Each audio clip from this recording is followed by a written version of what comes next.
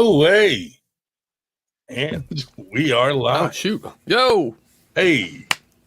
It is that time of the week for our 98% FTG Friday Night Live. We are here with a new up-and-comer, Logan Bittinger. And we have been following him and thought that it would be a good idea to have him come on because he has been crushing things. So, Logan, why don't you tell us a little about yourself, like your age, where you're training, who you're training with, and we'll start this thing off. All right. Well, I'm 22 in Rockwood, PA with Zach Lee, Team Blackout. Ooh. So nice. With Zach Lee. That's an arm. Team. Good team to be on. He's a monster. He's a monster for sure. Yeah, angry little man. Yeah, man. So how long have you been training for? 4 months. 4 months, bro. That's crazy. Like seeing you operate, and especially how you performed at Antietam, and we can talk about that. Yeah. 4 months is wild, man. So do you have a history of strength or sports? All right. So all high school, my whole high school career, I wrestled, I boxed. I went to states in wrestling. I never won. I won Junior Olympics in boxing in 2014. And I mean, majority of it's genetics, probably wrestling, and I live on a farm, so I do a lot of farm work. Oh, he's got that natural farm strength, chat. Yes, sir. I got to say, dude, watching you arm wrestle, being 4 months in, really makes me want to quit the sport. That means you're on the right path, Logan. Tell us a few about a couple matches that you had that have been against some decent level guys that you did well in. Well, I don't know if I'm sure you're familiar with Eli Kerr. Yeah.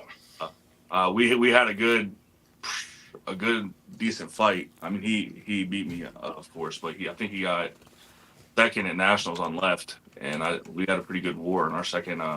Hey, Eli's a beast. That sucks having to have a war at a tournament with a teammate. Yeah. But we agreed beforehand. We just both go out there and go full bore, and whatever happens. Nice. So, did he have to go into a press to beat you? No, he wore me down. He almost got me a few times, but I fought back. Nice. I held him there for, I think the match was like 50 seconds, 45 seconds. I know it don't seem long, but when you're in the moment. Oh, yeah. Yeah. Every second counts, man. Yep. Sure. But, he took first at both arms at Battle at Antietam. Yeah, he's a beast for sure. I think he's been doing this for 6 years, 7 years. I don't think it's quite that long, but I could be wrong. Ivan Marrero says Logan is a beast. I need to get over there and train with him and Bo. Speaking of which, we're having a huge practice this Sunday. So if anyone wants to go, nice. Hit up Zach Lee, and it'll be a good one. I know Zach doesn't come online much, so he advertises it with smoke signals from the top of the mountain.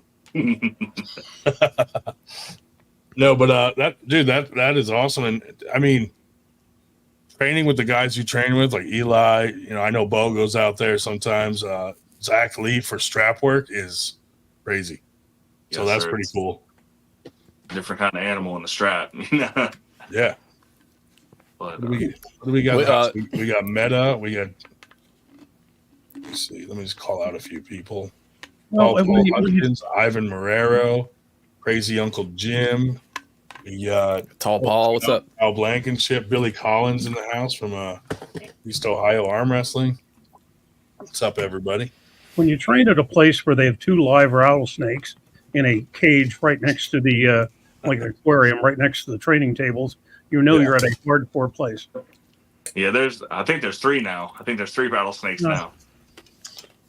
It was fun. First, I had been out to his place when he still lived in Rockwood, and I took a guy that used to pull Johnny Blades out one, and I said, Johnny grew up on Long Island and now lives in Pocono. I says, Johnny, you're going to a completely different sort of place here, Western Pennsylvania. I lived in Johnstown for about 6 years back, decades ago. And so we get out there, it was like 2018, and sure enough, 2 years after the election, there's still a Trump sign in the front yard. And of course, we go into the house, and there's deer heads and everything all over the place. Johnny's a vegan, so that was down in the basement. There's the snake pit, and that's hardcore even for Somerset County. That Yeah, he goes out and catches them himself. So it's pretty yeah, badass. there's pictures on Facebook with he and his daughter. He's showing the daughter, they're sitting there with a snake. It's like, okay, whatever. Thank you. Hold the snake. I'll be right back. Yeah. Funny thing is, 98 was kind of born, if you will, at one of Zach Lee's tournaments, Shit Talkers. And a bunch of us went, and we were like chanting 98 every time one of us went up there. And then some of the crowd started chanting it. And then after, they were coming up going, hey, what does 98 mean anyway? And I was like, why were you chanting it if you don't know what it means? But it worked out good because then it kind of started like a little buzz about 98. But yeah, Zach was part of it in the beginning for sure. Yeah, it was Shit Talkers 3 that was at that, if you're familiar, since you're from that area, there's an axe throwing place in Somerset. Yeah.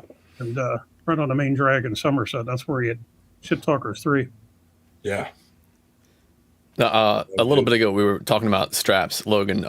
Being this new to the sport, do you have a preference yet about being in straps, being out of straps? Yeah, for sure. I mean, I'd like to think that I'm strong in and out, but I don't know. I feel like if you have a good setup in the strap, I feel like I might be stronger in the straps. Honestly, I might actually prefer straps. Yeah. So, what's like your style that you're starting to form?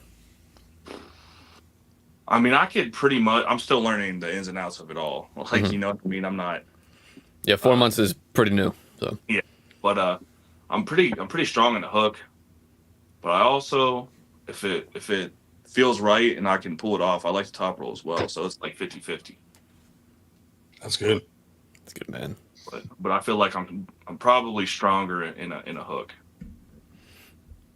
Do you prefer? Have you had any you have the super match coming up? Do you prefer tournaments or super matches? This is my first super match, so honestly, I don't know, but I know when the super matches at Winter Blast, I was there for all of them. I went the night before as well. Nice. I feel like tournaments are more entertaining, if you get what I'm saying, because more high pace, fast, boom, boom. You're seeing a bunch of stuff go on. Super matches, they cry about the setup the whole time. Yeah, it's rough. But they're all babies. I feel like I'm definitely. If I don't know what it's like competing in one, you know what I mean. Right. But as far as watching, I'd probably rather watch a tournament. Yeah, makes sense. I see Billy Collins is in the house. He's one of the two organizers of the Supermatch Extravaganza that we'll both be at in late June. Yeah. He and Kevin Palco. Did we cover how you got into arm wrestling? No, sir. We All didn't. right. So what was the gateway? All right. So my whole life, I'm farm strong. I've been big, but I'd always do it at the bar for hustling. You know what I mean? I Nice. at the bar. But I seen this tournament. I'm friends with Eli on Facebook before all this, and I seen this tournament he posted, and I was like, "Oh hell yeah! Your average Joe, everybody, just a bunch of people that thinks they're tough. I'm gonna go. I'm gonna work my magic." But I get there, and I start hearing teams ranked nationally, ranked state, and I'm hearing all this shit. And I look at my mom went with me. I looked at my mom and I said, "What the fuck did I get myself into?" I literally the whole time I didn't eat the whole time. I was on the last one because I didn't sign up for left. I just did right, and I'm a super. So I was the last of the last. So the whole time I didn't eat, I didn't drink nothing. And that probably made me weaker, shakier. Yeah. But I was out there, and I mean, I got fourth just doing this, just off. Yeah. That's still pretty good, dude. Yeah, man. I mean, I won 3 or 4 matches, and I lost to John Winkler and then Andrew Casto, I believe. Casto. But I mean, it was a fun time. I was sore for about a month after that, but that's where I actually I talked to Zach a little bit for some pointers before, and I mean, he pretty much scouted me out and said, "Come on to practice," and that's all she wrote. Nice. Nice. Yeah, that's huge, man. That's better than me. First tournament, I lost everything. So coming in, starting with wins, that's it. You're already on the good foot. So that's And sick, man. I was technically an all professional tournament, so there wasn't Wow. any other classes. So Yeah, that's what I was going to say. If that was the one in Morgantown back in January, it was only open. They did not have a separate amateur or any of that. yes, sir. That was my first time ever actually pulling like in a legitimate arm wrestling. Yeah, they deliberately made that just open because a lot of these a smaller tournament, you may have really very small classes when you have both amateur, pro, semi-pro, whatever. So I know that he and the Eli and Tim, who pretty much were the organizers of that, Tim Lewis, basically said, "Nah, we're just gonna go with this one class." Yeah, and being to a few events now, I think I'm at like 4 or 5 events that I've competed in. It was actually a pretty smooth tournament. The way it worked and the way it went down, it was pretty smooth. I liked it. Mhm. But longest by far was Winter Blast. That was rough. That was a long tournament, but it was it was worth it. I enjoyed it very much. So yeah, how many tournaments have you been to, and how was your experience at Winter Blast? All right, so Winter Blast was my first tournament, my first legitimate tournament after training a little bit. Mm-hmm. So technically my first one was Eli's, so this would have been my second. But I was nervous. I got there, I seen all these people, man, and it was like about as legit as it gets. And I was really nervous, but I just went out there and worked, and then I had won each class, and I thought there was more people after I already won. Like I was still over there walking around getting pumped up. They're like, "Dude, what the fuck are you doing?" And I said, "I'm getting ready, son." They're like, "You won." I was like, That's awesome. so That's pretty funny. I didn't even know until after the fact. But Bro, that's sick. Logan's in the pit like getting amped, and yeah, it's awesome. It was over. Yeah. All right, man. Well, they're gonna be headhunting for you next year, then for sure. They're gonna be like, that guy, I gotta beat him now. I can't let this new guy just beat me. You know how many people you probably pissed off? Yeah. But especially now they find out your age and that you're new. But I was in an amateur class. It's going to be a whole different ball game in pro because Winter Blast is really, well, I think you broke records, didn't you? Yeah. So it's the toughest of each weight class in each division, so I'll be pro next time. It's going to be a whole different ball game there. Yeah. It's not going to be like it was an amateur. But I saw some footage of you having a war with, just so people know, because people are asking in the chat, like, who is this guy? Just so people know, like, there's some footage out there of Logan having a battle with Roger Learn, and you guys all know Roger and what level he's at. So for someone to be 21 and 4 months in and having a battle with Roger is pretty fucking impressive. Where was that at? Where did you have that battle with Roger? that was at it was in Virginia. I forget. It was at Harvest Gap Brewery in Virginia. I don't know the name of the thing. I think it was an East versus West qualifier, something like that. Most of them were. It was Travis's event. Yeah, that was the yep. But yeah, that's where it was. So pulled Dave Morocco. I beat him. He found out, but I mean, we had a little bit of a war. But Yakimovich wants to know how much you weigh. all right. So funny thing, when I first started this, I was actually, I don't know. I feel like that's why I'm so hungry, because when I first started this, I was at a low place, like very low. I was 340 pounds. I was depressed. I went to this tournament, got into it. I've lost 40 pounds. So now I'm about 290, 297. Nice. So yeah, I'm 297 now. But when I first started, I was 340. Okay. Yeah. That's good. Hey, though. Good on you, man. It's motivating when you want to, like, I mean, not for me, but it is motivating when you want to, like, make weight to be more competitive and stuff, And honestly, that wasn't even me trying to lose weight. That's just me doing the training and working out every day and like doing all that, and it just naturally shut off. So yeah, man, you keep dropping down weight classes, scaring some people, man. I feel like no, please stay up there. Like, I think it's funny that the East versus West started a West podcast, and they just happened to pick Friday nights to do it. How coincidental. Silly. How coincidental of them. Well, hey, that's all right. Doesn't seem to be affecting us whatsoever. Maybe we could get Yakimovich to go over and harass them instead of us, since he's just making all sorts of ridiculous remarks in the chat. Whatever. Then what you expect from someone who puts fart noises on the chat on a regular basis. This is true. Yeah. This is true. But yeah, I mean, that's the purpose of 98 anyway, is to shine a light on newer people to the sport, even lower level pros, amateurs, novices, the other 98% that are not in the 2%. So, when people were coming up to me asking me about like who you were, this and that, I was like, well, why don't we find out and have them on the podcast and get everybody to know who this is, Yeah, I appreciate it, man. It's a pleasure to be here for real. It's a new experience, and it's pretty badass. Oh, Blaine made you in the house. Blaine's in the house. Shout out Blaine. What's up, Blaine? To support his teammate. He's a monster too. Yeah.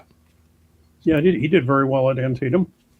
I think he won the right hand. Didn't he win the right hand? I think. I believe. Yeah, I think he did. Yeah, he's a beast. I mean, the whole team is a fucking beast, dude. Let's be honest. And that's probably why I'm excelling and doing as good as I am, is because my team is so good. And you do have a hell of a team, dude. And I mean, when we hit it hard. Like, I mean, 4 or 5 hours just straight pulling and don't stop. So. Tonka said, "Great pulling with you, dude. Strong as hell." Oh yeah. I can't really put a name to the face, but I appreciate you, man. Yeah, there's that Antietam, I believe. Yeah, I try. I kind of tend to like after pulling more than the actual tournament, because you get to pull everybody. You get lower weight classes, new people that like really, really good. And you get to learn a lot. Like at the one where I battled with Roger, I pulled with Paul Lynn. He's dude, that guy's a fucking beast. Yeah, he stonewalled me with no trouble at all. But yeah, he's very a lot to learn from people like that. Yeah, so. And it was cool growing up with you at Winter Blast too for the first time. I was like, all right, who's this new face? And we had some fun. So yeah, man. Yeah. I saw some of the people you were giving trouble to, and I was like, I'm not going to bother.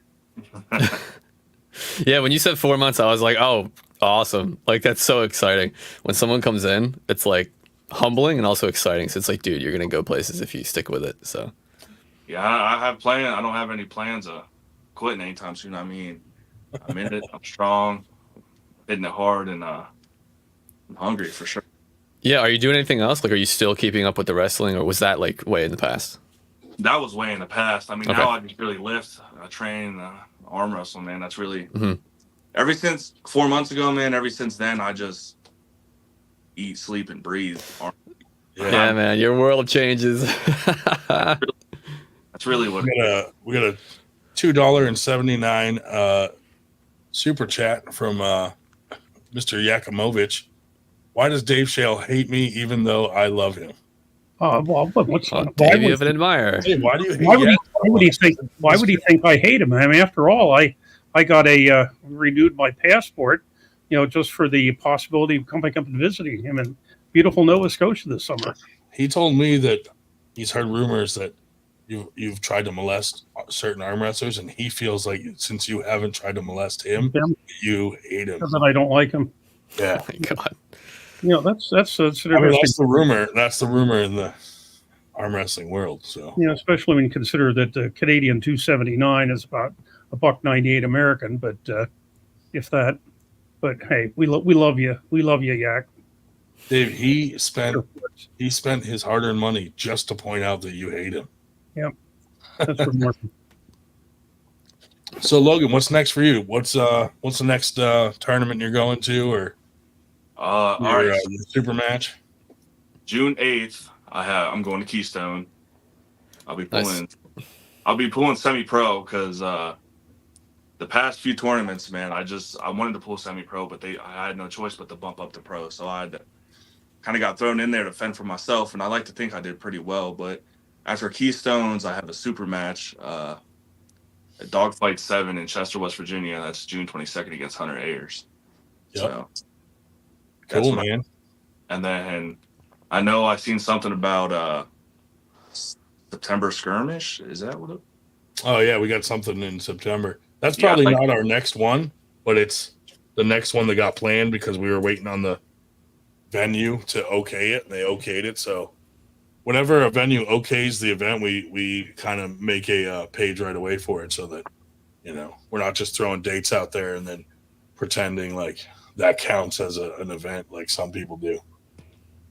Yeah, but after Keystone and my super match, I mean, the next one that I know I'll probably for sure be attending is skirmish. But if Cool. there's something before that, I'll hit it too. I like to get out there every tournament I can, and because nothing, you could train a lot, but nothing beats getting out there and feeling it out, pulling different styles, and actually being out there doing it. So Yeah, I like as much as that's possible. the best way to get experience, man, is just to pull as many different hands as you can as often as you can. Right now, I only got about 5 pieces of hardware, 2 trophies and 3 medals. I'd like to add to it for sure. Nice, man. He's got the bug for sure. You can see it in his eyes, guys. He's like, he's in, bro. But like, not even that. I hear all kinds of stories, and I've seen people that are pulling in a class below where they should be just because they want trophies. And I'm not like that because I'm trying to strive to be better, and ain't gonna do that. Puppy guard in a goddamn amateur class. Well, and you have to consider that in the first 6 months, you'll have more wins than Ryan and I have combined in our 11 years of experience. But whatever, and that's an amateur. But I'll tell you, things are really starting to pick up. I'll have as far as events. I'll have another list out in the next week or so. But a lot, I suspect probably a number of your folks will probably go to West Virginia States, which is the 17th of August in Parkersburg. But at least 3 things going on that day. And we'll be at one in Pennsylvania, one in West Virginia, one in Massachusetts, and maybe some others as well. Once we get into July, we a lot of times have 3 or 4 events going on in the Northeast on the same day. Yeah, I believe a lot of us are going to be competing in the West Virginia states. So yeah, that's a very good one. Christina Stolcasto runs that in Parkersburg. yeah, I haven't gotten into it because there's always something else over here the same day. But I mean, if you think about it, I've only pulled out of pro once, so I have 4 or 5 or 3 or 4 tournaments have been pro, and I've only pulled amateur once. So kind of got done. Yeah, that's fun though. It made you realize what you're getting into right away. Plus, I mean, dude, if you're pulling Eli at practice and you guys are having battles, like, I mean, you belong in pro, right? Your guys probably told you like you need to pull pro. Yeah, literally. After Winter Blast, Zach was like, "No more amateur." Yeah. Because I actually went up to him and I said, I was kind of bummed out. Usually you're happy and excited if you won. I was kind of bummed out. He was like, "What's wrong?" I was like, "Dude, I feel like I shouldn't have these trophies. Like, I feel like it was too easy. Like, I didn't belong there." And he was like, "Dude, why we have wars of practice? So when you come to tournament." Yeah, that is true, man. Yeah, we did a question. What you got next in store for you, man? Mm-hmm. We will definitely be paying attention. If you're around this weekend, we got War on the Shore tomorrow in Atlantic City. So yeah, for all of you out there, we'll be there tomorrow. Sean Hancock's tournament. Just go in there to help him out and support. So if any of you are out bored tomorrow, come on out. Should be fun.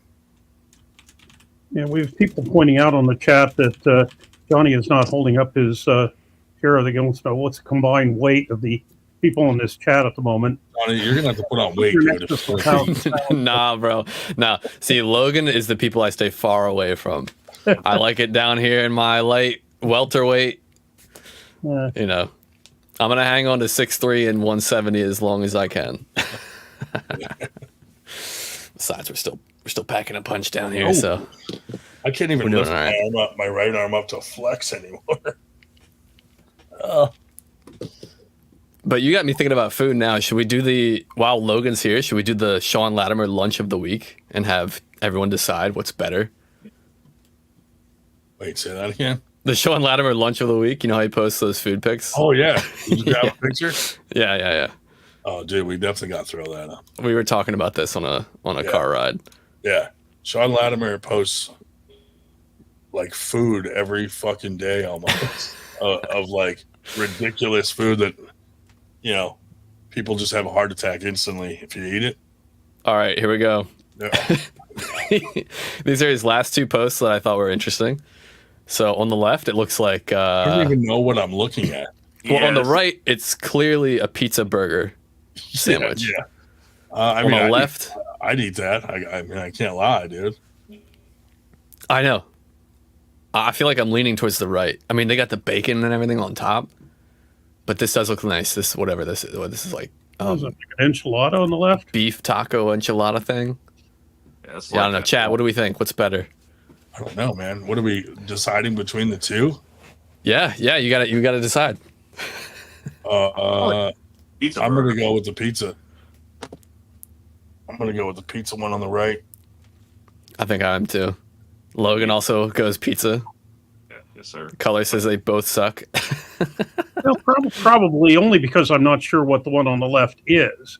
Looks kind of interesting, but if I knew what it was, I might go with it. Oh yeah, pizza burger. Nice. Now that everyone's like salivating. Yeah. This is a great time to talk about our sponsor. Now Can you imagine that all right, segue? I'm jumping on DoorDash right now to fucking. Yeah, right. I'm gonna order a burger and a pizza and just mix them together.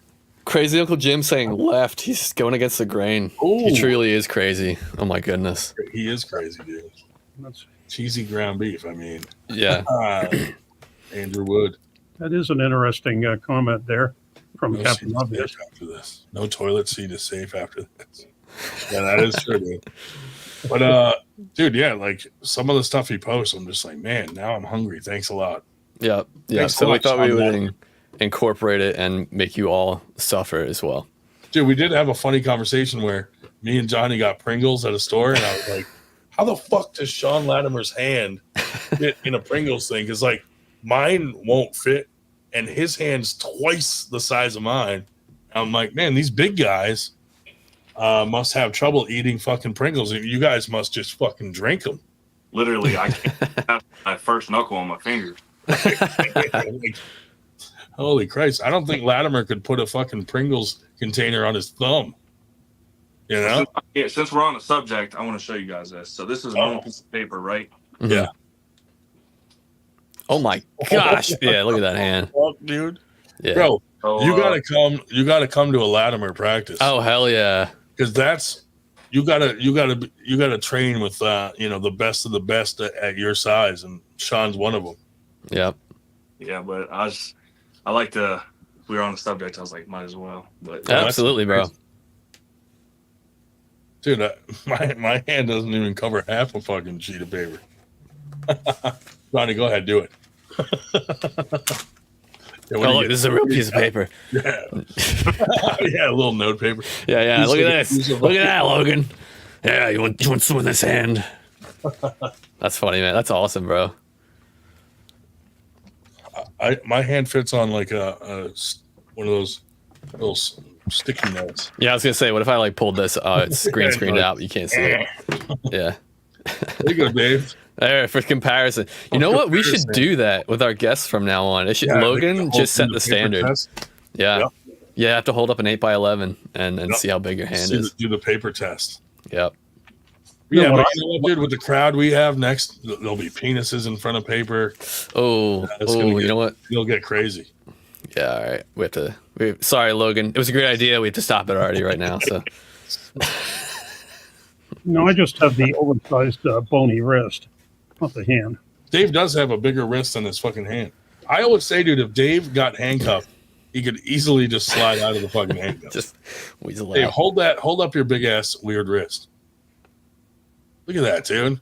Oh my gosh, true. It's wider than his hand. Like it looks like someone else's hand got glued to someone with a much bigger wrist. Yeah, it's over 8-inch circumference of the wrist on the left, about a half-inch smaller on the right. Yak said he would like to see Dave Shell do the penis over paper challenge. Oh my god. Well, just remember, I'm the one that managed to piss that kidney stone. It was as big as a dime. So, whatever. So just keep that in mind, there, Yakumovich. And maybe you have your next super match set up already, Logan. Yak is saying Bittinger is weak. That's kind of crazy. I don't know, man. You might have to show him.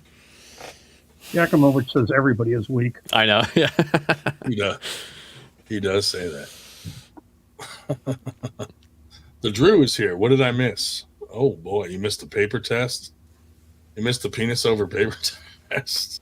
My God. Oh, dude, that's going to become a terrible hashtag. I feel we're going to have that.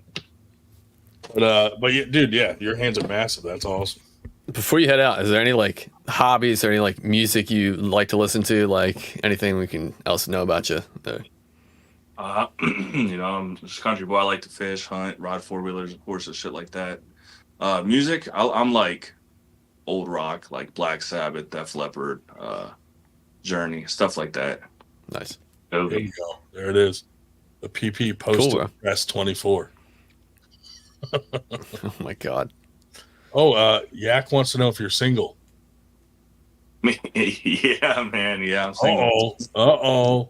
If there's any good-looking female arm wrestlers out there, hit me up, man. Yeah, anybody got some sisters? Set Logan up here with a rising star. That's all you need to tell him. Rising champion. Rising star.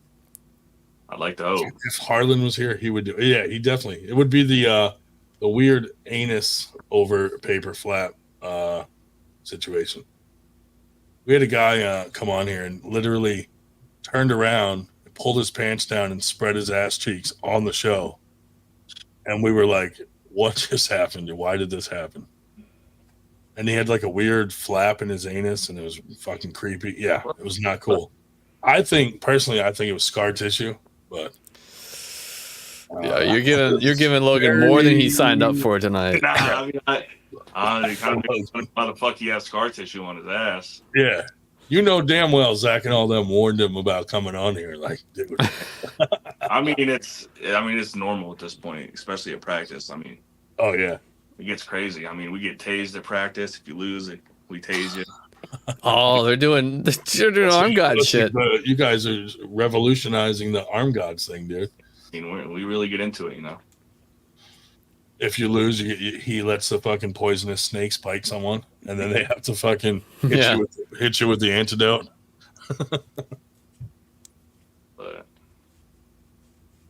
But yeah, dude, that's all. Like a few people messaged me saying that I should have you on, so I was like, yeah, dude, I'll definitely. And we had already talked anyway, so it was funny that happened all at once. Like people messaging me after I already asked you to come on.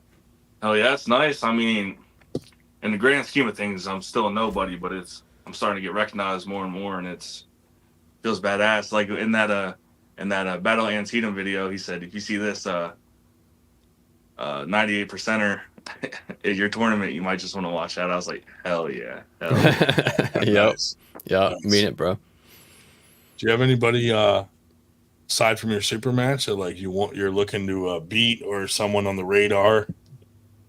I'm still learning the ins and outs and the people.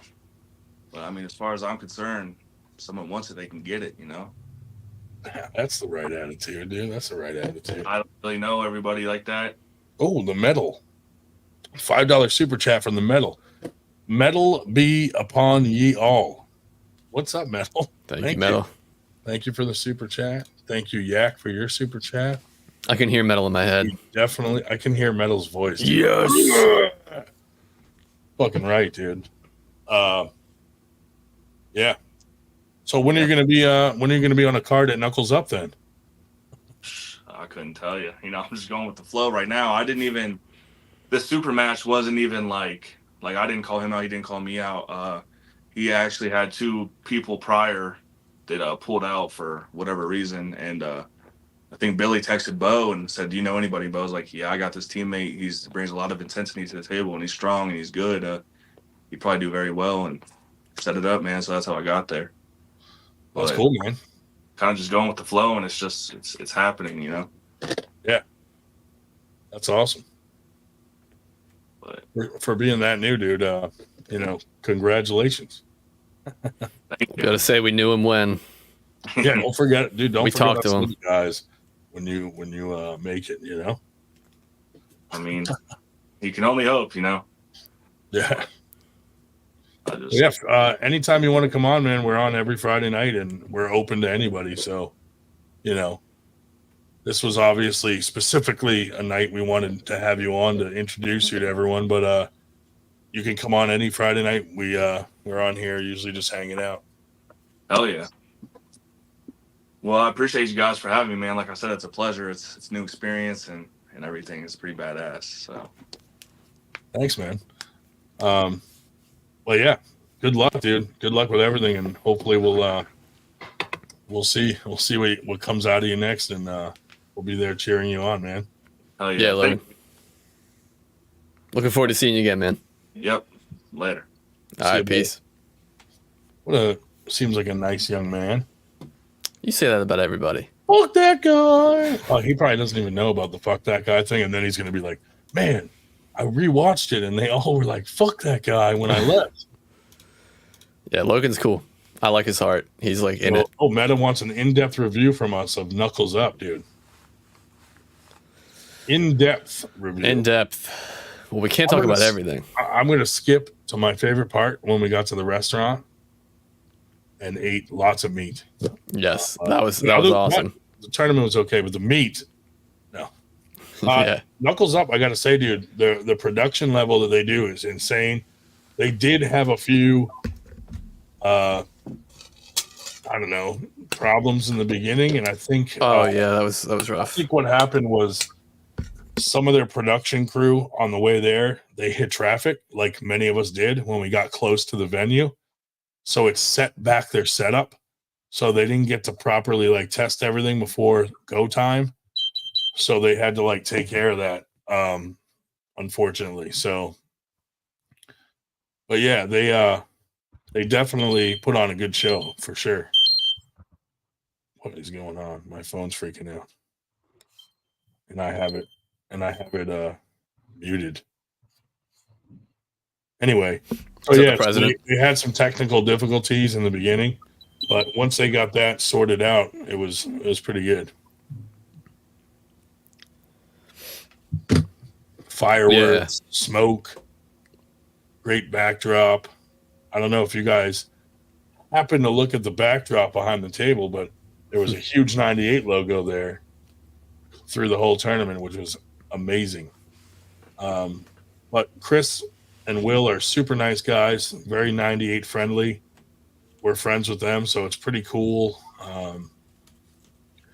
There were a lot of people there, dude. It was a cool venue because it was like a theater. So there was theater seating. You could go get popcorn, drinks, whatever. Yeah, that was pretty dope. Pretty cool, and good fun at the after pool with all the athletes hanging out and stuff. I think I might have gotten a very high level pro laid. Possibly. I may or may not have the footage. No names, but that's for our members only. Hey, you owe me one, buddy. Anyway, the $1, yes. Apparently, some people must be watching these programs because just by dumb luck, I was sitting in the first row of the cheap seats, which was right on the exit aisle where everybody had to walk right. I was right next to the exit door.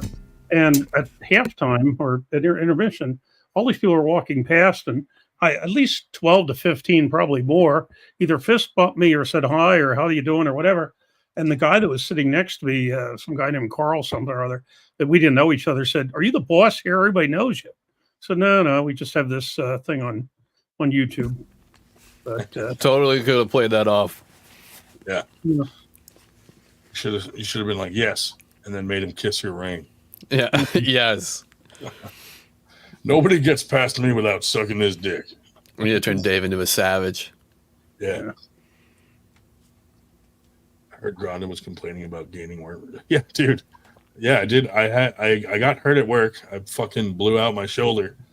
And the weird thing about it though is I was going to physical therapy for like a month before they could do an MRI. And then they do the MRI and they were like, you shouldn't have been doing physical therapy for a month because you shouldn't have been moving it around I have 3 separate tears. One is a complete tear, one is a partial tear, and then they said I have a tear up at the top part of my bicep. But he was like, dude, you must be in a lot of pain right now. And I was in the beginning, but I think I've just gotten used to it. So and he said he didn't have to do PT to give me range of motion to go back to work. But once they saw the MRI, they were like, oh, yeah, don't move your arm around like that. I agree, Wood. It is barbaric. Like, how do I know they weren't doing more damage to my arm? You know, instead, trying to make me move it and shit. But anyway, it looks like I might need to get surgery, which kind of sucks. I was trying not to do that.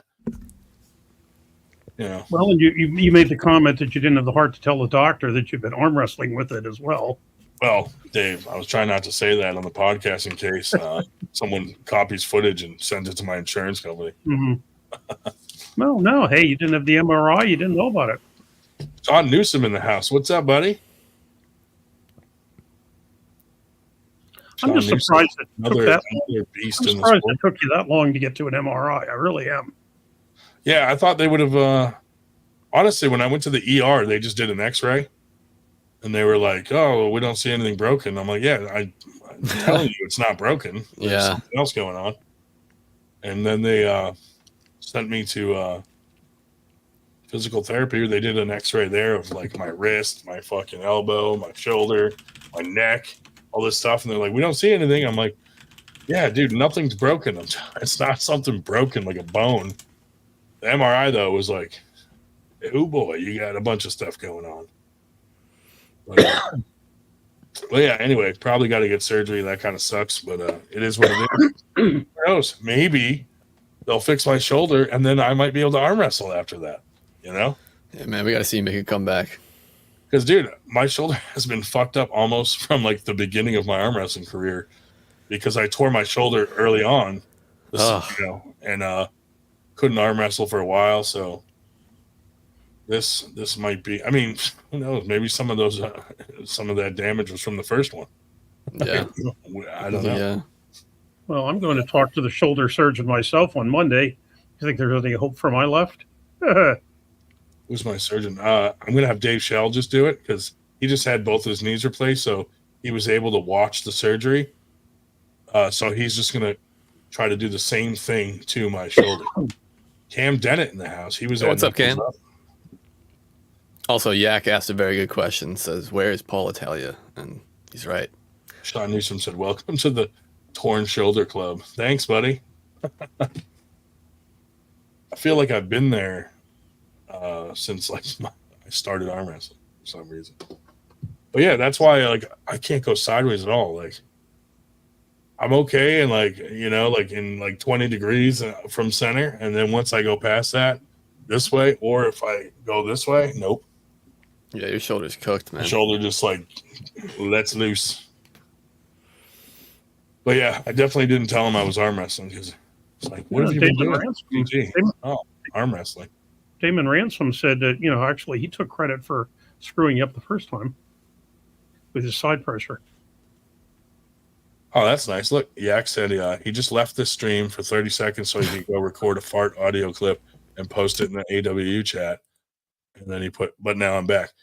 I 100% believe that because, I mean, he posts them all day long in there. So if you want to hear a live fart, the AWU chat is the place to go. Yeah, if there's an audio with 7 seconds or less by Yakimovich, you'll know that's what it is. Flatulence. Oh my! Recorded flatulence. Speaking of Knuckles Up, is another Knuckles Up participant joining us tonight, or I happen to win a Knuckles Up. Knuckles. At Knuckles Up. Not really. Tonka said he left to try the PP test on a Post-it note and failed. It can't even get across this 2-inch Post-it note. I know the feeling, buddy. Don't you worry. I don't know. Let me see. You know what? I'm going to post a link in the chat. See if anybody wants to hop on and say hello. We shall see.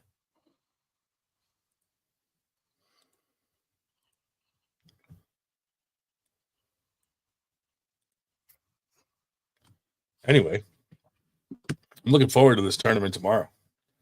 We will be doing a live stream. Johnny will be live streaming it, so there will be a cool live stream of that tournament. So hope people get to check it out. Yeah, definitely come hang out and chat. Keep me company. Watch all the fun arm wrestling.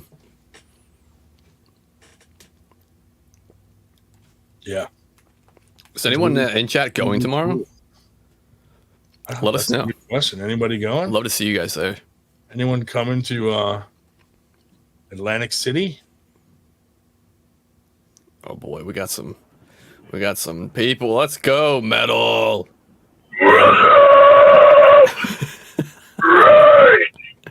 What's up, buddy? What's up, guys? How I y'all missed doing that tonight? voice, dude. I had to hear that voice, buddy. All right. How you all doing tonight? Good, man. Looks Good, like you're man. driving How are somewhere. you? What you up to? My usual heading to the gym on Friday night for some back and buys. Nice. Get pumped up, listening to the 98 podcast, thinking Yes, about arm sir. wrestling. You damn right. It's back and buys your usual Friday night go-to. Yeah. I save back and buys for Friday night because I always have a giant Friday night steak. So I blast my back and buys real hard, and I just load it up with just a ridiculous amount of protein afterwards. A bunch of steak and rice. It all goes to the good muscles, right? Nice. Yeah, the only ones that matter. The only ones that matter. That's right.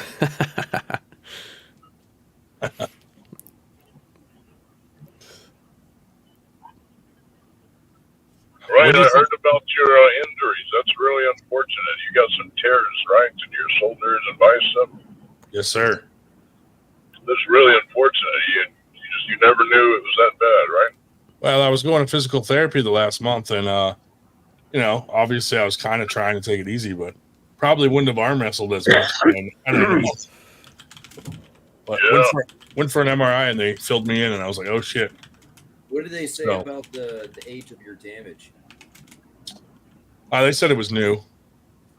It was all new, like all the tearing, everything looked fresh. They didn't say all of it, but they were like the full tear was new, and the one partial tear, the bicep, they didn't really care. They didn't care too much about because they said that'll probably heal on its own. So But they did- the other two were definitely from my recent fall at work. Where would the bicep tear came from? I don't know, dude.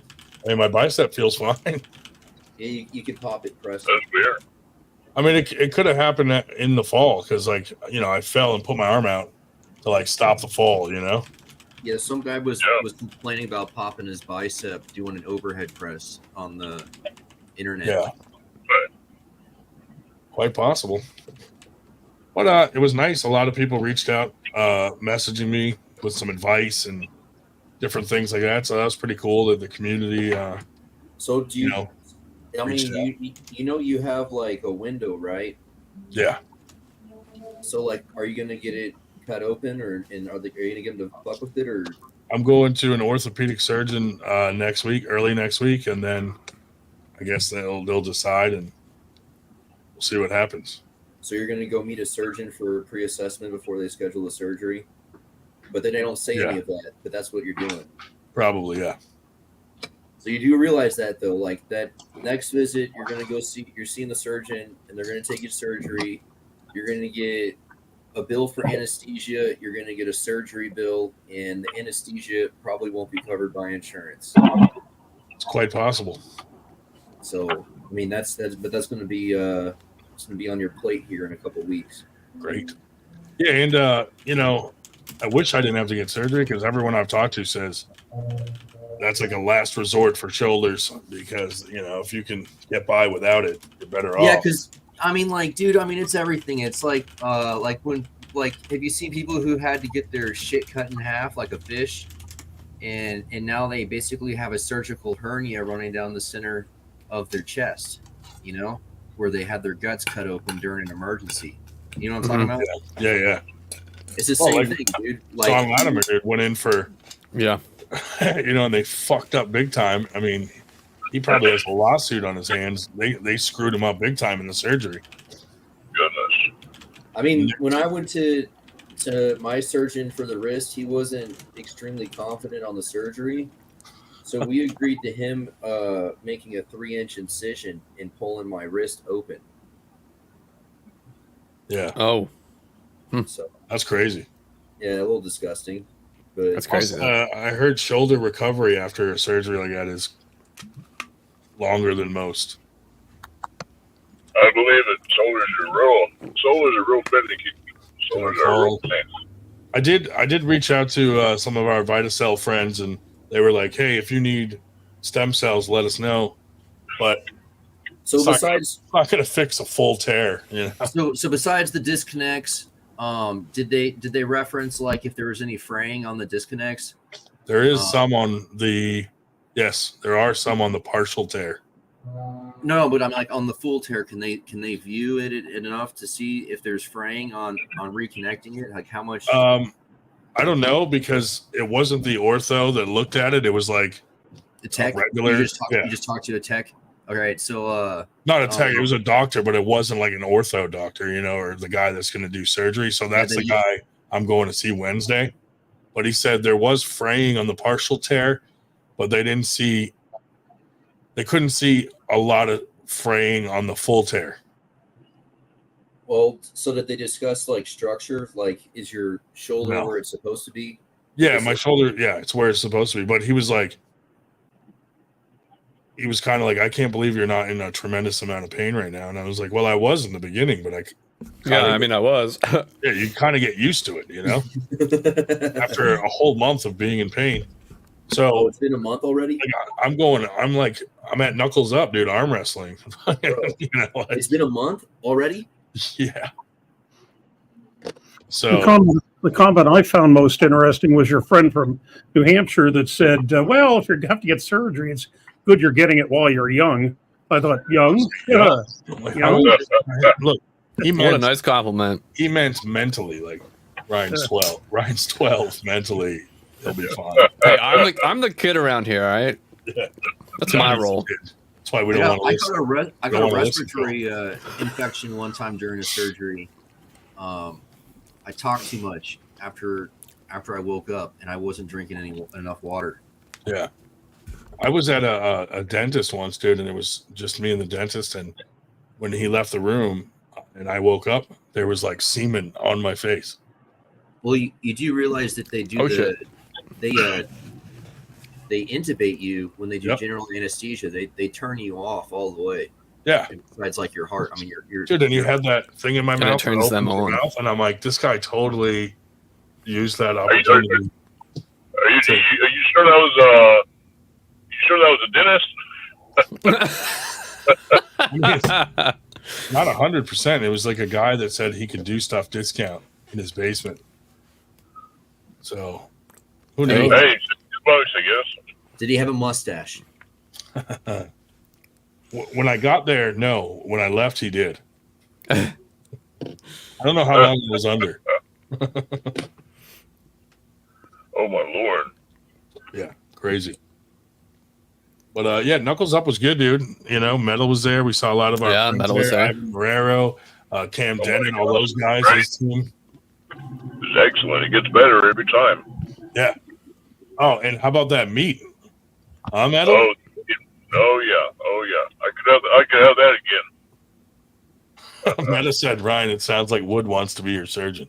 That is possible, dude. He probably I just weld, think that, like, something. choosing a surgeon has very dramatic outcomes because as much as they want to say it's a science, it's an art. And like, because of the human interaction between the mechanisms and the theories, and then you also have to choose what theory they're going to use to repair your shit, you know? Yeah. So like, there's a lot of variables, and like, it's directly defined by what surgeon you use, you know, and under what pretense they're performing surgery. Wood, are you going to be Ryan's next discount basement surgeon? Uh-oh. Yak, you can be on next week. I mean, it depends. What kind of surgery do you want? Do you want an iodine surgery or do you want a hot knife surgery?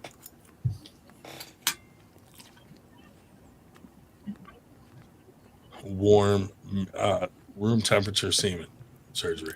Oh, God. I'm just kidding, dude. You can't drink semen warm. It has to be chilled. Yeah. No, that's why I was cringing. It's got to be on ice.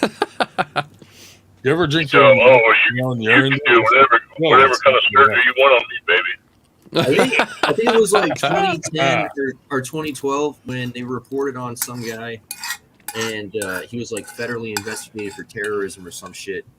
In his room, they took pictures of what he had like laying around his room, and there was like a jar of old crusty semen, and then there was like a jar of piss or a jug of piss, and they called the jug of piss bomb making materials under the caption for the photo. Bomb making materials with urine? What kind of bomb are we talking about here? I mean, we could have Yak on and tell us about what's going on with AWU. Is that still on? Is it not on? Has he calmed Kotlow down? Did Nanya off himself? He's been pretty quiet. Harlan, what is going on? Where is he, dude? I thought at this point the grift would be done and he would be back on regular social circles or whatever you want to call it.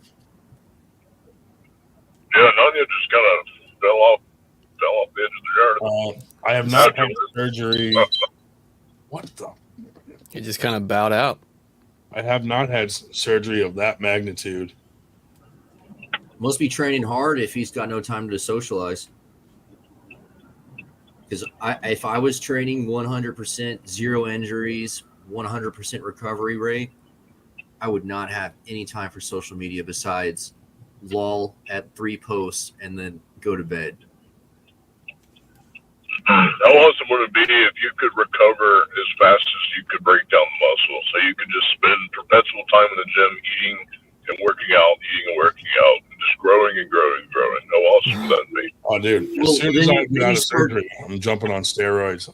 Didn't you get like the weirdos who like start like doing daily cycles of different synthetics, you know, and they're talking about like being awake for 20 hours a day and being highly productive and sleeping 4 hours a day and sleeping really great, you know, and weird shit like that. Yeah, I'm on cycle for my Flintstones vitamins right now.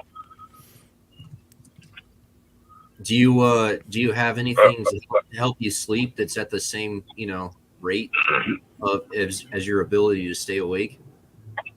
Sleep, yeah, it's called being extremely exhausted all the time. I know a lot of people. What do they use? Melatonin or something, or serotonin? Yeah, or melatonin. Melatonin. Mm-hmm. Yeah, I mean, I used to take NyQuil. I just take NyQuil at bedtime. Fuck it. I need to take, dude. I haven't sleep like 2 hours a night, literally. Just sniff a rag of chloroform. Just chloroform yourself. roofie yourself. That's a pretty extreme way to do it. Or like Robitussin them. I mean, some fucking crazy shit.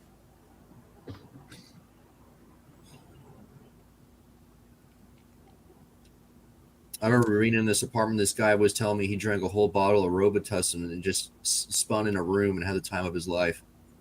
Oh, like a Tylenol nighttime or something. Yeah. I used to hang out in the cafeteria with this big fat dude, and it was like the stoner table, and dude would always come in with like a flush ass face, and he had taken this many triple C's. I'm not sure. I still don't understand what triple C's are, but apparently, if you take like dozens of them at a time, they have some kind of effect. Is that a bra size? I'm gonna have them do my surgery with me awake, so that every now and then I can be like, see if I can fuck them up, dude, and then I'll sue them. You know, that was actually a movie. I don't know if you remember that, like way back. I think it was called Where Awake. the dude was awake and they didn't know. And he was paralyzed. Yeah, that's fucking scary, dude. Yeah. You see them pulling out like your liver and all your organs and holding them up, and oh my god, like, look at this little dick, and they're like going like this to it, and you're awake. You know what I mean? The worst part. All the women nurses are laughing at it, and you're wide awake. Yeah. Oh, look at this little pecker. Yeah, and they're all like, "Good thing he's asleep." Good thing he's asleep. Let me flick the head. Let me just give it a little flick, and you're fucking wide awake. Jesus. You're only wide awake, like a single tear rolls down your eye. Yeah. What do you guys think about? Jamie Sheldon posted something about doing an arm wrestling roast. I'm like, dude, every Friday night is a roast on this fucking channel. Yeah, it turns out to be. Pretty much. Should we do like a mock roast on ours? Like, hey, like the guest tonight is Dave Shell, and we roast him. Oh, I'm sure Dave would love that. Everybody writes some material, and we roast the hell out of Dave Shell. You can make a buck off of that if you read if you did super chats, like you're only reading super chats. Yep. You can make some serious Gouda off of that. The only insults of Dave Shell will read is if it's in super chat form. Yep, you can do that. Yeah. The whoever's on possible. And then, like a normal roast, Shell gets to reply. Yeah. Yes, that sounds amazing. Dave, only at the end, though. So you have to write material about everyone after. Hey, I'd sit here taking. Oh, did you see Wood at the Women's Invitational today? I don't think no. I was watching a little bit of that. Yeah, Wood. They're she pulled in the. Oh, Yak said we could roast him. Invitational today. I really hope she takes it as like motivation and inspiration to, change trajectory, Yeah. And I mean, really, like, geez, man, like, how can I overcome that? How much effort, Really, I really hope it motivates her. Because that sucks, dude. Like taking a shutout loss or whatever. Yeah. Well, and while we're on the subject, I'd like to give a shout out to Team Predator's own Jesse Andrevik, who will be at the Women's Invitational tomorrow. Oh, nice. Way to go, Jesse. Yep. She's a beast. Right. Good luck. All right, guys. I'm going to get in the gym. Get her on. Good talking. Have a good Friday night, guys. Thanks for coming, Metal. Crush it. Always. Oh, he didn't do his... Oh, we need like a metal scream. God damn it, so Metal. what's this AC you were talking about that's tomorrow? Tomorrow, Atlantic City. Sean Hancock. Atlantic He's City. throwing one in Atlantic City. Like Commonwood? Wow, I haven't seen anything for it. Oh, it's been out there. Yeah, we posted on the 98. I got blinders on, man. I'm like a fucking horse just running down the track when it comes to life. Yeah. Is that within your range of travel? Atlantic City? Tonka said you do not want to see what they do to you on the operating table. Filthy stuff. I bet, dude. I don't know. Could I get to Atlantic City, $100 in gas, 40 miles to the gallon, I'm going to say no already. Yeah. Really? Yeah. Is that expensive? What's gas up to these days, anyways? I don't Like, look would I anymore. have to like bring a trailer full of gas just to like pump and fill up on the way back to avoid getting gas in Atlantic Where are you City? coming from? Texas? Yeah. Holy Oh man. Jesus. You're better off flying. Yeah, he should just fly to Philly and then Uber. Yeah, for real. I fucking hate the airport, dude. They're perverts. I mean, it was weird enough when they asked me to take my shoes off that one time, but now they're doing all sorts of weird shit, man. Like one time, this guy Why do you have to lick my feet? he took like a little microfiber swab around my neck and then put it into a machine, and the machine analyzed the properties of the little microfiber he swabbed me with. I feel like you're the only one that they would do that to, though. Yeah, I've never had these experiences. This is crazy. I feel like they don't do that to just anyone, would They you? see Andrew and they're like, him. Yeah, that We guy. want- Well, I'm him. just saying. When I was one of the first people they checked the shoes of. See, yeah. And maybe I was one of the first people they swabbed, but they got a swab machine, and they'll fucking Peace. check you We'll out. analyze your DNA. Yeah.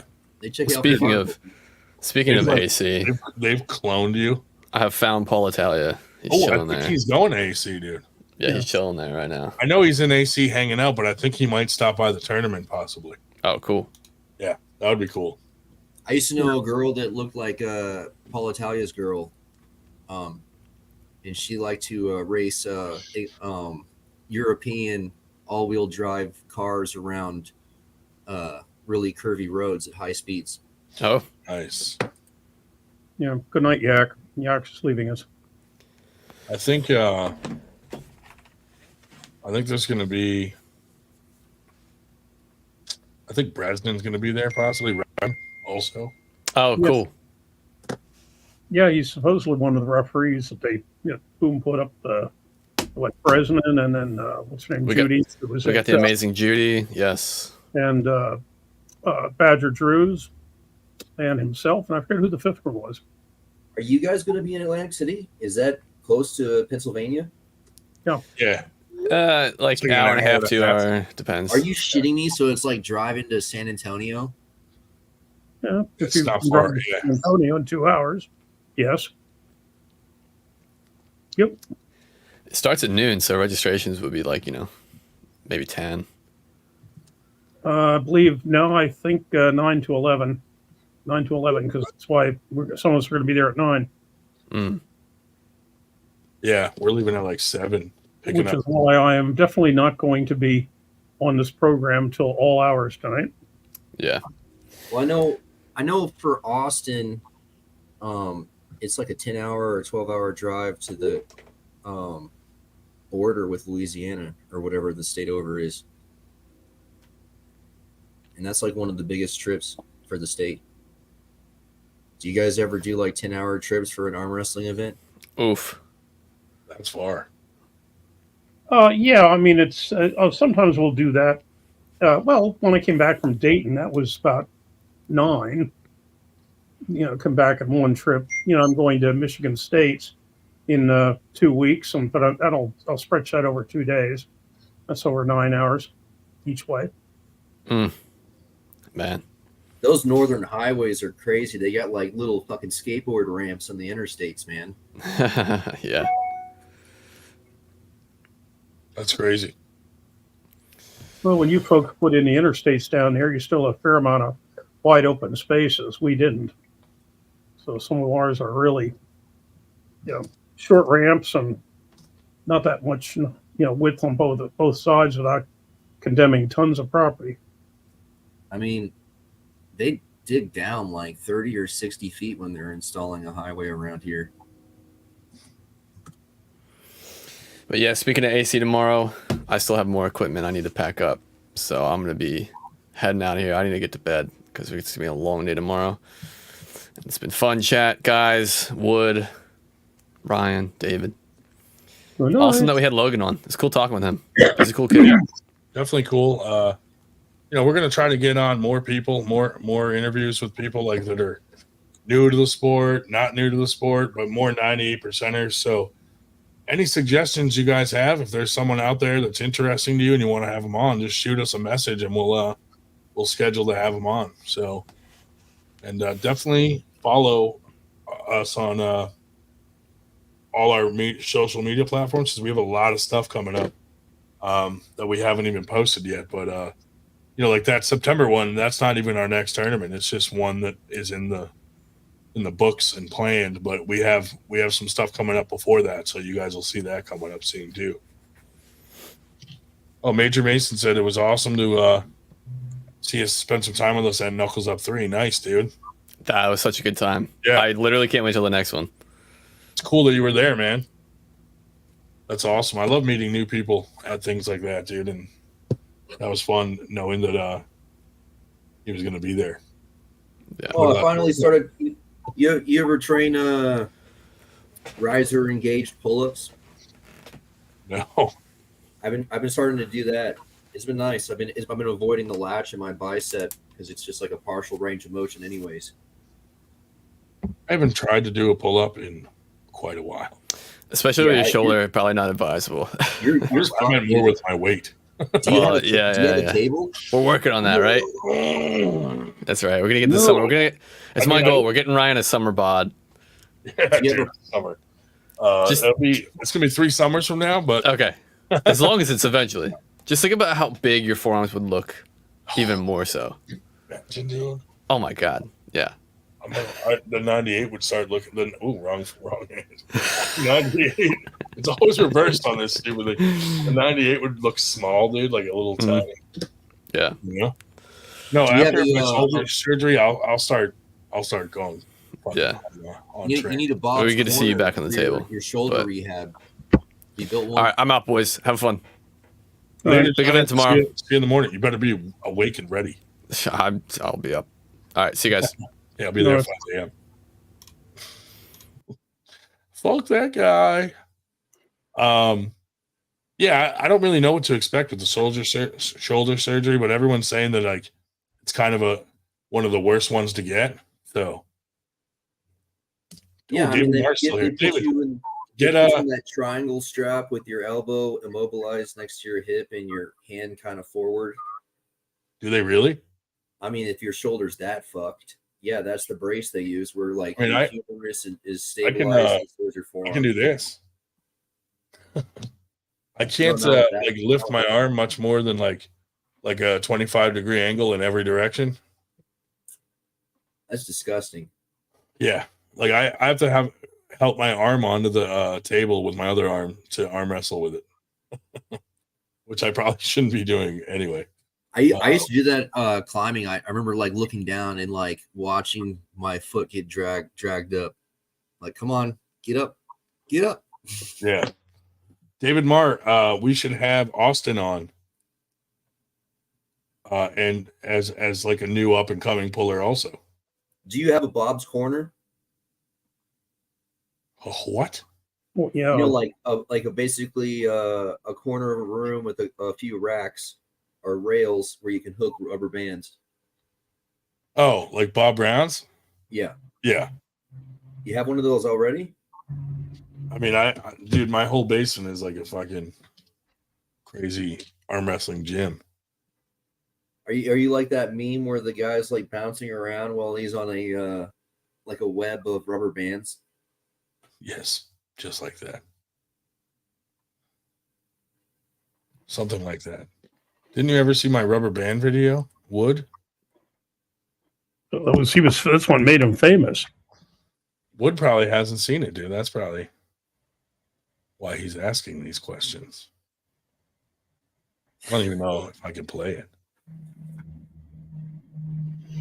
Yeah, that was what made you famous. And then, like I say, the 98 really was. I take the position I was born at the tournament we talked about, the Shit Talkers 3, and then we had our first tournament at Protest 1. In fact, that's right. Coming up, let's see what next month it'll be your 4th year anniversary. Yeah. Because that was June. It came That's crazy, right? So you've hosted the Winter Blast 4 years now? No. 3. 3 years. First year we had 2 other tournaments we called Protest 1 and Protest 2. Because when they showed up to try to close us down during COVID, we were like, you can't close down a protest. Yeah. It worked out good. That's wild that you actually had to do that. We found a loophole. Then we also held it at a police at a motorcycle club for the police officers, so they would have been the ones that would have had to close us down, which they weren't about to do. Oh, the police didn't care? Well, it was at a motorcycle club that was made up of law enforcement officers. So we figured, we're probably safe there. They're not going to close down the event at their own club. Yeah, it's just going to be used as evidence for why some psychopath should be outraged at their march in the middle of the street. Yeah.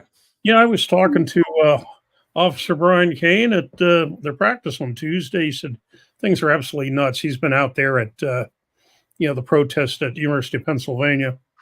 Oh man. Yeah. That woman that was avoided. Have you guys ever Jocelyn that was at Winter Blast? Yeah, dude. She got first place today, and she won like a free flight and everything. That's crazy, dude. Dude, her setup is Stu just told me. So formal, dude. She looked. Gabby said her setup looks solid. That's awesome, dude. She's a beast, dude. That's pretty impressive. Yeah, she pretty much did the same thing to everyone. She was just in her lane and just going.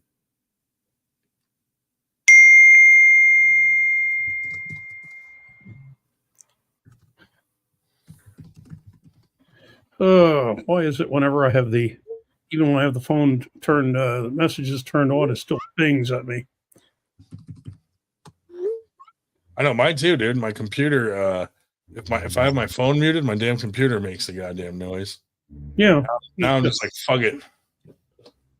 God damn. Yeah, David Marr, definitely let's get Austin on here because that would be great. Another beast of a youngin'. He's even younger than Logan.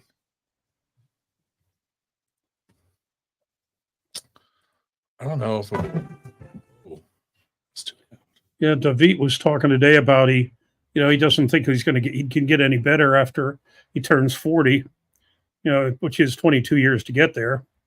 David Nikabadze. And they said, what are you talking about? Was it Warren Raber said, I just started at age 39. What are you talking about? Yeah, what's interesting is there's a lot of people in the 40 to 55-year-old bracket that just like pick something up and become world class at that athletic sport or whatever it is, that athletic endeavor. Mm-hmm. I tell people one of my functions as a sport is to give hope to the 50-somethings think they're over the hill. They think, I'm past my prime, and then they see me still plugging away at 73, and they think, what the hell? Maybe I got a couple good decades left of me. Maybe. Yeah, I think it's like late 60s when there's like an obvious change in competitive prowess. Yeah. Well, unless you were thoroughly unathletic for your entire life, then you can be stronger at age 60-something than you are at age 30-something. So Sylvester Stallone said, I'm 41, I don't give a fuck. Yeah, exactly. Like 40, 45 is peak strength. I'm 44, man. Yeah, so you're strong enough to blow your shit off the shoulder. Strong enough to hurt my shoulder when I fall at work. With great power comes great responsibility, Ryan. I think if it would have been a normal fall, like just me standing on regular ground, I would have been okay. But because it was elevated and I fell off like a ledge, it was like more fucking, you know what I mean? Bro, you should have just done what I did. I didn't want to like hurt my arm or anything or break it. So I just went head first, I thought about it, dude, because I would have taken less damage and I'm already brain dead. I don't know. I'm pretty fucking brain dead, bro. I don't know if it was worth it. Born Arm Wrestling. What's up, Ryan and David? Hey, Barry Bourne in the house, man. Yeah, Meta actually, motivational speaker. Actually, I had somebody in one of the cardiology people said when I was talking about all the weight I lost, he said, when did you start losing weight? I said, age 63. He said, yeah, he'd like to have me talk to some of his patients that could stand to lose weight, but say, oh, I'm too old for that. If someone's not going to lose the weight, they're not going to lose the weight, man. I've seen it. I've seen them take it all the way to the grave. You know, even with like medical backgrounds, they don't give a fuck, dude. They know exactly what they're gonna do, what's happening. You know, but you got to say what you got to say to keep your standard of care up, I guess. Yeah.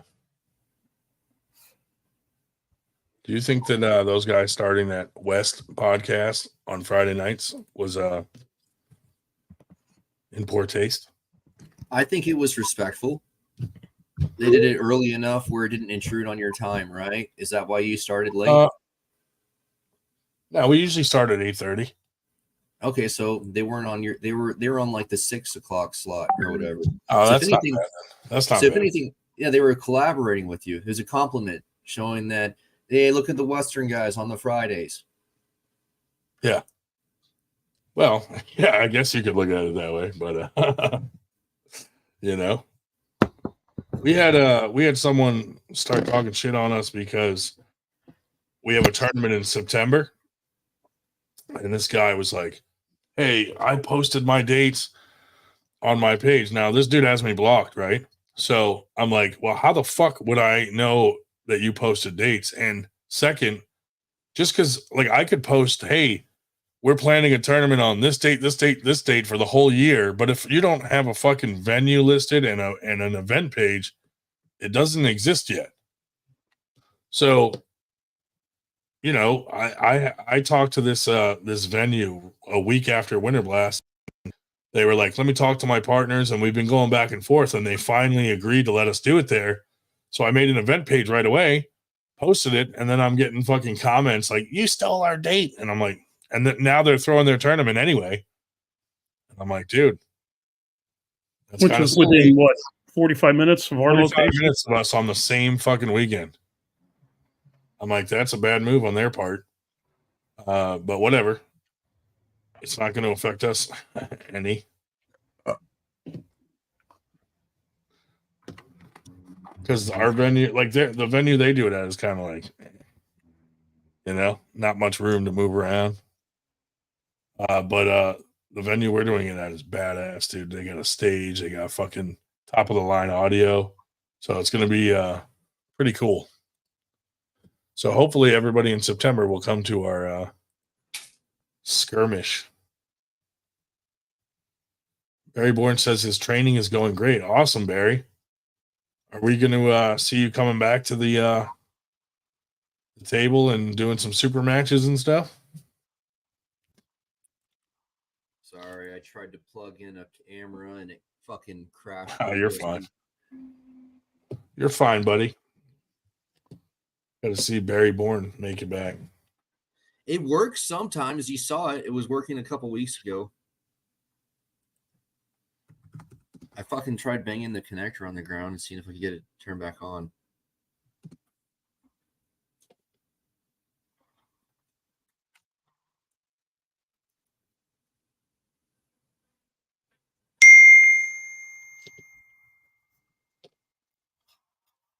Oh, yes. But yeah, dude, I've been training on the ground lately. It's been great. I'm going back to square one. Fucking laying on the ground. It's great. You ever train laying on the ground? Actually, yeah, I've done some stuff on the ground so that it like limits how far back your elbows can go behind you. Actually, I sit corrected. The distance between the two tournaments that in September is 14 miles, currently being 26 minutes. Oh, well. Barry Bourne doing some training, getting ready for some tournaments and matches, man. Cool. Maybe we can get Barry a match. As long as it's arm wrestling instead of boxing. Well, I don't know, dude. Maybe Dave Morocco will do he wants a rematch with Barry. Oh, man. But yeah, so I didn't really plan on staying on late tonight anyway because we got that tournament tomorrow, but definitely wanted to come on and highlight a new puller, say hello to everybody. Yeah, I have nothing else planned for tonight, so unless someone else wants to come on and chat, I'm all out of topics, dude. Yeah, it really wouldn't kill people. We've actually, I think, we have a light audience tonight anyway. Since the moment says 18 watching, so maybe everybody's getting wound up for the various tournaments tomorrow. Various tournaments tomorrow, and What are these various tournaments? I'm not very well informed. There's the Jason Vale in New York tomorrow. There's this one in AC. I'm sure there's some all over the rest of the Atlantic country. City? Why do you have to say AC? What is that? I don't know. That's just what we refer to it up here. It's like some union workers. If you say AC, everybody knows Atlantic City. You know, it's fucking union worker job, so you can keep your job. Do we think Paul Lynn beats Lachlan? What do you guys think? I think I don't know enough about it to express an opinion. I heard recently, like Lachlan was talking about cutting weight, and didn't fucking Paul Lynn get like a fucking strength loss when he cut weight? And I don't know, dude. Cutting weight's fucking stupid, especially if you're going to compete against someone else. You know? Yeah. Like, if anything, cut weight after, you know, and like take like a week of like actual natural healing on like a fast or something right after. But before, hell no. Good luck, fellas. Should be good. Yeah, we'll have a we're gonna have a live feed tomorrow, so people will be able to see what we got going on and stuff. It'll be cool in Atlantic City. At the Showboat specifically. Now, the one we're doing in September is going to be pretty cool because we got the Sean Latimer coming up too. We just didn't pick a date or venue yet. So keep that in mind. We got the Sean Latimer. That'll be coming up. I don't know what the date's going to be yet because we're looking for kind of a specific venue for that one. So, you know, that's why we haven't posted anything yet with that one. But once we find the proper venue for the Sean Latimer tournament, we'll post it. That's going to be a cool one. Yeah, and speaking of venues, if any one of our listeners, or either live or people see this later, have any thoughts on where would be a nice place for Winter Blast, we are still looking there because we need a larger place than we've been in the last 2 years. Yes, we are looking for a bigger place for Winter Blast. Also, the September skirmish, the one that we're throwing, is going to be a Triple Crown, which means if you win first place right hand 3 times in a row at 3 different tournaments, this in till January, there'll be like a really cool special prize for the people that win three tournaments throughout the year. So that'll be cool. That's for every weight class in the pro. And we'll post soon what the prizes are going to be. We haven't decided yet. We're trying to come up with a cool idea. So, but yeah, that's going to be the start of a Triple Crown. We may go back and include the wins at Antietam in the Triple Crown since we just had that tournament. But as of right now, that's going to be the first one. But like I said, we may add Antietam wins in there.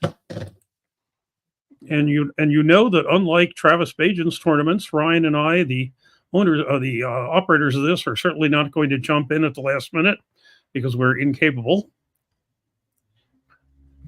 of beating all you people. Yeah. Nobody has to worry about me and Dave, that's for sure. Nope. Did you see the Louisiana tournament? Is there a Louisiana tournament? Did you see it? I think I saw part of it. Denise and Leonard have something up somewhere in Louisiana, I think. I don't pay too close attention because it's kind of out of our area. But I know I saw something. I think Denise and Leonard were involved with that. Of course, in the past, it would have been Levi, but Levi's kind of out of the business. I do think Paul Lynn might beat Lachlan. Only because I've seen them both pull Todd Hutchins. So, when Todd pulled Lachlan, he went right through him fucking 6-0. And I've seen Paul and Todd pull at practices where they're both kind of fresh, and it wasn't as easy.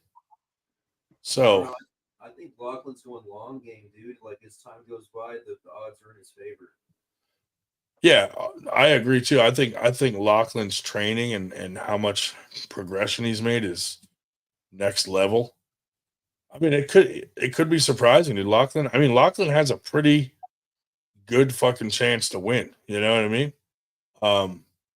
It's hard to count either one out because they're both two very strong dudes. And I like Lachlan; he's a good dude. So, it'll be interesting to see. But I always try to root for our home team, but I don't know. We'll see, man. I'm sure they're both training as hard as possible for that match because that could put both of them, on the map, so to speak, more so than they already are.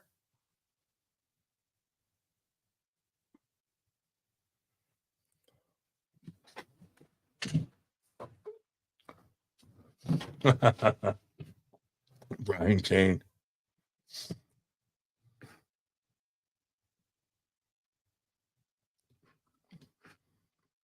They didn't give you a sling or anything for your arm? Yeah, they did. And did they say like you should wear this from now on? Andrew Wood, people in the chat are requesting that they not have to stare at your nutsack during the podcast. Where's my nutsack? I don't know. I mean, it's dark, so anything moving around could be a nutsack. Hey, Brian Kane's in the house. What's up, buddy? Yeah, just talking about him, and here he is. All good, of course. Yeah. So tomorrow, Atlantic City, September. It's in the Ben Salem area at a cool venue. Actually, Gal Gochi hit me up saying he's been telling people to have a tournament there for years and no one listened to him. And I happened to just find that online about a week after Winter Blast. So I emailed them and they were like, yeah, we'd love to have you. Let us talk it over with our partners and stuff. And they got back to me. And so now we're having a tournament there at the Broken Goblet. Oh, Brian, you do? Is it perfect for an arm wrestling tournament or what, buddy? I want to check it out. I haven't been there personally, but I'm probably going to stop by to go look at it before we have the tournament. Good IPA is a bit pricey. They have a cool stage though. It looks like the guy said they have like a state-of-the-art sound system and all that. Nice stage area. So hopefully oh, cool. Uplifted stage. Yeah. Should be enough room for like a smaller tournament, it looks like. Probably not a Winter Blast, but, a smaller 70, 80-man tournament or 100-man tournament probably will be fine in there, I think. Why don't you just rent a theater? We could do that, maybe for Winter Blast. The problem is this. In order to get a good deal when you're getting a venue, if they don't serve alcohol and food, they have no reason to give you a good deal. I mean, you just get a movie theater, and based on turnout, you can rent, multiple theaters for private viewings all day long, Yeah. And then you just run like 2 or 3 tables per theater. Winter Blast at the Las Vegas Sphere. Tomorrow we're going to the Showboat in Atlantic City to check that out. Sean Hancock has his tournament there tomorrow. I was talking to them, Brian. They actually are in the process of building a big kitchen, but they have a small one that they started using. So they will have some food there for by September for the event. So that's kind of cool. They'll have quesadillas, like bar food, like dogs, chicken fingers, stuff like that. But yeah, it's hard to get, like, some places, if they don't have food and alcohol, you can't say like, hey, we're going to have 80 guys in here drinking all day and eating all day. You're going to make money. Because a lot of the bars we do it at will throw us like $500 to sponsor. And then we we promote the hell out of them, and they make their money tenfold on the alcohol and food anyway. Yeah, until you get tired of my shenanigans when I get too drunk and I'm arm wrestling. That's why. So why the fuck did you even set it? You set me up, man. You're setting me up to fail. Oh, so you want me to get drunk to support their business, but now you're upset that I'm drunk supporting their business. All right, guys. We haven't had that happen yet, luckily. Well, yeah, no, not really. The people that have had problems are people that it wouldn't have mattered whether they were drunk or sober. They still would have had a problem with each other. That's an excuse they always have too. But yeah, well, hey Brian, hopefully we'll see you at that tournament, man. That'd be cool. It's unfortunate.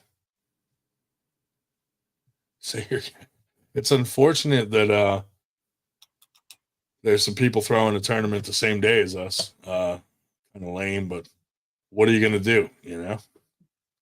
Hey, did you hear that there's some conspiracy that the weather is supposed to be dramatically worse in a week or two? Do you think they're purposely doing it? That's what some guy was trying to say earlier, but I figured, it's a big enough issue that it's worth saying.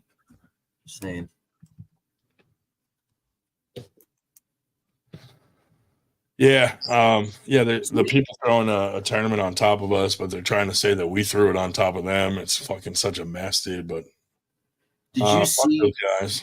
Fuck them. Did you see Brian? About the third or fourth time they've accused us of stealing dates when we didn't. Yeah, I know. That's ridiculous, dude. Ridiculous. But we didn't put a dragon under a hoodie and smuggle it out of Winter Blast, so my conscience is clear. Do you have any critiques on Brian Shaw? Brian Shaw. Critiques? No, I don't know. I mean, I can't critique anyone's arm wrestling. I felt like it was. I get a win, I think he's a classic case study on someone who's too strong to now learn how to arm wrestle safely. Competition only polar. Did you see him did you see him arm wrestle with Eddie Hall in the video? Have you seen that? Oh no, how'd that go? Brian Shaw was very tricep heavy in his style and forcing Eddie into a very orthodox bicep heavy position. And when Eddie Hall attempted to go into a heavy tricep position versus basically flipping the coin or reversing it, right? Brian pulled out of the transition, and Eddie said he got popped. Wow. Yeah, Brian, probably be getting down to the Philly practice more often. Really haven't been feeling like going anywhere just because of as the knees got worse and worse. But now that I've those fixed. Do you guys remember Larry Wheels and how there was that whole dialogue of, he's too fucking strong to be pulling people that are learning to arm wrestle because the way he arm wrestles will break people.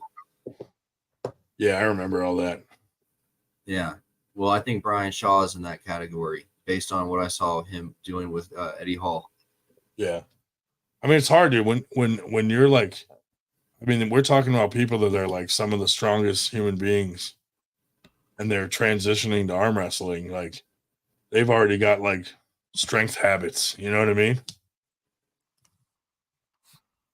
They're going to use whatever feels strong to them on the table, which is going to be probably hooking, pressing, who knows, which is not good for them either. Cause someone they could come along and try to press someone or hit someone wrong and they're strong enough to break their own arm if the other guy can stop it,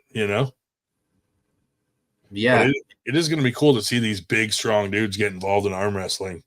No, See what no, they man. can do. Too much. Too much.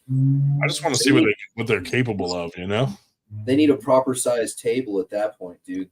They're just way too big on the table. Like the Mac table, the new round oval Mac table. No, I mean like scale, like of like their frame versus the table frame. You know, just like a really short guy, like 5 foot, 5'6", like 5 foot to 5'6" should have a scale table. 5'6" to 6 foot should have a scale table. 6 foot to 6'6". You know what I'm saying? Like shoe sizes, but tables to arm wrestle on. Yeah, yeah. They got to measure you, and then the table's adjustable to your height. That's the future. Theoretically.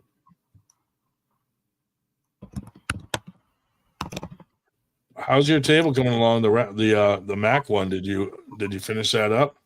No, I've done zero. I've done nothing. I got to tell you this. So at Winter Blast, I tried out the Mac table, and I was like, it's kind of too high. It feels weird. However, I didn't know this. They have a whole base to that table that they didn't have at Winter Blast because I guess they couldn't fit it on the truck or whatever. So at Knuckles Up, they had the base, and it actually elevates you and it makes the table like normal height once you're standing on the base. So it felt a little different at Knuckles Up than it did at Winter Blast. Yeah, I just been feeling like I have incomplete information on table height. And it's very weird though too. Like the pads are so big, like you can almost get a fucking running start and slide. Like when you can slide your elbow around that much. Yeah, I don't know, man. I would have to get used to it. Like pulling on it for like 10 minutes isn't enough to give it a solid review. You know what I mean? Like I feel like I would have to practice on it a couple times with a few different people, maybe a tall person and a short person, and really see the difference in how it works versus a regular table at like a practice. But it's not even in its final version. Like they got other ideas for that table. So, who knows? But yeah, Ian was there. Ian Carnegie was there, friggin' showing that table off. And they'll be having it next week at their event in Rochester. This next weekend, 25th. Yeah. Yeah, I don't know. And like, should I make it so the legs come off, or like should I just make the whole thing one giant piece? Theirs is all one giant piece, so I'd say do the opposite. Well, like adjustable, because that's what I was thinking. Like I have mechanical tubing, so I could make plugs and just have like these plugs sticking out of the base, and theoretically you could create extensions and just cross pin everything. Yeah. How far along are you on the top? I haven't done anything since the last time you saw it. I've done literally nothing. Okay. I mean, I did get some dumbbell handles today, so nice. That kind of sucked. I had to drive. I hate driving, dude. I bet. People suck. Yeah. Can't drive anywhere, man, without shit. What the fuck? Oh, people dude. Suck. I feel you there, buddy. Shubich, what's next for Shubich? What am I supposed to do with this fucking table when I finish it anyways? I don't know. What was the point of building this table? It's a free giveaway table. And I don't know, dude. There's just there's a few detailed pieces of this table that I guess have really triggered my autism. Either that or I just, I don't know. Yeah, I hear you, dude. I mean, it doesn't look like it's an easy table to build anyway. I mean, No, it's a nice table. I like it. I don't know. I guess it's just like everything else in my life. I like it until about halfway through, and then I'm just like, well, actually, I'm a scumbag, and that's about all I got.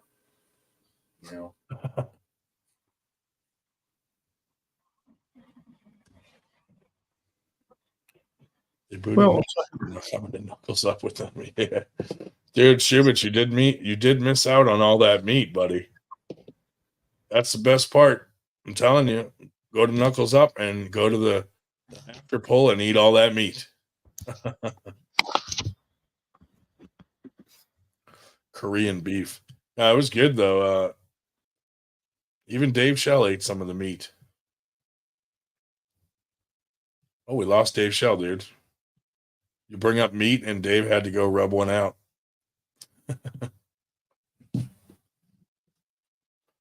But Shubich ate there last time, dude. It was pretty good. Me and him kept eating the meat, and everybody else didn't. But this time, Metal was there.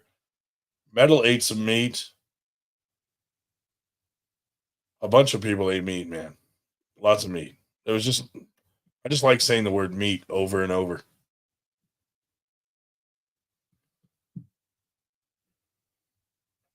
Shubich said it was incredible. It was pretty incredible, man. Off-campus meet up, and off-campus meet. There's Dave Shell. Welcome back, Dave. yeah, Chrome froze up on me again. Here I Dave, am. what did you think of all the meat at the Knuckles Up Korean barbecue restaurant?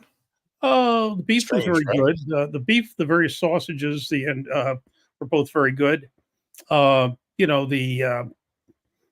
chicken, take it or leave it. But Yeah. they would have been. I have to suspect that they do the old routine with the chopsticks because they figure, you're not going to be able to, go through quite as much, quite as fast unless you're skilled at chopsticks, which I was not. But Ooh, look who it is. Hey, how come you weren't at Our Louisiana buddy State? Cole. What's up, guys? I was looking for you in the video. I didn't see you in Louisiana State. Hold on, I gotta fix the. Dave There we Shubich go. Meat. There we go. I was there, Andrew. I like tube meats. Man, I guess my eyeballs are just bad. I couldn't find you. I was looking for you. 217 just put out a video of like the whole tournament, kind of. How'd you do, man? I got third left-handed and fourth right-handed in the pros. Nice. That was like my first pro tournament, so I didn't do too bad. I beat a couple guys that I really wanted to beat, so Bro, That's good. that's what's up. did you Cool, poll Michael Thompson? Michael Thompson. I don't think so. Bandana. He usually wears a bandana on his forehead. I know a guy that wears a bandana, Brendan or whatever. No, they got one guy. His name ain't Michael though. Yeah, it was fun though. We did good. Going to Mississippi next. Hey, Nice. you said you got 98 in every state. Who's doing 98 in Louisiana, man? Nobody yet. Let me check. Hold on. Let's go I'm find just it. wondering. Why, you want to be a moderator on the page? I mean, not necessarily, but I like you guys. So if y'all doing anything in Louisiana, I'll make sure to be there and push it. You know what I mean? All we need is someone from the state to be in the group that can invite other Louisiana people. You know, Louisiana's weird, bro. Kind of like the guys over here. They probably get pissed off at me or some shit if I start doing some shit like that. But I mean, I really don't care at the same time. So Yeah, there's only 9 members in Louisiana. Let me see. Brandon Fontenot, Caleb Alexander, Trevor Clonch, Cade Gauthier. Is that one? I mean, don't they have factions? That Bryce just sounds like an Wishaw. arm wrestling club.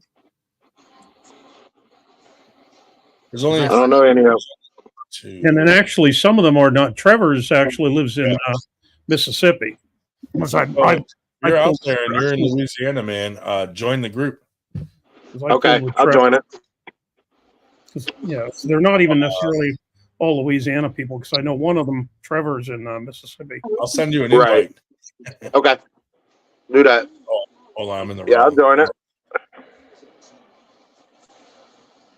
I was on the We'll wrong see. account. I'll talk to a couple of guys that I talk to more often than because we're kind of a spread out. We got 3 big camps in Louisiana, kind of. I ain't forgetting one, am I? Might be 4. If you join it, just add some of the local guys, dude. Okay. So Okay. that you guys can share stuff on there, and anybody throwing tournaments in Louisiana can use the page to promote their stuff. All right. Cool. Sounds good. Definitely. Definitely. Let me see if it lets me do an invite. Oh, I got up to 100 pounds on the side pressure. I'm pretty stoked Nice, on man. Damn. that. I think it was pain free. Because That's good, man. I stopped hitting the weights so much. Well, I was hurting too bad, man. You're doing competition prep, weren't you? Yeah. Yeah, I mean, I just sent you a friend request so that I can add you. Okay. Let's see. Yep, got it. Ooh, Matt Connolly, dude. What's up, buddy? Yeah, get Matt on here so I can get out of here. Make this an actual stream about arm wrestling. We already got this guy over here whooping ass in Louisiana, one of the strongest in America. I'm getting there, man. I'm about 16 months in, so I didn't do too bad for my first pro. I beat a couple good guys, but a couple good guys, dude. Jonathan Breida and Christian Moore beat me in the left, and then the right hand. Christian came in second. I think Dalton. I don't remember who came in third, but first was a guy from Mississippi that he practices with BJ. I always forget his name, man, but he was strong. Next year, maybe I'll get a title, one of them belts, though, because they give you a belt. My daughter actually got a left-handed belt. So nice. She got first place left-handed in the women's. And they give a nice little belt out, and you get your name put on it, and it lasts like 10 years. It's pretty cool. Let's see.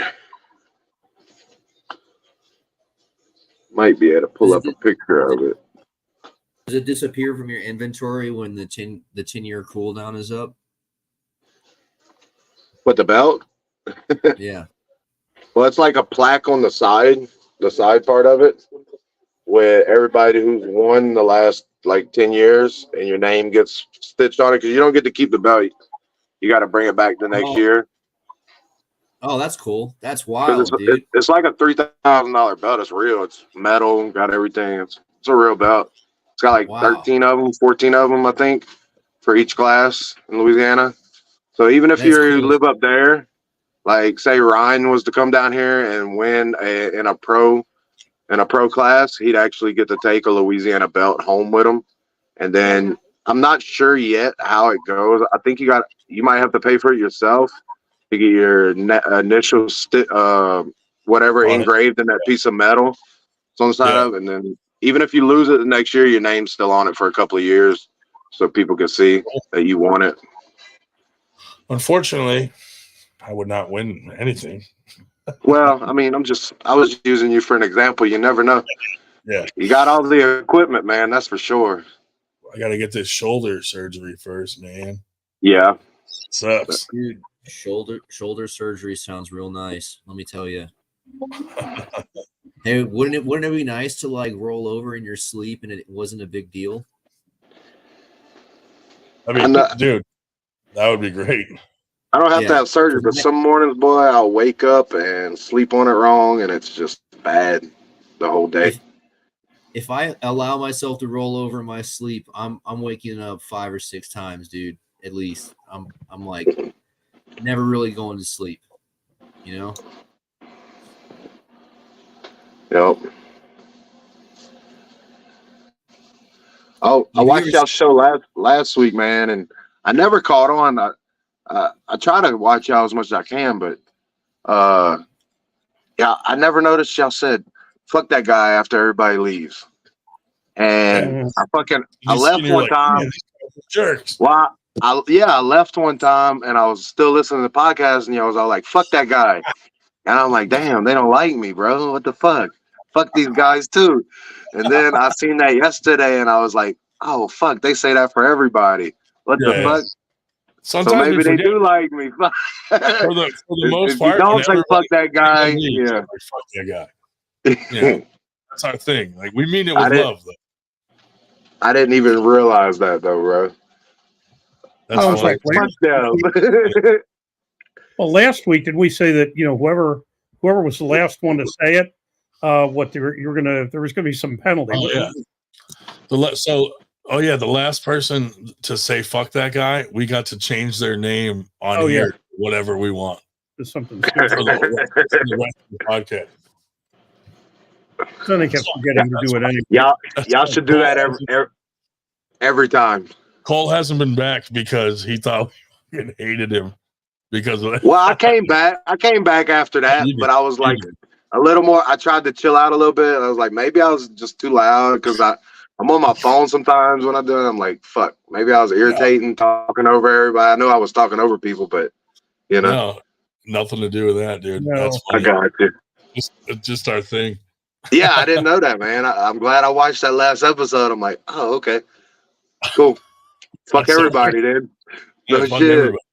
Yeah, pretty much. We fuck everybody equally. No, I get it now, though. You know what I'm saying? Like, I didn't get it. I was like, damn, why they said fuck that guy? But now I get it. It's cool. I'm good. And when compared to some other people in this chat, you are definitely not talking over people. Right. Yeah, we got some champs at that. Yeah. I'm just getting used to the YouTube stuff, you know what I mean? The etiquette and everything. So. Yeah, just don't fucking swat anyone and you're pretty much good. I mean, that's pretty much YouTube etiquette. No, it does what? take a little time. You haven't heard of swatting? Nah. They call in false reports to get you killed by the cops, and the cops while you're on stream. Oh, yeah. No, I know what you're talking about. Yeah. That's called swatting.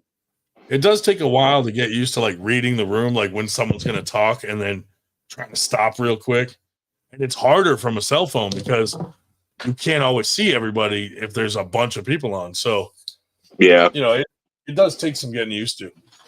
Well, I got a computer at home and all, but I'm always at work when y'all have this. And when I'm not at work, I'm sleeping to work the next day. So yeah, I'm glad I'm back on my shift where I can come on the show for a little while, though.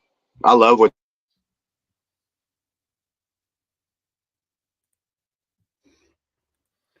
Well, as we said, we're not going to be on that late tonight. In fact, I just set the alarm for 5:30. 5:30, Dave, you animal. Sleeping in. Be there by 9. Give him a break, Brian. Well, 5:30. It's a little over 2 hours, but once you get there, then finding your way to the place. Since we've never been there before, so I figure if I really want to try to be out of the house by 6:30. Did Cole freeze up? Yeah, it does appear. Oh, maybe Matt Connolly will come on. That was nice of Matt Connolly to take a shower specifically to come on our podcast. Yeah, let me know when kick me off when he gets on here so you can have like a professional little moment with him, I don't want to tarnish his reputation. But you're okay tarnishing ours? No. Nah, you guys are impervious. That is true. We're enemies of the sport anyway, so. This is true. David Schubert says, what's going on tomorrow out of the loop? Atlantic City tournament. Oh, there's Matt Connolly. Oh, there it is. What's up, buddy? Very, very kind of you to take a shower before coming on our show. Well, I was in the shower. I put YouTube on. So what do you think of Mario's performance, dude, with fucking Knuckles up? Yeah, man, he did awesome. Wow, what a match with Jason Malone and that was both war. guys. Oh man, both guys brought their A game for that match. And I was freaking out when Mario did 5 bloody elbow fouls in a row. Oh yeah, I think he was freaking out too. Yeah, absolutely. If he would have asked me to be his corner man, that wouldn't have happened. Oh, well, there you go. Well, he said after the match he was very happy that Tom Holland was in his corner because he just said, mate, just don't worry about anything else. You've got the power. Just keep your bloody elbow on the table. Yeah. You could tell he was getting frustrated with himself. Yeah, absolutely. I think, well, the thing is, like, he's going inside. To go inside, you've got to come forwards. But he's right on the edge of the pad when he's starting each round, which is sort of his style. He always sort of does that. He's kind of known for that off the front of the pad elbow foul, which is probably something he needs to address, I would say, if he's going against anyone apart from somebody else that's going inside. But yeah, I mean, that push forwards to get the wrist position, Jason's just dragging him back and he's just popping straight off the front. It was like 5 in a row, and it's like, oh, he's going to make an adjustment here. Can you imagine losing on elbow fouls on that stage, dude? That would suck. Especially when it's 3 fouls. Well, see, what you do is you run a three foul system per round, and then you never call a single foul in the setup because you want the match to continue. Yeah, well, that's pretty much what they had running, but he was elbow fouling when they would start the round. So, like, they'd start, he'd come forward and straight off the front of the pad. So he was getting a foul, and yeah, they did a 3 foul system. First round that happened was sort of three fouls in a row and lost the round. Then went to the next round and he did it 2 more times. Like, man, you're going to lose this match like 9 fouls straight. Like, it's, yeah, he was at 5 before he managed to get a match actually back and forth and keep his elbow on the pad. We got to get him on here sometime, dude. He was fun to hang out with. He actually came up to me and he was like, "Hey, I really love your rubber band video." And I was like, "Oh, hey, how's it going?" It was pretty funny. Yeah, he's a good guy, man. He's awesome. He's funny. Yeah, it's hard to see him without a smile on his face, that's for sure. Oh, I bet. Yeah, he seemed like he's a fun guy to hang out with. Yeah, absolutely. And we had a big event here a couple of years ago. It was the first time I'd met him, and he was competing on there. And a few guys were coming from interstate, and I ended up putting Mario up at my place. And on the day of the event, obviously I was going to get there early because I had to set everything up. Mario came along, helped set everything up, despite the fact he was competing in the tournament. Putting tables together and all the tents and all the rest of it for a couple of hours, and then went competed in the tournament, destroyed everybody, and then helped me pack everything up again after the show. And we were there till midnight. We were the last people to leave. And I drove my car into, it was in an oval. I drove my car in. The security guard's at the gate. I said, I've just got to go in and pick up the stuff. He's like, okay, no worries. Drove in. We spent 20 minutes packing the car. And, we're exhausted, tired, want to get home. Go to drive out the car. The security guard had locked the gate and he'd left. That's all. So, mate, I've driven in. You've seen me drive in. And you've locked the gate, so I can't leave. And you've just disappeared. That's hilarious. So, yeah. Like, well, see ya. Yeah. Did you just have to drive as much as you want? Yeah, that's fine. Climb the fence and get an Uber. No, I managed to find I knew who his boss was, so I made a call. Gotcha. Yeah, but yeah, it was just just a testament to Mario's character there. Like, he spent all day helping out, and despite competing and everything, and I was like, man, that's the hardest thing to find is people that stay and help out. Yeah, well, I can understand the people that are competing and they don't want to exhaust themselves, with setup and carrying a table, half a kilometer from the car to the actual venue. Yeah, well, that's why we just recently bought a trailer, because we were sick of putting tables together for the tournaments. Now we keep them all together and just put them on the trailer. So you got like some rolling little carts you put it on, and you can just roll it in and put it there, and we're like, done. I'm like, oh, that saves so much time. Nice. And all you got to really do is put up the banners, and then you can set up like the speakers and all that shit, and you're done. Yeah, so that's why we got one. You can blame the fact you didn't win the tournament on having to set up the banner. Right? Yeah. Like, oops, wrong banner. Fuck! You put the one with Engen on it. Get that again. Not again. They've all got him on it. You know, maybe we will have him on the next one anyway. You know, just his face, Just a big face. So that's all you need. just like nothing else. It's just fucking boom. Just in the middle of the bed. Sorry, we don't want to get Matt banned from stuff, dude. I'm sure I'm already on the shit list. For sure. When's AWE coming to America? Oh, we'd love to, man. We'd love to. Yeah, we were looking at doing a collaboration over there with a few organizations, which may still happen. Yeah, it's just money and the fact that we live on the other side of the world. That's always That is difficult. tough. Yeah, Yeah, that's a long ways away. that flight is yeah. crazy. Yeah, I mean, there's one that was it LA to Sydney, which is a direct flight, which is about 11 hours or something. But even that is still, you know. Shoot. And then you're on the other side of the fucking country. Yeah. You know, and then you got to fly to the other side, or you know. Yeah, that's right.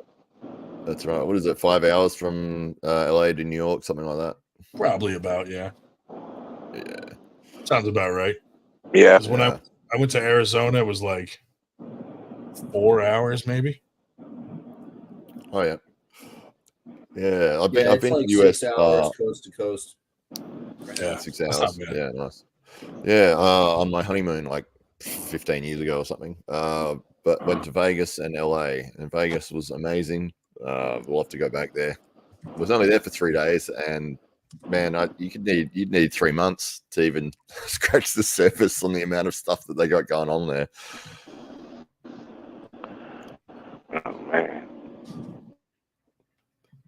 Yeah, it was there for the UFC, which thankfully my wife is a fan of the UFC as well. We got to see Brock Lesnar defend his heavyweight title against Shane Carwin. Oh, nice. Who's that? Yeah. Who's that? Brock Lesnar. He's the guy who came over from WWE. No, Shane Carwin, is that guy that like gets out of breath just by moving around for 40 seconds? Well, his nickname's the Engineer because he works full time as an actual engineer, and he won his first 12 fights or something in the first round by knockout. Like, he was a beast. Oh yeah, yeah, he probably engineered his fucking hands, dude, with some topical human growth hormone. Yeah, probably. He had bigger hands than Brock Lesnar. I remember that with the glove size. They had to make a special pair of gloves to fit Shane's hands because they were so enormous. That's crazy. Yeah, they're like 6XL or something. That guy's enhanced. I liked watching Brock Lesnar in the UFC. Shane Carwin is genetically modified. Yeah, well, he's back. I think is the thing that did him in the end. But yeah, he was a beast, man. He was knocking people out left, right, and center in the first round. And then he almost knocked Brock out in that round as well in the first round. Yeah, I'm amazed the referee let it keep going, and I'm happy that he did because Brock was turtled up and just blocking all the punches with his face. And do you remember Brock's first UFC match? Yeah, with Frank Mir. Yeah, man, absolutely. Frank got him with the leg. Yeah. Frank was about to lose though. That's right. Yeah, it was He was controversy about that. lose if he didn't pull that off. Yeah, well, he was. It was the worst referee that's been in the UFC with Steve Mazzagatti. Made that call and they separated, and Frank was able to lock up the heel hook or the knee bar and get the tap. But plus, I mean, Brock's like, man, I'd love to kill that referee. I was tapping so much before he called the match. He's like, you watch the replay and he's smacking the crap out of Frank's leg, like, stop, you're gonna break my fucking leg. But it was a great win for Frank Mir, although he got absolutely trounced in the rematch. I like the comment there from Dave Shubich. Carmen could knock out a fat girl's titty. Oh, Shubich. Yeah, we've been studiously ignoring his comments. I said before, he said something about that I was in the shower, and then And then he said, "Is it Ryan's shower?" I think he means Ryan Bowen. That was quite good. But no, we live on the complete other side of the country. But yeah, that fight and that Brock Lesnar match was an incredible one to be at, because he was getting absolutely hammered in that first round, and it could have been called a TKO, but they managed to get through to the second round, and Shane Carwin had thrown everything he had in that first round, and he was absolutely exhausted, barely made it back to his own corner. And when they started the second round, Brock just got a quick takedown and then locked up an arm triangle. Where's my UFC jar? Yeah, that's one of the things I talk about the UFC a lot. So I ended up having to get a UFC jar. I have to put $1 in every time I start. Listen, I watched UFC from UFC 1 all the way until it got stupid recently. Yeah. Like back when, like, I don't know, like I feel like it got to a point and then all of a sudden, like all the guys that I was following were just not in it anymore. And I was like, what the fuck happened? Yeah, there's so many fighters. I still watch the good ones, but when UFC was like one of the first ones they had was in Austin, I remember it was like this terrifying, death-defying event. Well, remember when it was banned from like 50 states and it was like, fucking they had no weight classes. That's when it was fucking badass back then. Well, back in the day when UFC was first hosted in Austin, it was like right when like the bar district, people would live on the bar district just so they could get into fights every day. Like 80s, small town Austin, go down to 6th Street, get into some fights with some drunks every day. Dude, I remember when Keith Hackney was fighting that Asian dude, and he was just punching him in the fucking nuts, dude. And like, it was like, I was like, holy Christ, what is going on here? Yeah, Joe Son. He ended up being a murderer out because of that. Yeah, that's right. Yeah, that Asian guy, Joe Son, he was the one that was in Austin Powers as the guy with the hat. No, was it the hat? The shoe. The shoe. Shoe, yeah. He's a criminal, isn't he? Yeah, he's a bad guy. I think he's dead now. But, I think he murdered someone. Dude. He probably died from all those nut shots, fucking.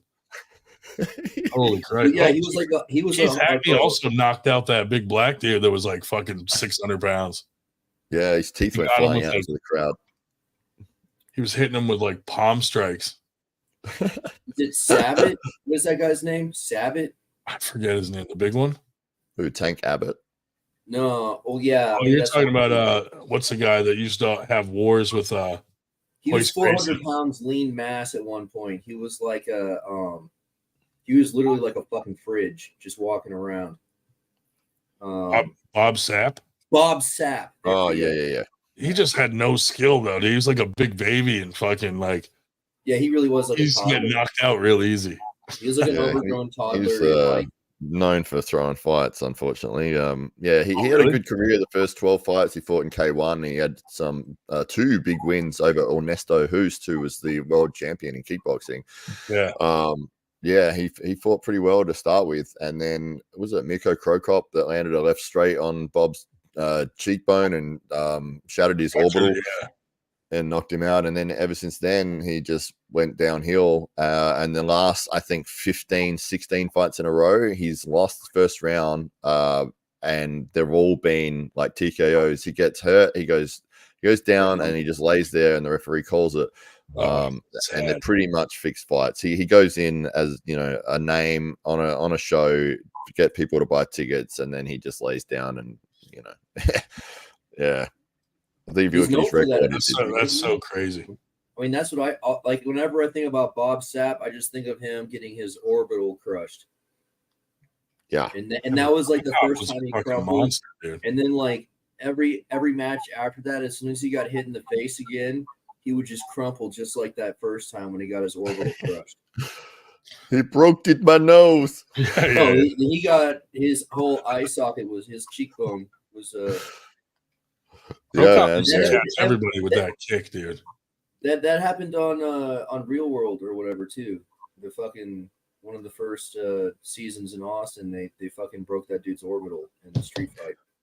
Yeah, it happens a lot. I mean, this area, you cop a punch right there, and it's gonna go down. Yeah, it's I mean, one of the unless common you've injuries. already been punched right there, like fucking, someone who spars every day, and then you got the Yeah. bone density. Yeah, it's one of those things with scar tissue that can build up, but it can sort of work against you sometimes as well. Like we had, Nick Diaz had to get all the scar tissue sort of taken out from around his eyebrows and forehead because it was just bleeding so easily. I think that's more of a pronounced brow issue. He And was also honestly, starting to he look should like a probably get Neanderthal. his bone structure reshaped because it's Yeah. probably the bone structure is protruding right on the brow and causing a point of acute contact that's causing that split. Yeah. I remember Nick Diaz having that problem because there was so much scar tissue here. Someone would breathe at him and he would start bleeding. So Yeah. he I've had ended up that. having I've had that problem. Like when I was younger, I got hit a lot here, and from the scar tissue, like after that, just a small little nick or a hit would make it bleed. wow. And it happened like more often than not. Like if someone just nicked me there in like a bar fight or something, I'd have a little, like I'd start bleeding like almost instantly, even if it wasn't like a hard punch, Especially I can see how that would probably happen. You need to massage all points of damage daily, if not like 3 to 5 times daily. Otherwise, the keloid tissue, like you're talking about, becomes really unstructured. Yeah, and really susceptible to failure. I have a lot of scar tissue in my penis, so I massage it daily. Yeah. I knew I could see that coming. As soon as you knew where I was going with that. Well, since I know nothing about it, I know nothing about any of the people you're talking about, and I know even less about Ryan's penis. So, those being the case, since I did indicate I'm going to get up at 5:30 in the a.m., I'm going to say good night. See you tomorrow, Dave. See you at the tournament. Atlantic City, or AC as we refer to it. I will be there. I'll be there around 9:00. He fish hooked my thumb.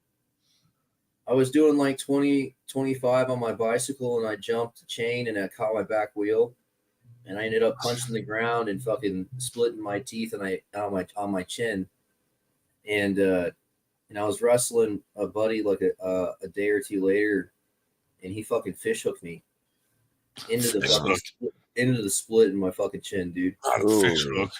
Like in the dirt and everything, fucking.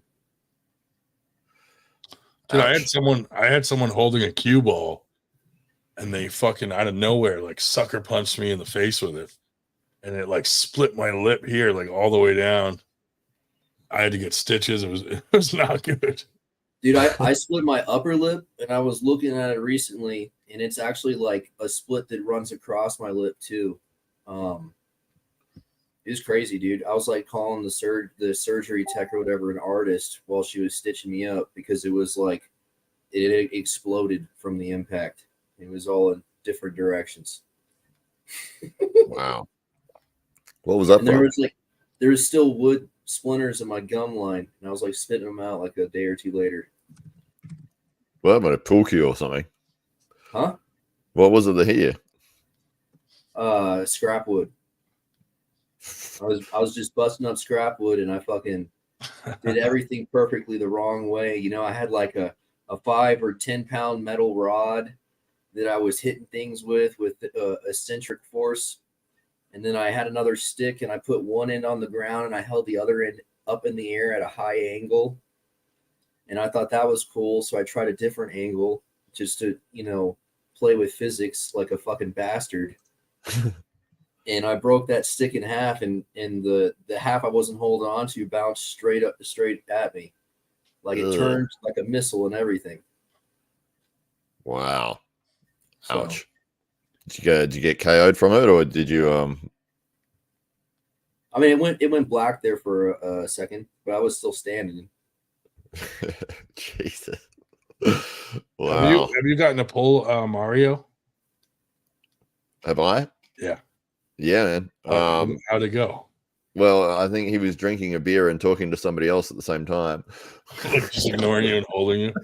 Is It was. He was doing that to everyone. It was. Have you guys ever looked into long-term periodization and like prioritizing strength over endurance and the like theoretical differentiation needed to maintain structural integrity of all the connecting tissues and bone structures? Like, it sounds like you have. Matt has. I remember when I was a kid. Yes. Like, See you guys. Yes, I wasn't in any team sports. I didn't have any coaches like telling me how to get stronger. So I would just go read the fucking sports medicine fucking logs and just read weird fucking science talk until I got tired of it. and then I found rock climbing and they had these little pamphlets. It was like, this is how you get strong. And it was like basically the whole thing is like do nothing except like extremely high intense max effort circuits and minimal rest until you can do premier high intensity movements again. Uh-oh. Look what we got here. Whoa. No. What? I think Australians can smell when there's another room for one Australian on here, Jake. Holy jeez. What's going on, dickheads? Hey, Jake, how are you, sir? Always good. Just at my second commentary job. So just waiting for the game to start. I'll be up in that building calling the action. Awesome. Was it footy or cricket? Footy. Nice. Yeah. All so right. I'll be up there. What's going on with you boys? Early night tonight because we have a tournament in the morning. Oh yeah, nice.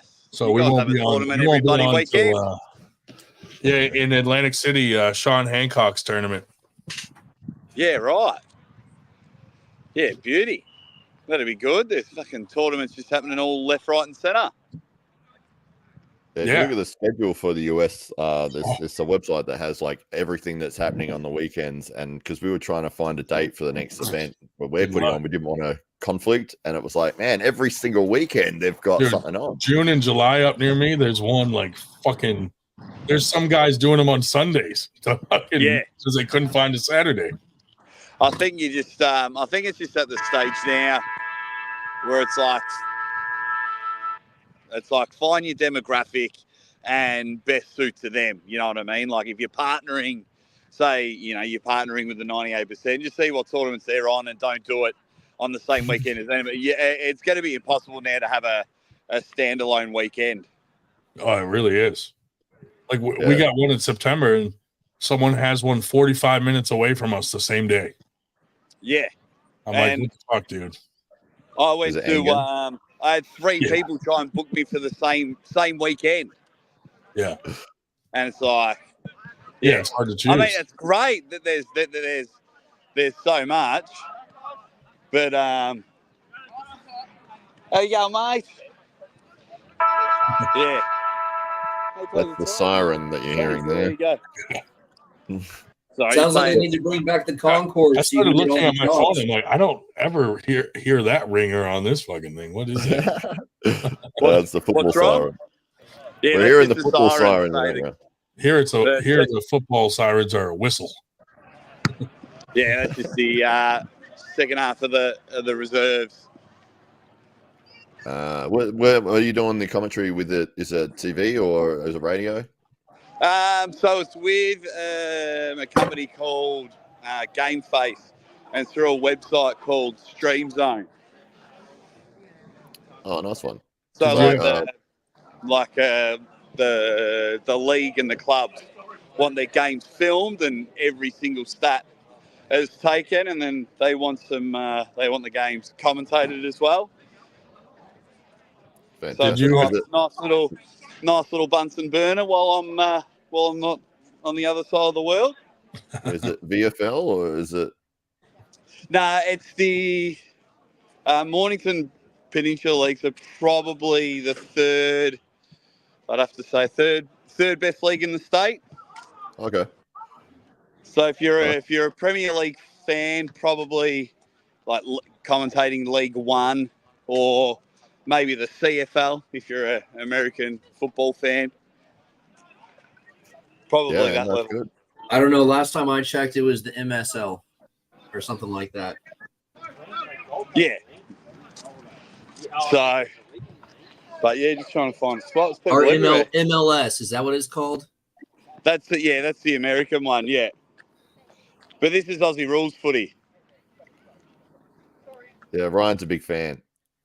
Dude, I grew up playing Ryan soccer my whole life. Ryan was an absolute nuisance at Knuckles Up. It was ridiculous. Oh yeah, I heard. All of the problems they had were all Ryan. I unplugged some shit. What do you know about American footy? What do I know about? I've seen a 13-year-old pit bull do a front flip at half field and make 3 goals that way. Well, there you go. Jake, did you have fun at Knuckles Up? Oh, mate, yeah, the best fun. Yeah, it's just relaxed, man. It's just laid back. Yeah, just no stress. Knuckles Up just look after you. And then, I get to see you boys. You boys come up for the trip every time. And then, of course, we're all hanging out at the Korean barbecue afterwards. It's just... All that meat? Oh, it's delicious. But it's just so... Yeah, it's impossible to have a bad time there. Even with the 45-minute late start, you know what I mean? Like, if you go to another event and there's a 45-minute late start, you'll hear a lot of people in the crowd get real agitated and narky. But we were all just kind of chilled and laid back. Obviously, the tech guys were ripping their hair out, but, we were just laid back and hanging out and having a bit of fun. Yeah, it was a good time. I loved it. I can't wait. I'll be back there September 14th, and some of the matches they've already got booked for that. Yeah, it looks incredible. Yeah. Yeah. Did you see Uncle John and Roger already talking about doing another match with each other? Oh, it's because of that round 5. Yeah. Because I don't know if I'm Uncle John biased or because Roger's got too many wives. I just thought I wanted a proper round 5. We saw it go back and forth like a tennis match, and then we just wanted that proper round 5. That's why I told Uncle John, I said, you lost because Roger has more wives than you have. Yeah. He's only got 1. Yeah, weak. You got 1, Roger's got 2. That's why he had the advantage. That shit was giving me a headache all weekend. Can you imagine having 2 wives bitching at you all the time? Oh, my God. Well, it's just more like, I find it hard just to find presents for Mrs. Aussie Arm Wrestler. Then if I got to find presents for 2 of them, you can't buy them the same thing. Oh, look, I got you a candle and I got you a candle. Oh, right, yeah. Hey? Why did you get a sandalwood one? I wanted sandalwood. Yeah, but it's like, when you get them like a photo in a frame, is it the 3 of you together? Is it 1 each? Oh, here's me and you. And imagine you get 2 lists of house projects to do. Holy Christ. Nah. So I'll just I'll stick to the one wife and arm wrestling commentating. That's pretty much my second wife because there's so much whinging and drama. I think it's like a karma thing for me because I have 0 stress in my home life. I think arm wrestling's making it up if instead of having a whinging wife. It's like no one can ever have 100%. They're like, all right, Jake, you get to travel the world, arm wrestling and things like that, and you've got the perfect wife, but we're gonna throw things into turmoil with arm wrestling. What's wrong with arm wrestling? Oh, mate, the behind the scenes politics, man, it just ridiculous. It's casual. It can get really. It's not sporting. It can get really bad, and if you let it get to you, it will. But it doesn't get to me. I do laugh at it all, and I got a group of people in a chat. We just laugh at a lot of it. Oh, hey, we're all an enemy to the sport in some way. Wow, of course. I mean, this year alone, I think I've been threatened to die at least 10 times. People have threatened to kill me, and it's like, okay, one of them was Matt Connolly. 9 of those were. Matt's a constant weekly different one accounts. because he forgets I'm in a group chat with him, and he's just like, man, as soon as I get my hands on Ozzy, I'm gonna kill him. Oh, I you want to in that take his one. spot. And he's like, forgot I was in this chat. Joking, Jake, kidding. Oh shit! Yeah, don't worry. I've called the sniper up. It's all right. I've had a few legit death threats in arm wrestling. Yeah. Have you, funny. Matt? No, man. I've been able to stay clear, but I'm not as prominent. Oh, a you're figure not. as You're both not of you deep. guys. You're not deep enough into it. I'll get you a couple of death threats by the end of the year. Yeah, I'll send them a few later. then you'll be like, I've made it. And it's not even like, I just wish it was over like something cool. You know what I mean? Like Yeah. I broke someone's arm, or you know what I mean? I broke up their marriage or something like that. It's not. It's just over the silliest stuff. You have an annoying voice. Oh, okay. Yeah. Cool. Please You have an die. annoying voice. I hope you die. Like they got to Yeah. throw a death threat in there with Hey, that. I like how you threw in the I complaining about the your tone of voice with the death threat. How'd you do that? Look, I laugh at anyone. Yeah. Yeah, but you put Friends. them so close together. Why would like you put the death threat next to your voice is The funny. insult. Well, that's why people threaten me. They don't like my voice. Or I'm working with particular people because it's obviously everywhere I go, it's my choice. It's just weird. You know, John Dabo. He was the very first person. He was my very first hater and my very first death threat. He was my first death threat. Yeah. Yeah, same me. We have that in common. Nice. So mine came from very, very early, from the whole John Dabo incident. Yeah. And I ended up interviewing Sam and Scotty Wynn. Scotty, yeah. And then he was messaging me, he's like, get me on your show. And I was like, nah, that's okay, buddy. He's like, oh, well, you don't have the subs or anything anyway. I don't go on you. If I ever see you, I'll kill you, things like that. You're nobody. I was just like, and then he had his mates messaging me. And this was when I was at like 150 subscribers. And I was like, okay, guys. So many weak-minded people in the sport. So many awesome people, don't get me wrong. I saw him telling he was calling a new arm wrestler a weak fag and told him to quit. And the dude was like, you know what? Because of you, I am going to quit. This is fucked up. So I started giving John shit. I was like, dude, like you're ruining the sport for this guy. And he got mouthy with me. So I went on his personal page, and apparently at that time he was real religious. So there was a lot of like people that go to church with him. And on every single comment down there, I was like, John Dabo is a level 3 sex offender pedophile.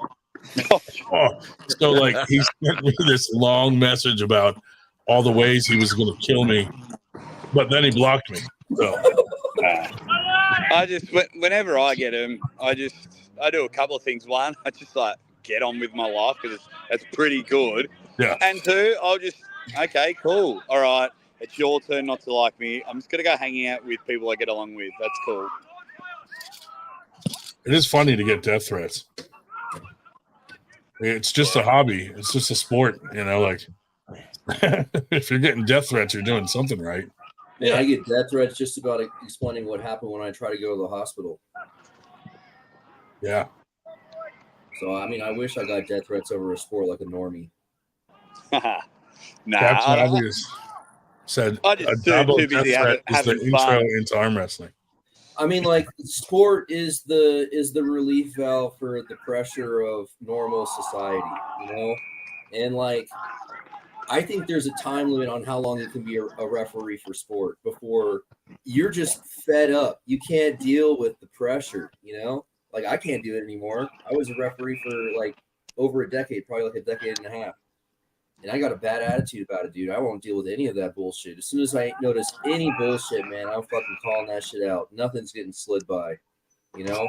Whereas, like in soccer, the higher rank you go, the more you're supposed to let go, you know? And it's to the point where, like, at the top level, you just let them do whatever until, like, they're committing a crime, you know?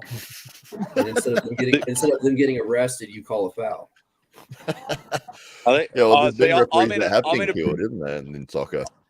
I'm just very lucky that I'm in a pretty good spot because my ultimate revenge is 9 times out of 10 I'm the first face you see on a pay-per-view.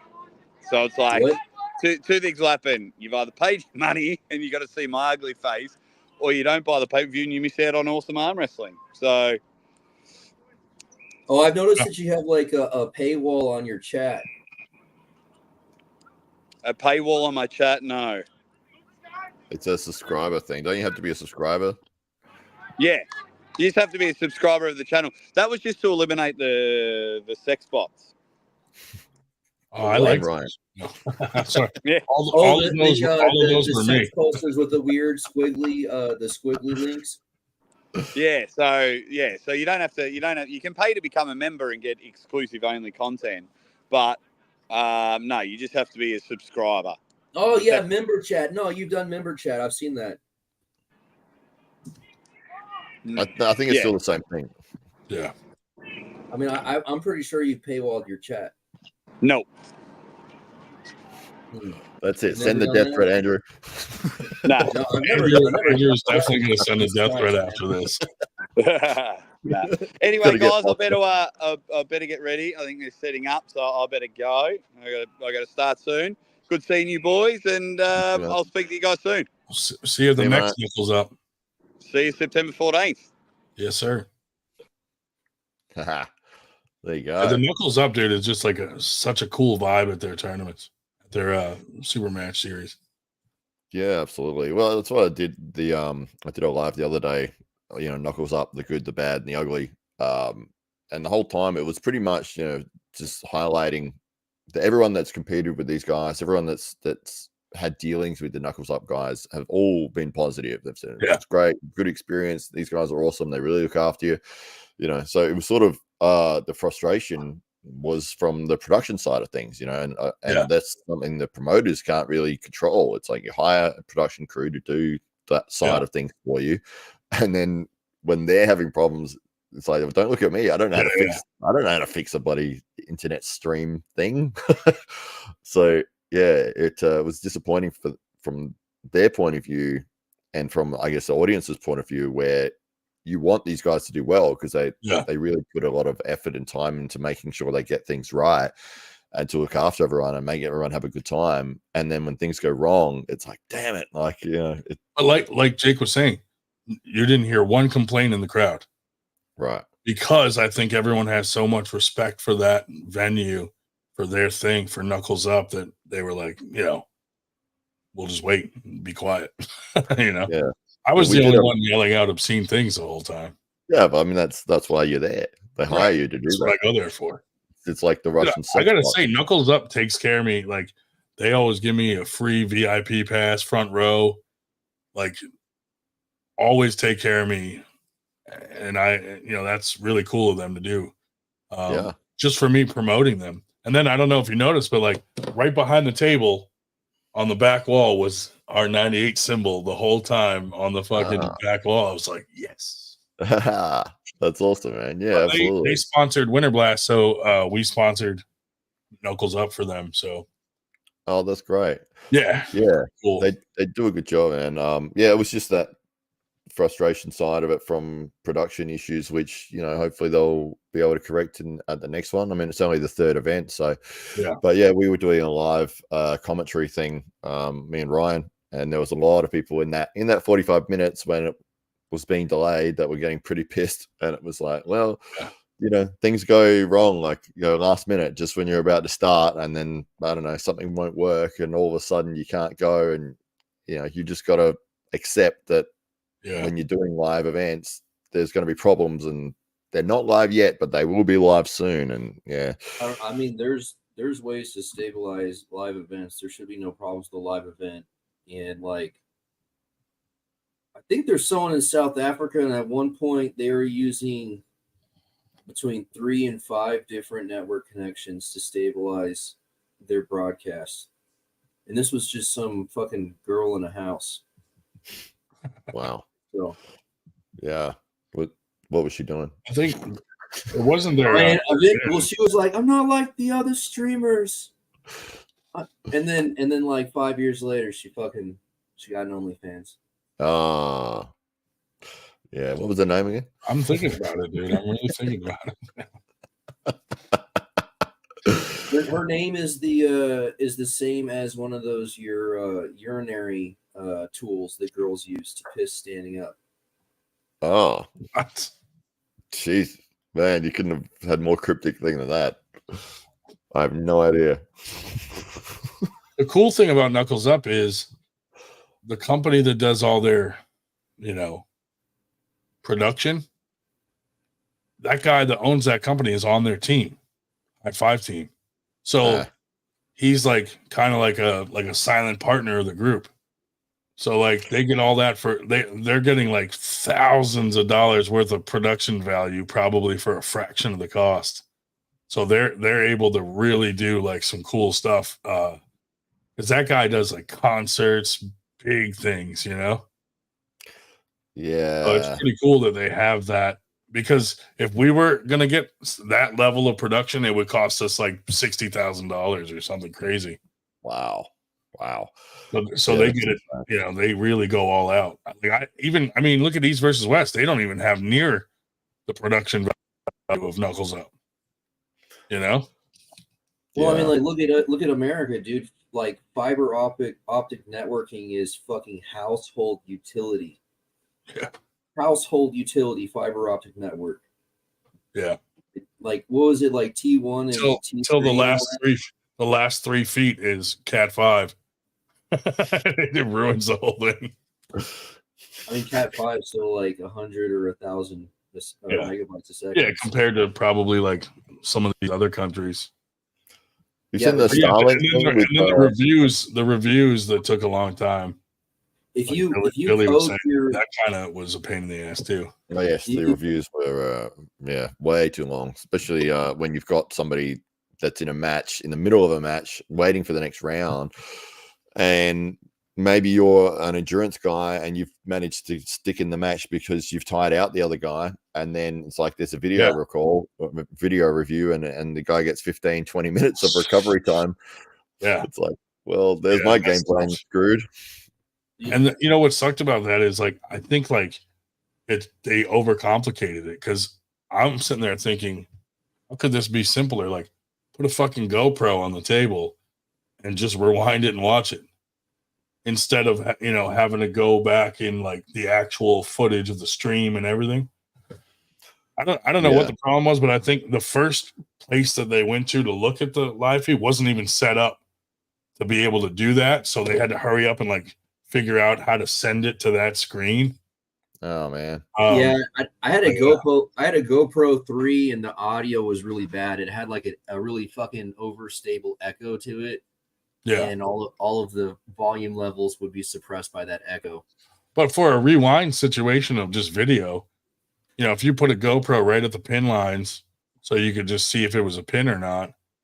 I think that would probably. I know some leagues are doing it here and there where they have a camera at the table for that. GoPros have like that only works for super matches. Imagine doing a tournament and every single person was like, "I want to rewind to see if I was actually pinned." The fucking tournament would take 3 weeks. Yeah, absolutely. Yeah, that's true. Yeah, we were lucky with our production crew we used on AWE 1 and 2 were pro guys that were set up to do the MMA show that was coming after us. Nice. And I was talking to the guy that was running, the video side of it. And he said, with the replays, he says, we've got 2 recordings happening at all times. And one of them is just 10 seconds behind sort of thing. So when we want to go to the replay, we can just flick over to that screen and it'll play the last 10 seconds. Oh, that's a good idea.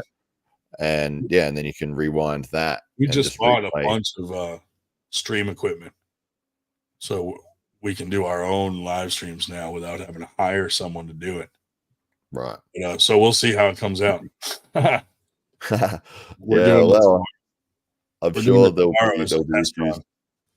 Yeah. This thing is like the Sean Hancock tournament in Atlantic City tomorrow. That's our first time trying out our live feed stuff. So we'll see Oh, see how it goes. I'm sure it'll go perfectly. Oh, yeah. No, we did a few other ones like Winter Blast. We did that ourselves because Robert Kelly bailed on us at the last minute. But that came out okay for like literally the week before. We were like, let's just do it ourselves, and we fucking bought a couple things to make it happen. But now we got some better equipment, so we'll see. You need to broadcast it to another unit, and then that unit broadcasts it live, and you monitor it through the first section. Yeah, I don't know. I'm not the production guy. Yeah, Ryan. You double broadcast it to make the signal more refined. Yeah, we can't. I mean, we have the capability of doing what Matt just said, where we could record right to this unit to right onto a hard drive while it's live streaming. So in the future, we can set up some playback cameras. You should have like a sound booth where people are monitoring the first live broadcast before that's put out on the second broadcast. You know? Yeah. No, I didn't like a test run. No, like not. I mean, like a perpetual test run. You have people sitting in a sound booth watching the test run that's being broadcast to them, and after they manage it, they broadcast it. Yeah. Yeah. We'll find out tomorrow. That's what we're trying to do our own live feeds in house so that we don't have to. But you know what I'm saying? Like you don't have the guy sitting at the table next to the arm wrestling table do the broadcast because the broadcast's on a delay. So what you just like making them. We bought a whole audio board so that like we can switch between listening to the guy like the refs at the table or our own guys doing like commentary or whatever. We can let them play at the same time. Like we have options on what we can do for the audio, but we might just do voiceover, like let the tournament be playing in the background with commentators. I don't know yet. We haven't really decided. We're going to play around with it this weekend. And then in the future, our smaller tournaments are going to be our test runs. And then the next Winter Blast, we'll see how it comes out. With the new rules on YouTube, I don't think you can do it anymore. But like a live stream per table. That would be hard. I mean, unless we did it on multiple channels, or we'd have to do like maybe like do pro on YouTube and do amateurs on Facebook or something like that. You just do a YouTube channel per table, and you have like 6 broadcasts going at once. Yeah, I think the issue with that when you're watching as part of the audience is you either load up 6 windows or you're constantly flicking back and forth, and then you're sticking to that one, and then I'm missing something on that. Oh, I've missed that one over there, and I think probably the best way. Luckily, our smaller tournaments only have 2 tables, so like a split screen is not too bad to watch. Yeah, and, but once you have if you have 8 tables, it makes no sense to try to. Have you heard of multi-streaming services? You can go on these websites and you can put in multiple YouTube links, and they'll play them side by side. Yeah, I've seen that. You can do that with streaming. We're still learning, so until we get down what we want to do and the level of quality we want, we're just kind of testing things out, Yeah, I always like the having a little bit of background noise from the actual tournament, and then having the commentators being your primary audio source. I heard a rumor now been forcing him to shave his eyebrows and draw them back on with a lump of coal. You know how there's audio track 1 and audio track 2? Sounds legit to me. Have you guys heard that? What? You ever change the option from audio track 1 to audio track 2, or to switch it over to commentator? Hell no. I don't do any of that. But you know what I'm talking about, right? I know what you're talking about. I walk around and just troll people the whole time.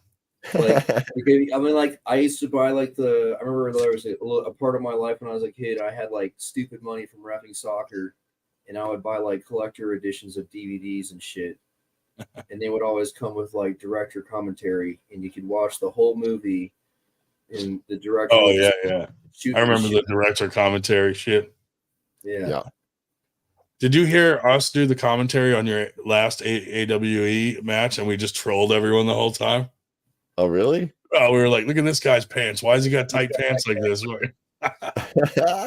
No, man, I was standing in the room the whole time, and yeah, It was just our regular Friday Night Live, and then later, like when it got later, we were like, we had nothing to talk about, so we were like, fuck it, let's do commentary on that, and we played it, and we were fucking talking all kinds of shit. Oh man, I have to It was go back and awesome. watch it. We were Yeah, making fun of the ref, dude, the one with the red hair. We were like, oh, bro, your fucking Ginger. camera guy flipped out on that one. That was fucking hilarious. Yeah. Yeah, He we ran talked out a lot of of patience shit. and he started getting real bitchy at everyone, dude. It was awesome. He got Oh, the really? fucking- I don't remember, but it was funny though. The I thought it refs. was just on his phone. Where's he been, dude? He's been off the stream since then. They didn't fucking rough him up for getting mouthy as a referee, did they? I'm not sure, man. We had Ryan's phone pointed at the table, but there wasn't a cameraman. I don't remember anyone getting pissed off. I forget who got mad. Todd, how you been, buddy? Busy. How's TAL doing in Texas? Oh, not too bad, man. We got some stuff coming up. May 25th and whatnot. We're gonna have a event out here, and then always looking forward to everything. So nice. Might have been Dave Stockbridge with the beard and the shaved head. I don't Because I remember him talking to the camera. No, and saying, we were just being, assholes. And we were like just making fun of everybody on there. Oh, nice. I'll have to go back and watch it. It's funny though. Good thing you didn't see it. Oh, I wouldn't care, man. That's fine. I know you guys are just having fun. Yeah. It was fun though. So, Todd, are you competing tomorrow with these guys?